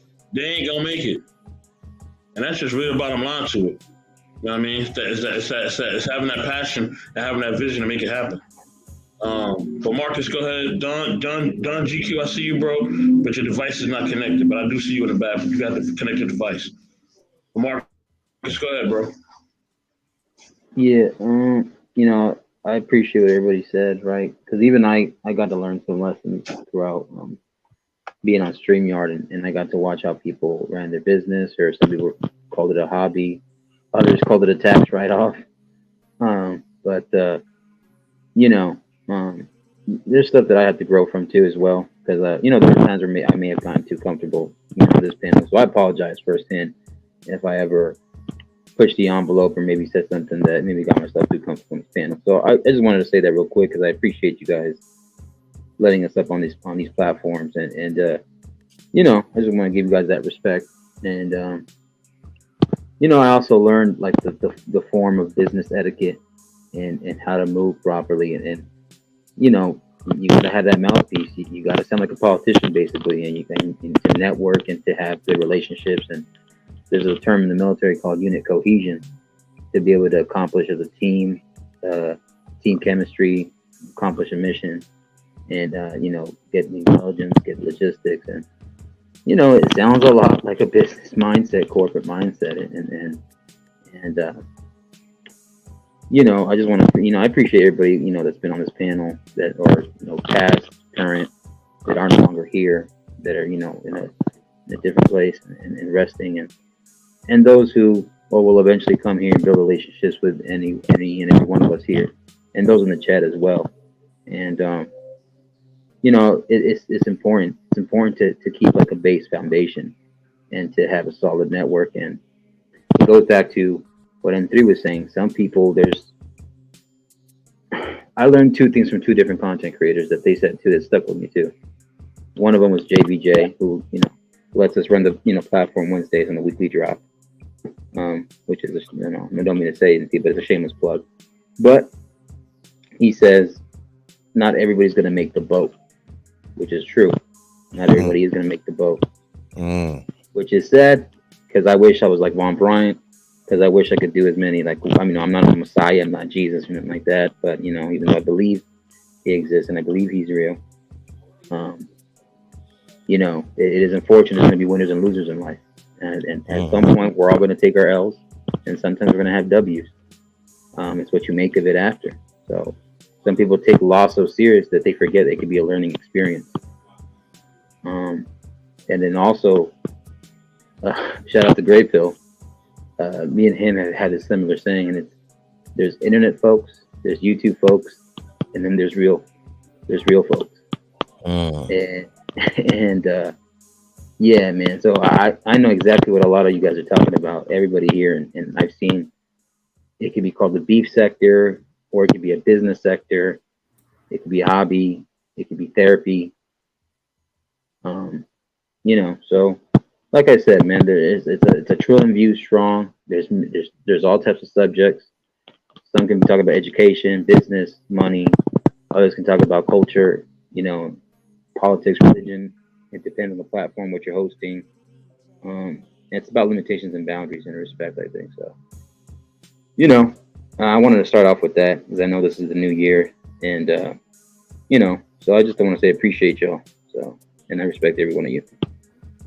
Man, thanks for sharing that, Marcus, man. Appreciate you too, brother. Marcus, definitely appreciate you, Marcus, man. Like, Marcus always takes accountability and responsibility for what he does. And also, man, I also got to salute you, Marcus, and also your support and your consistency, man, for our streams and the people that you rock with is definitely solid, man. I got to definitely say that about you, man. Definitely got to give you your flowers on that one, for real.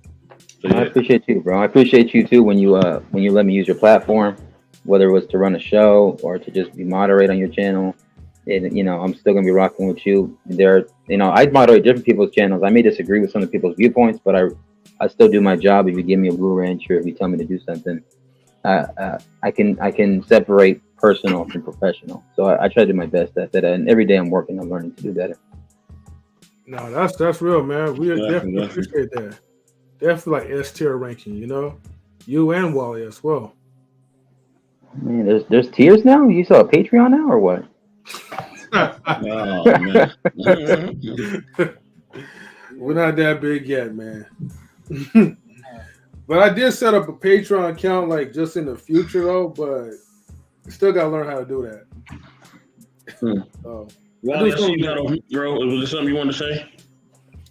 I mean, look, I'm gonna say it like this: in simulation to what Marcus said, going through the waves of doing social media and being among certain people's channels and chats, eventually you do have to just sit back and just let it ride out. As much as you don't agree with certain things certain people may say, because I ain't gonna lie to you, that there is moments amongst two people.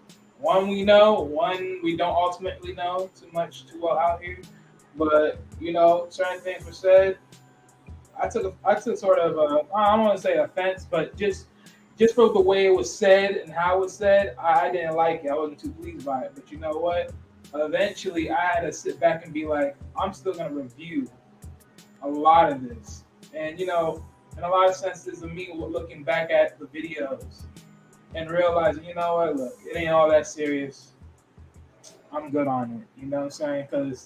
Especially because my thing is, like, when I was talking to Stu on the back end, because this happened over on his channel, 2 times, right? I literally talked to him to the point where, okay, the first one happened. I emailed him. I said, look, this is what it is. This is how I see it. And this is what I'm willing to take accountability for. Because at the end of the day, I do play a part. And even on the second one, I will take mostly all accountability for it.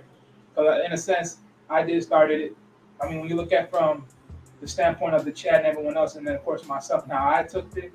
Maybe everyone took it the same way, but they didn't say nothing. And maybe no one took it the way I did when I was here. And you know, sometimes you just got to be like, all right, look, you know, you can talk to this person in the back end. Don't make it this. You don't have to put it all on Front Street. So sometimes you just got to realize not everything you may like to hear, but that doesn't mean you got to ultimately air it out, because sometimes it's not always worth it. And I realized that after those two incidents, I just be like, all right, you know what, brush it off. Because at the end of the day, I know for myself, I'm not gonna really want to really engage with the people that say certain things that I might not ultimately rock with all the time. So I'll just move on and press on.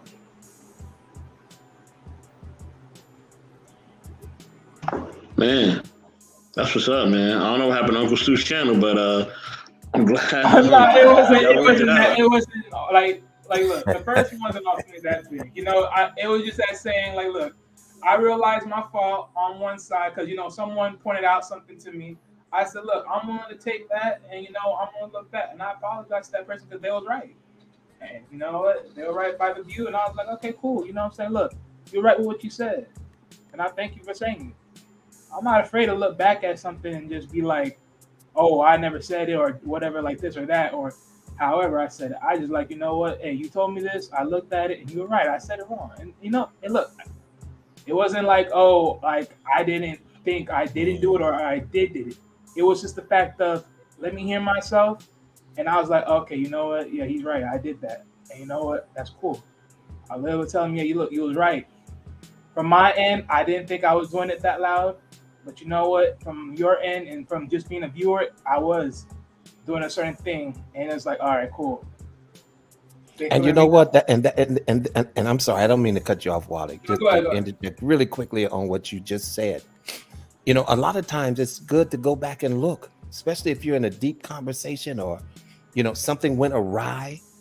You know, don't be scared to go back and hit the replay and see where possibly I could have done something different, or maybe I shouldn't have said that right there. Let me learn from this experience. You know, by going back and recapturing it, because a lot of times we just say stuff off the cuff, and we're not mindful. See what I'm saying? But then when you look back at the replay, you say, "Wow, you know, I don't see why I was as harsh as I was that time. You know, I need to correct that." You see what I'm saying? So, you know, and we all listen. We are all. None of us are above reproach.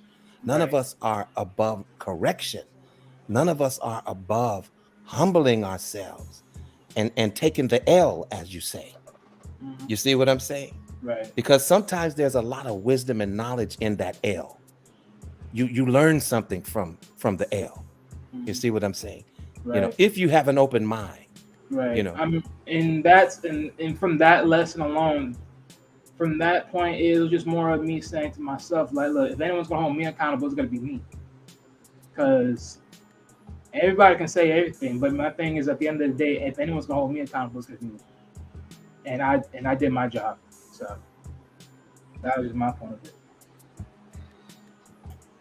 Man, these are some great topics, man, that we're having. Yeah, I love the conversation, man. You know, hey, I mean, I gain a lot from it when we can sit down and discuss this way, man. You know, so many jewels come out of it. You know, nobody's just trying to be right. Nobody's trying to, you know, aggrandize the conversation. Nobody's. You see what I'm saying? We're men on the panel having a discussion, trying to gain understanding, awareness, enlightenment, insight. You know, being edified by the conversation. So yeah, listen, man, I'm always honored to be on the panel with you gentlemen. You know, it is quite different. There's a certain ease to it, you know, where we can just sit down and discuss, and you don't make it hard.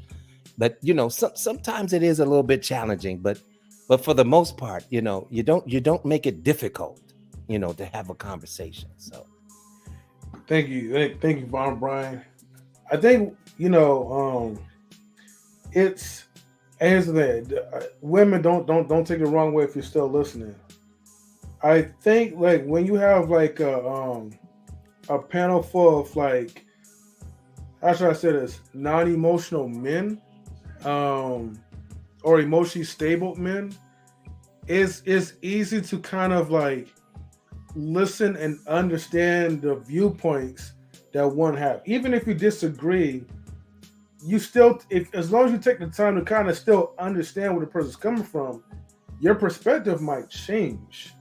However, I think, and this is just me personally, I noticed that when women do come on the panel, and like I said, I'm not knocking nobody, I'm not shaming nobody down or whatever.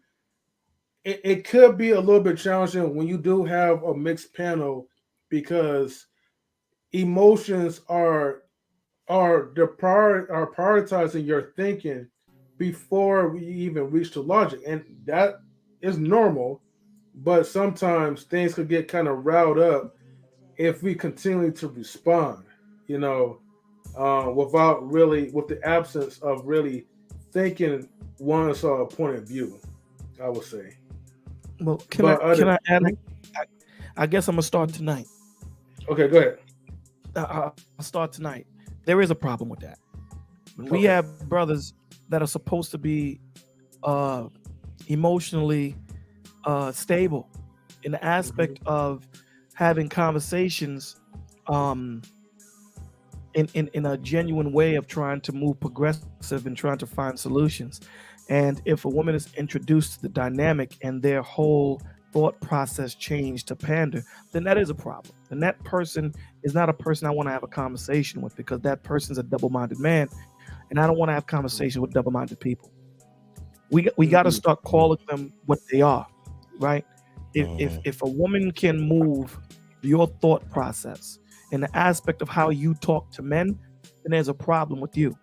You know, we have this conversation, we have this talk of everyone calling themselves an alpha. Everybody's saying that I'm no simp. This is what I am. You know, an alpha don't need to walk into the room and pander to anybody. An alpha is an alpha. They are who they are wherever they go.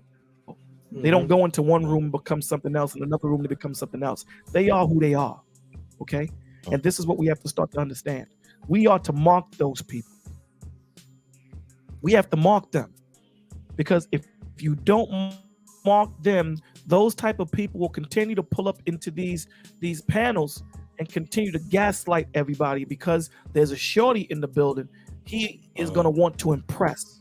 That doesn't move conversations forward at all, because you're not genuine. Because 1 minute you're one way and the next minute you're that way. And even if it's a woman, if a woman starts to pander or starts to jump from ship to ship to ship, we got to mark those people, man.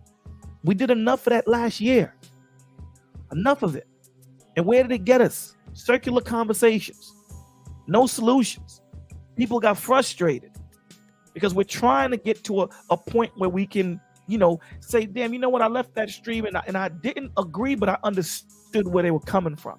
You dig what I'm saying? Or, damn, I'm glad I got that piece of information. We have these people that are put in these panels that are here to stagnate the conversation. We need to mark them and cut them out like they're cancer, because that's what they are. Period. They're not here to build. They're not here to grow. They're here to stagnate. They're here to keep us lost. They're here to keep us from growing.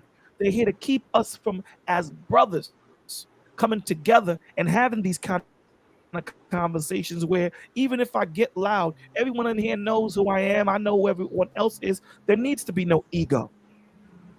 You know, you don't have to say, "Yo, Bull, you know, you need to watch what you're saying." You know my heart. You know where I'm coming from. You know I'm coming from a position of love, and no way, wise, or anything else would I try to disrespect someone. And if I did, you would pull me to the side, or you would tell me on the stream, "You disrespect, come a different route." If we want to see better, we got to be better. We got to start cutting these men and women out of these conversations that are not progressive. And that's just real talk. That's the thought process I'm in. The thought process I'm in, it's about moving forward, man. You know what I'm saying? I understand that sometimes people can't move as quick as everyone else. And I dig that. I dig it. But if someone is trying to be that anchor and hold me down so that I can't move, I'm cutting them off. Period. That's my thought process on it. You got to start isolating these and start letting them know who they are. So if I can add to that. Yes, sir. Yeah, hold on, Bolo, who made you mad, Bolo? Yeah, Damn, definitely. Bolo having an M3 moment. I'm tired of this shit, man. I don't know. I left. I had some dinner. I came back, and I was like, "Who he But mad now?" that's good because he's giving fuel to the fire. And see, you get that fire does have to be lit. Oh, so you're still I understand talking? the spirit that I understand the spirit that M3 is coming in. But what I'm realizing, and is that time is short, man. Time is short. I don't have that much time here. None of us do. So our time needs to be precise and concise. It needs to be directional and intentional. We don't have that long. We always talking about QueBee.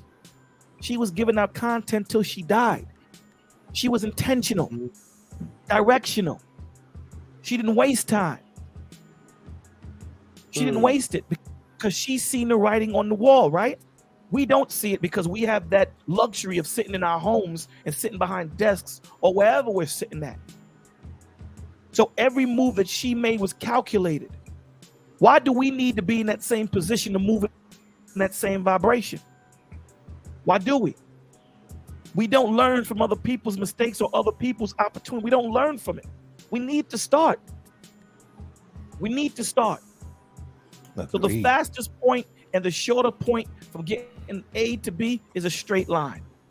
No longer is Bolo, going through curves and turning. We're going straight line with it. Now, it might offend people. It is what it is. It's not about me being upset. It's not about me being angry. The point of the matter is, if I can move this conversation forward in 5 minutes, why does it need to be an hour? If that's the case, I'm just going to drop. That's what I'm going to start doing. So if I'm on one of your panels and I see that the conversation ain't moving and Cats is pandering and Cats is going this way, if you see me drop, that's why. If you see me drop, that's why. Because I'm not into wasting time, and my time is important. I don't get paid for this. I don't get paid. Now, maybe when I'm at 200,000 people and, in my regular 9 to 5 is on the side and this is a bit, then yeah, maybe. But that's not my thought process. My thought process wasn't to come here and get paid from it. My thought process was to come here and help men, help women, help children. But there are those, like Vaughn said, there are those that just don't want to be helped. There are those that are just completely in darkness and want to stay there. Leave them there. Leave them. At least that's what I'm gonna do. Leave them there. I gotta give Bolo his flowers, man. I got you, look, man. Look. I don't say this often, but I'm gonna say this, and I've told Bolo this in private. Look, man, Bolo, you are a better content creator than me. You are. I'm not even gonna lie. I gotta give you flowers. Can you give a round of applause, please? Can you give him a round of applause? Yeah, I don't know if you got that, brother. Please. First, I gotta give him the air horn, and then I'll give him a round of applause. Yeah, give him a round of applause, man. Bolo's better than me, man. It's all good. Hey, he the one, I'm the two, man. It's all good. Look. And look, if y'all want more of this content too, all right? Y'all want more of this content, he going live in 30 minutes, all right? He's not done. He's going live in 30 minutes. Bolo TV going live in 30 minutes. Y'all want more of this content, all right? He got more for you, all right? Mr. Nebraska, I see you in the chat. If you're going to come up, don't be capping, Mr. Nebraska. Don't be capping, all right? But yeah, much love to Mr. Nebraska as well. I see you, family. What's going on? But, yeah, man. Man, I ain't gonna lie. I wasn't really expecting that response, Bolo, but I like that response because a lot of times we plan, we strategize because we tend to not to try to, well, when I'm not wearing my shades, we tend to not offend, right? Because we know how left like the stream will go, the energy and the vibration will get, but I respect wholeheartedly of your statement because it was very clear, it was very direct, and the moment you said write them out, I was like, okay, damn, that's spoken by a true gentleman right there, man. Which this is why, like, this is so important. Why, like, and don't take it the wrong way for what I call you guys, but our elders on YouTube, people who are like, more with wisdom, knowledge, and understanding, and how to teach young men like us a clear sense of direction, you know? This is what I learned, M3. What I learned is this. When I pick up that book and read it, I am offended. I am offended. Anyone that picks up that book and walks away from it not offended, then there is no truth in you at all. Anything that we say is going to offend. I am going to offend. If you leave one of my streams not offended, then the problem is you. Because none of us are perfect. And that statement alone, not being perfect, that means that you should be offended because there are things that you do, there are things that I do that offends. So if I'm saying to you that you're Duke, you need to get your act together, this, that, and the third. If it doesn't offend you, if you have no shame, don't get it twisted. I'm gonna have enough discernment to know when to cut myself in the middle of a conversation and pivot. So if I'm talking to Mike and I'm seeing that Mike's spirit is just, I'm pivoting. Period. This is offensive conversations that we're having. This is about us growing. Who's not going to be offended in that? The way I was yesterday is different than the way I was today. Who's not going to be offended? There's nothing that you guys are not going to say that I can't wrap my mind around because I was asleep at one time. We all were asleep. So we're going to be offended. We're growing. We're not perfect. We grow every day. We are reborn every day and we die every day. That old man is shed every day and that new man is born. Like the way a snake sheds off its skin. So us being that gold tried in fire by men, iron is going to sharpen iron. So in that sharpening, there's going to be offense. In that sharpening, there's going to be pain. In that sharpening, there's going to be hurt. I have to understand that. This is what makes us who we are. You can't pray for you to, like Denzel Washington said, you can't pray to grow your crops and don't worry and not know that you're going to get mud. You got to deal with the both. You can't ask the Lord for strength and then not think that he's not going to give you hard times. You can't pray to the Lord for patience and not think that he's going to give you people that you have to really take your time with. This is how you gain those attributes to your spirit. So we have to understand that. So I'm going to take offense, but I'm not going to be offended in the aspect of, I know that where this brother is coming from. That's the point of having relationships. Because I know if M3 is saying, he calls me on the back end and says, yo, Bola, you was bugging. I know he ain't coming from a place from emasculation. I know he's coming from a place of love. So I don't even have to deal with my ego. What I'm going to say is, tell me what I did, brother. Help me to be better.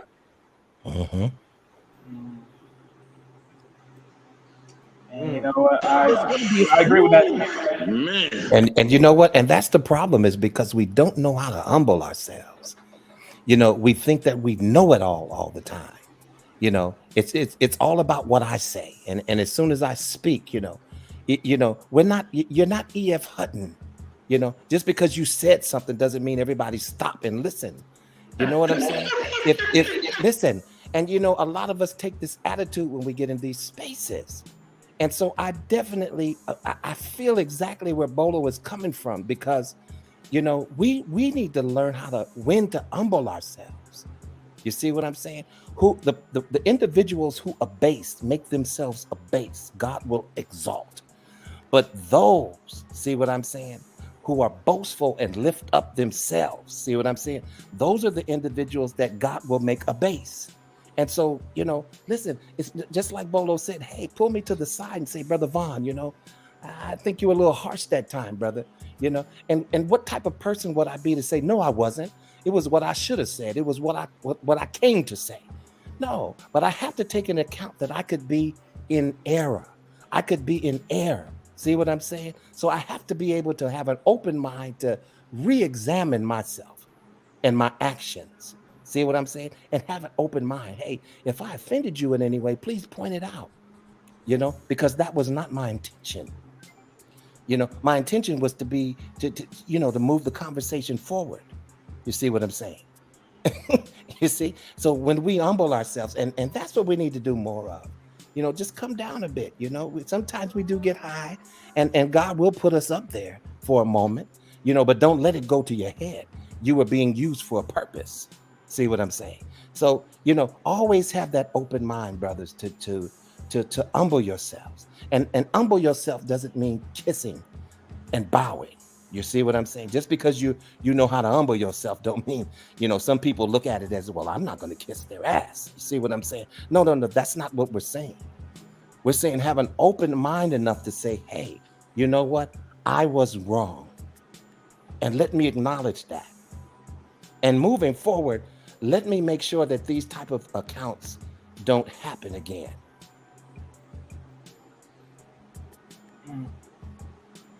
Facts.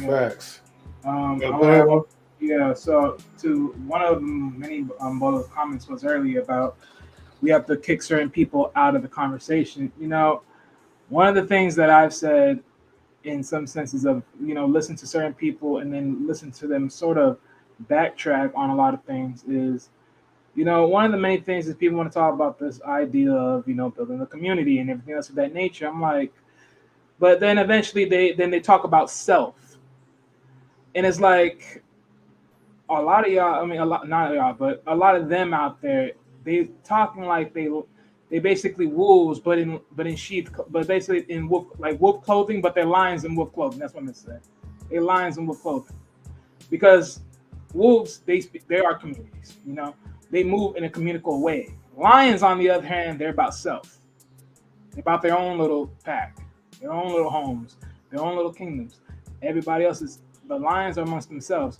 When you think about a lot of the times you listen to these conversations about the community and everything else, but then give them enough time, they'll eventually speak about self.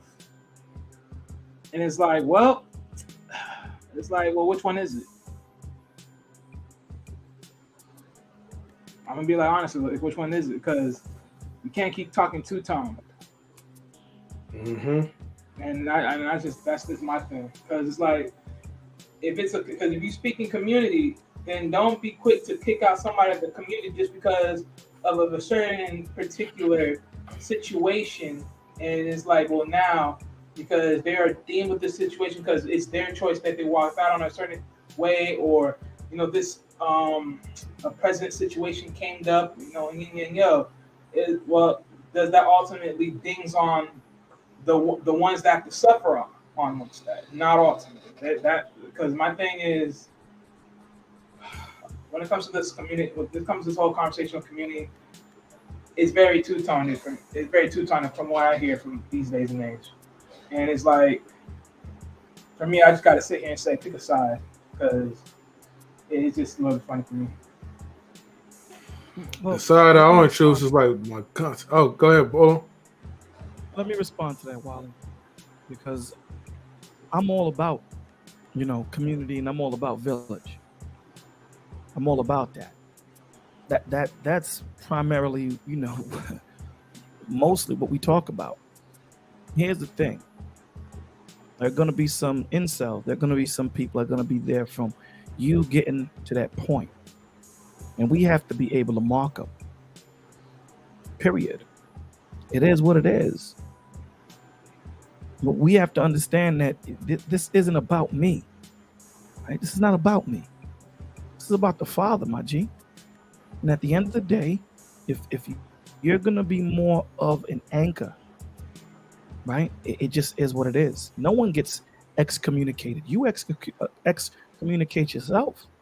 You present yourself a certain way. I'm not saying you per se. I'm just saying an example. Someone presents themselves and I accept them for who they are. I'm not, listen, in 2022, a lot of us, through the love that we had, we try to change people.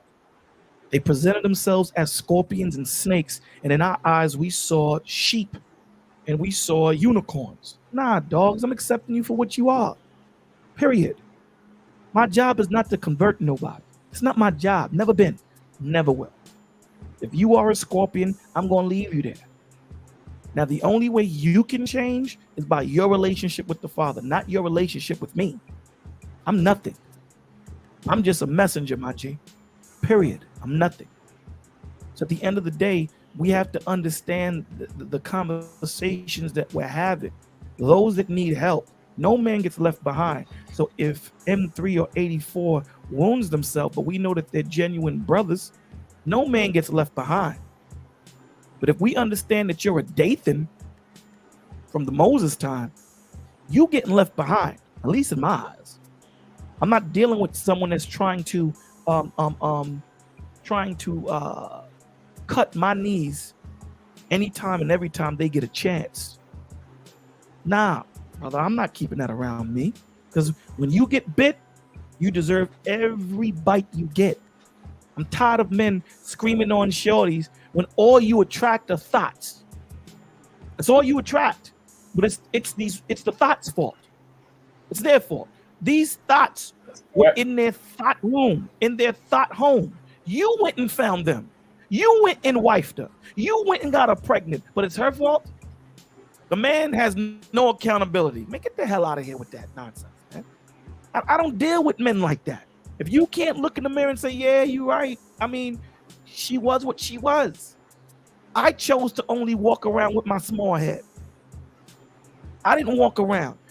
We keep looking for the feeling of love opposed to the actions of love. And then when we get cut or bit, we blame the animal that bit us.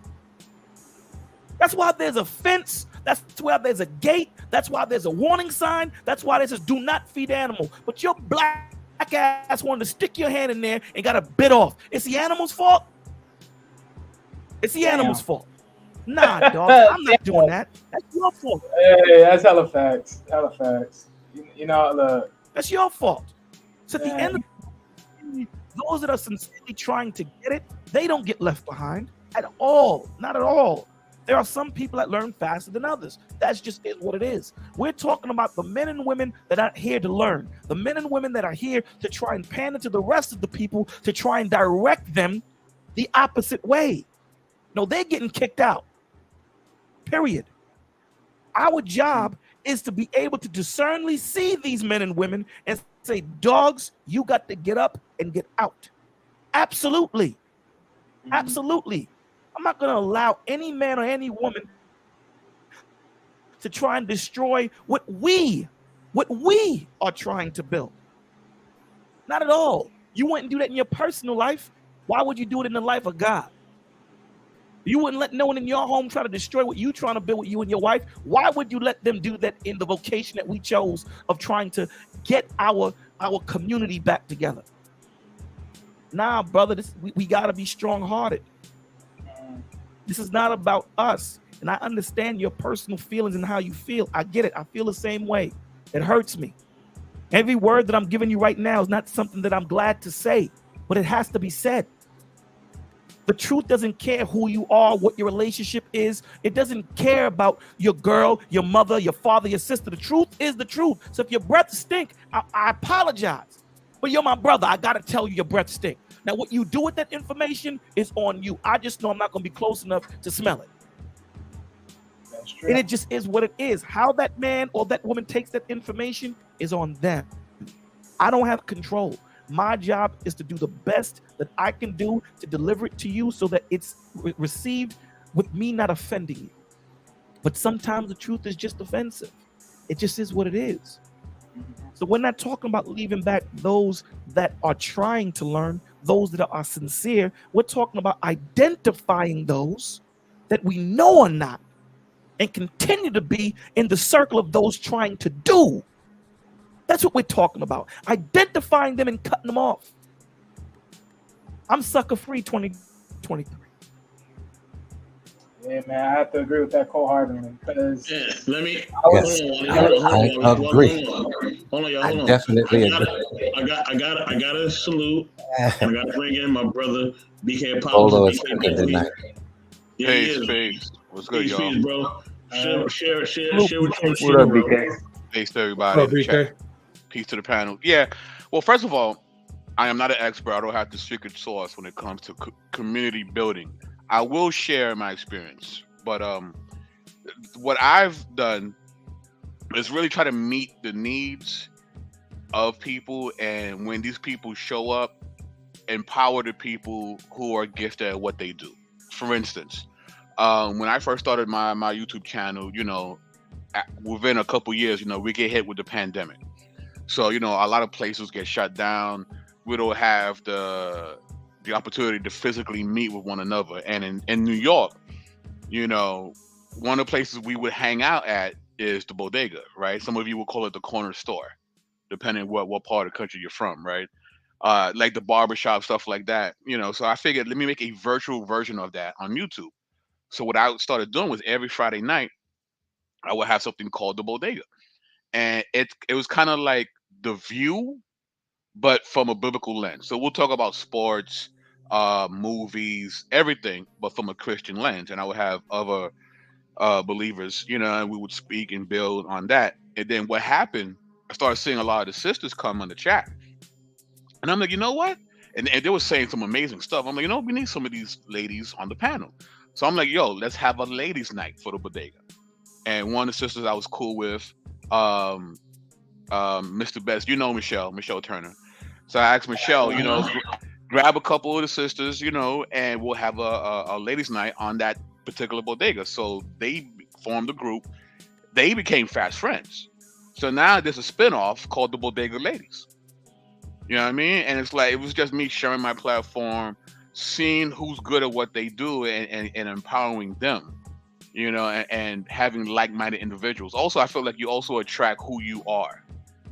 You know what I mean? So it's like, if you represent your truest self online, I feel like those kind of people will gravitate to you as well. So that's just been my experience. So,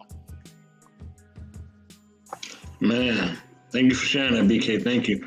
I don't know who came on me. I don't know if it was Wally or Mr. Brian. I don't know who was about to say something. My bad. I was, and so was Mr. Bryant, I think, in agreement. But I just want to say this real quick because I am going to depart because I need to be somewhere else.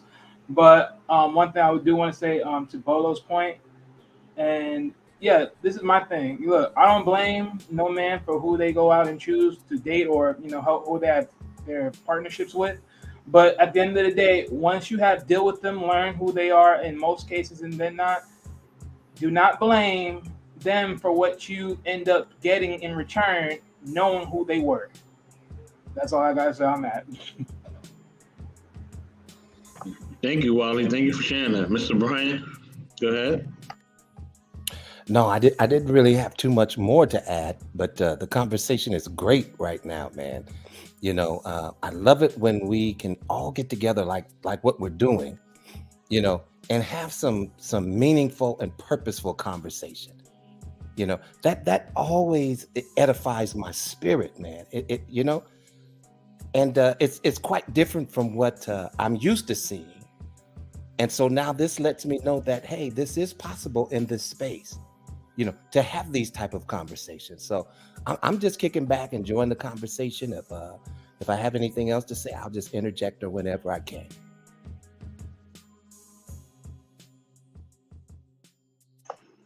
Okay. Anybody else would like to share? Anybody? Well, I just want to thank everybody for allowing me to get my bounce. Thank you.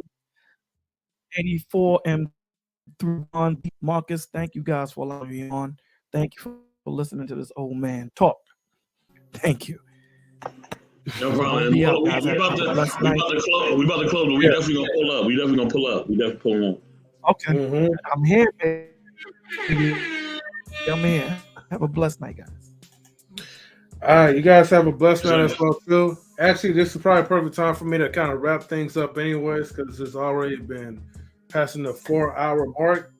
But I do want to just say thank you everyone for coming up to the panel. Excuse me. Thank you for coming up to the panel, and thank you guys in the chat. Salutes to again, I'm going to just say that salutes to Mr. Raw and Uncut for bringing some of his subscribers over here, and hopefully, man, we do business soon, man. Keep supporting each other.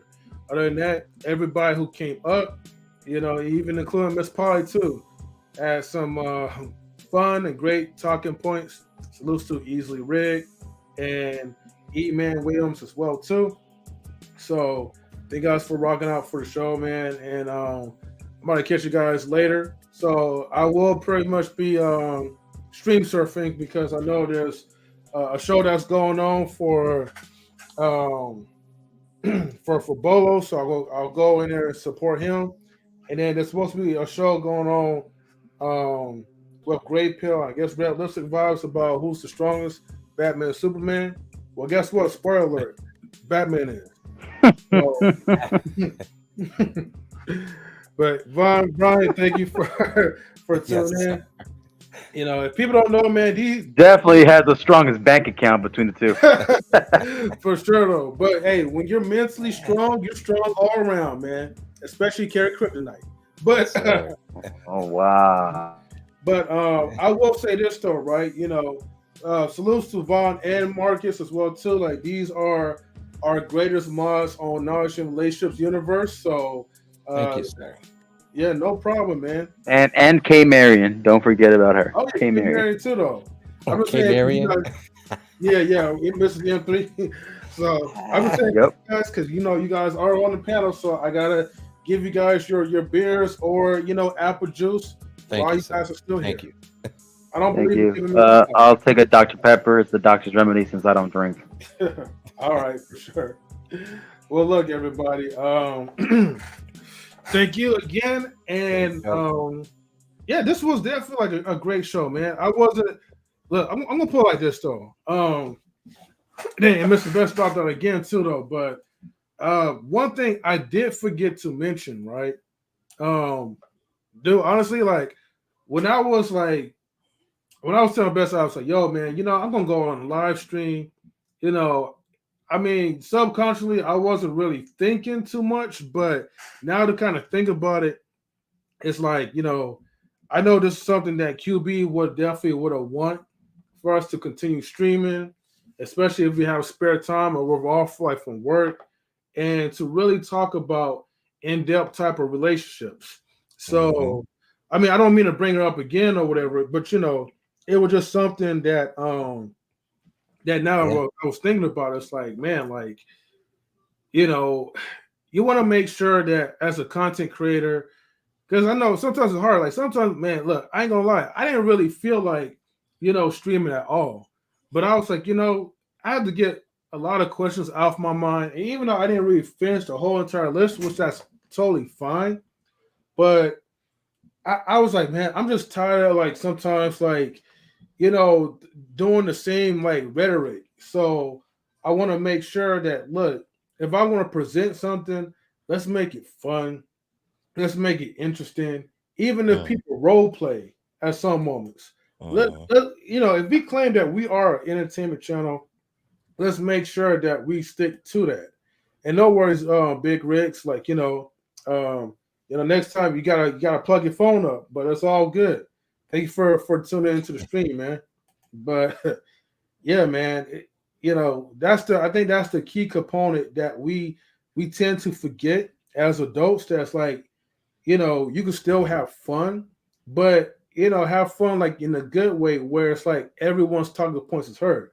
And I feel like today, right, everyone's talking points, everyone definitely had an understanding, even for some like who was pretty much politically incorrect. Sorry, not correct, but politically incorrect, like E-Man Williams. If you're still in the chat, are we saying that? Are we going to say that out loud? Oh wow, subliminals now.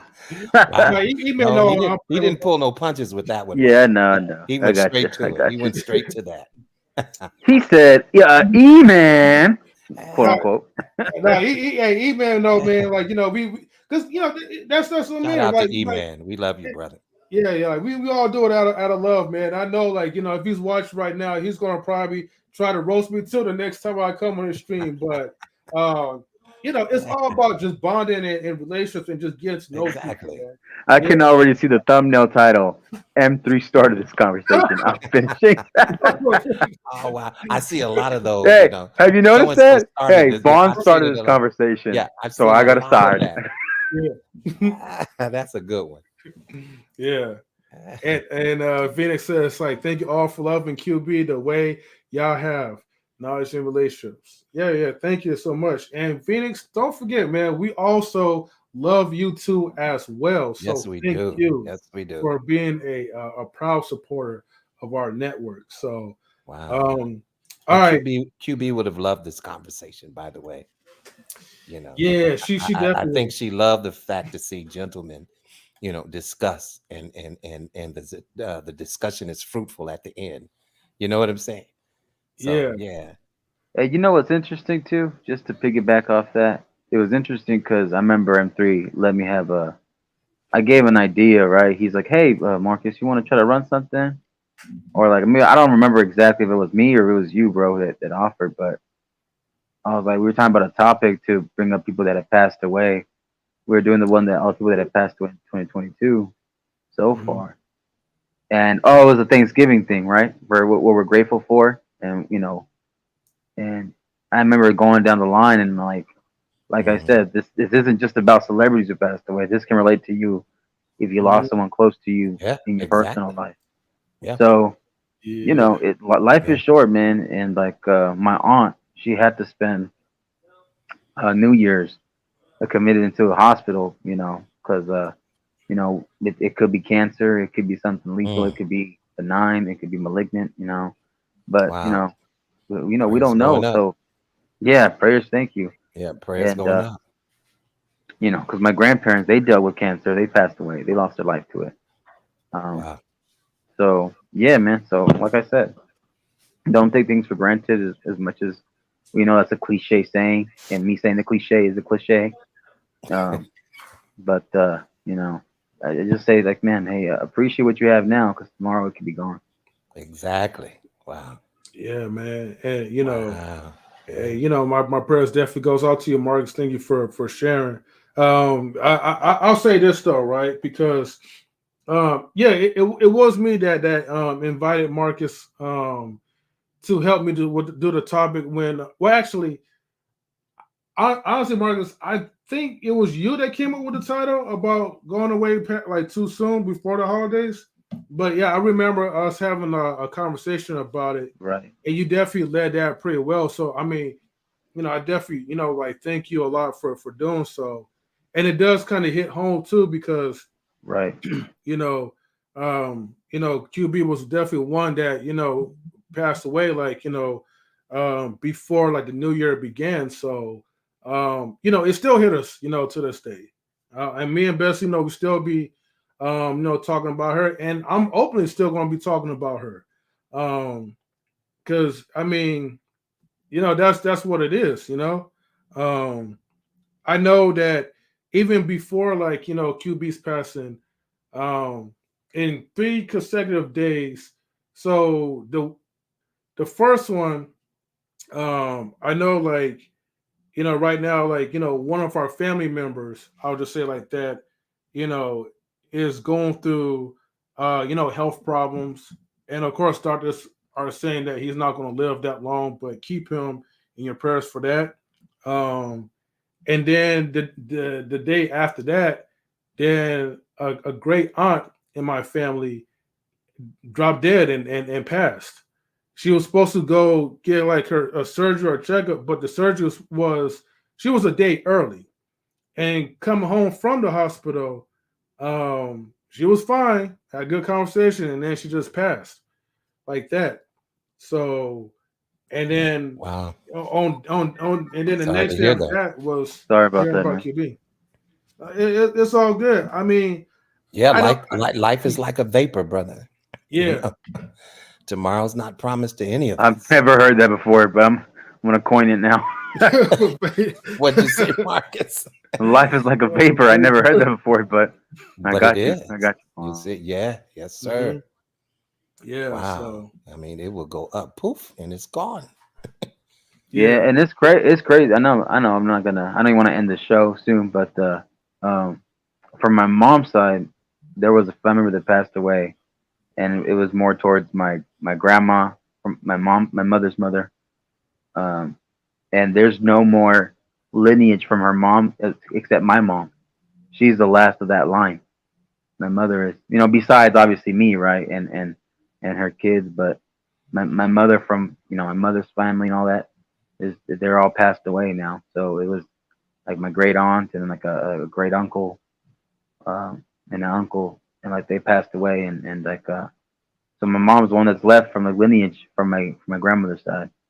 Because my grandfather also, obviously lost his life to cancer. But it's crazy when you think about it, right? Because like the family tree, it dwindles, and next thing you know, it's your parent that's left, and it's like, that's one of the things that sometimes maybe I still struggle with is like the fact of losing my parents. And I remember having deep conversation with Bolo on his stream, and because that's you only have one, you only get one pair of parents in life, so.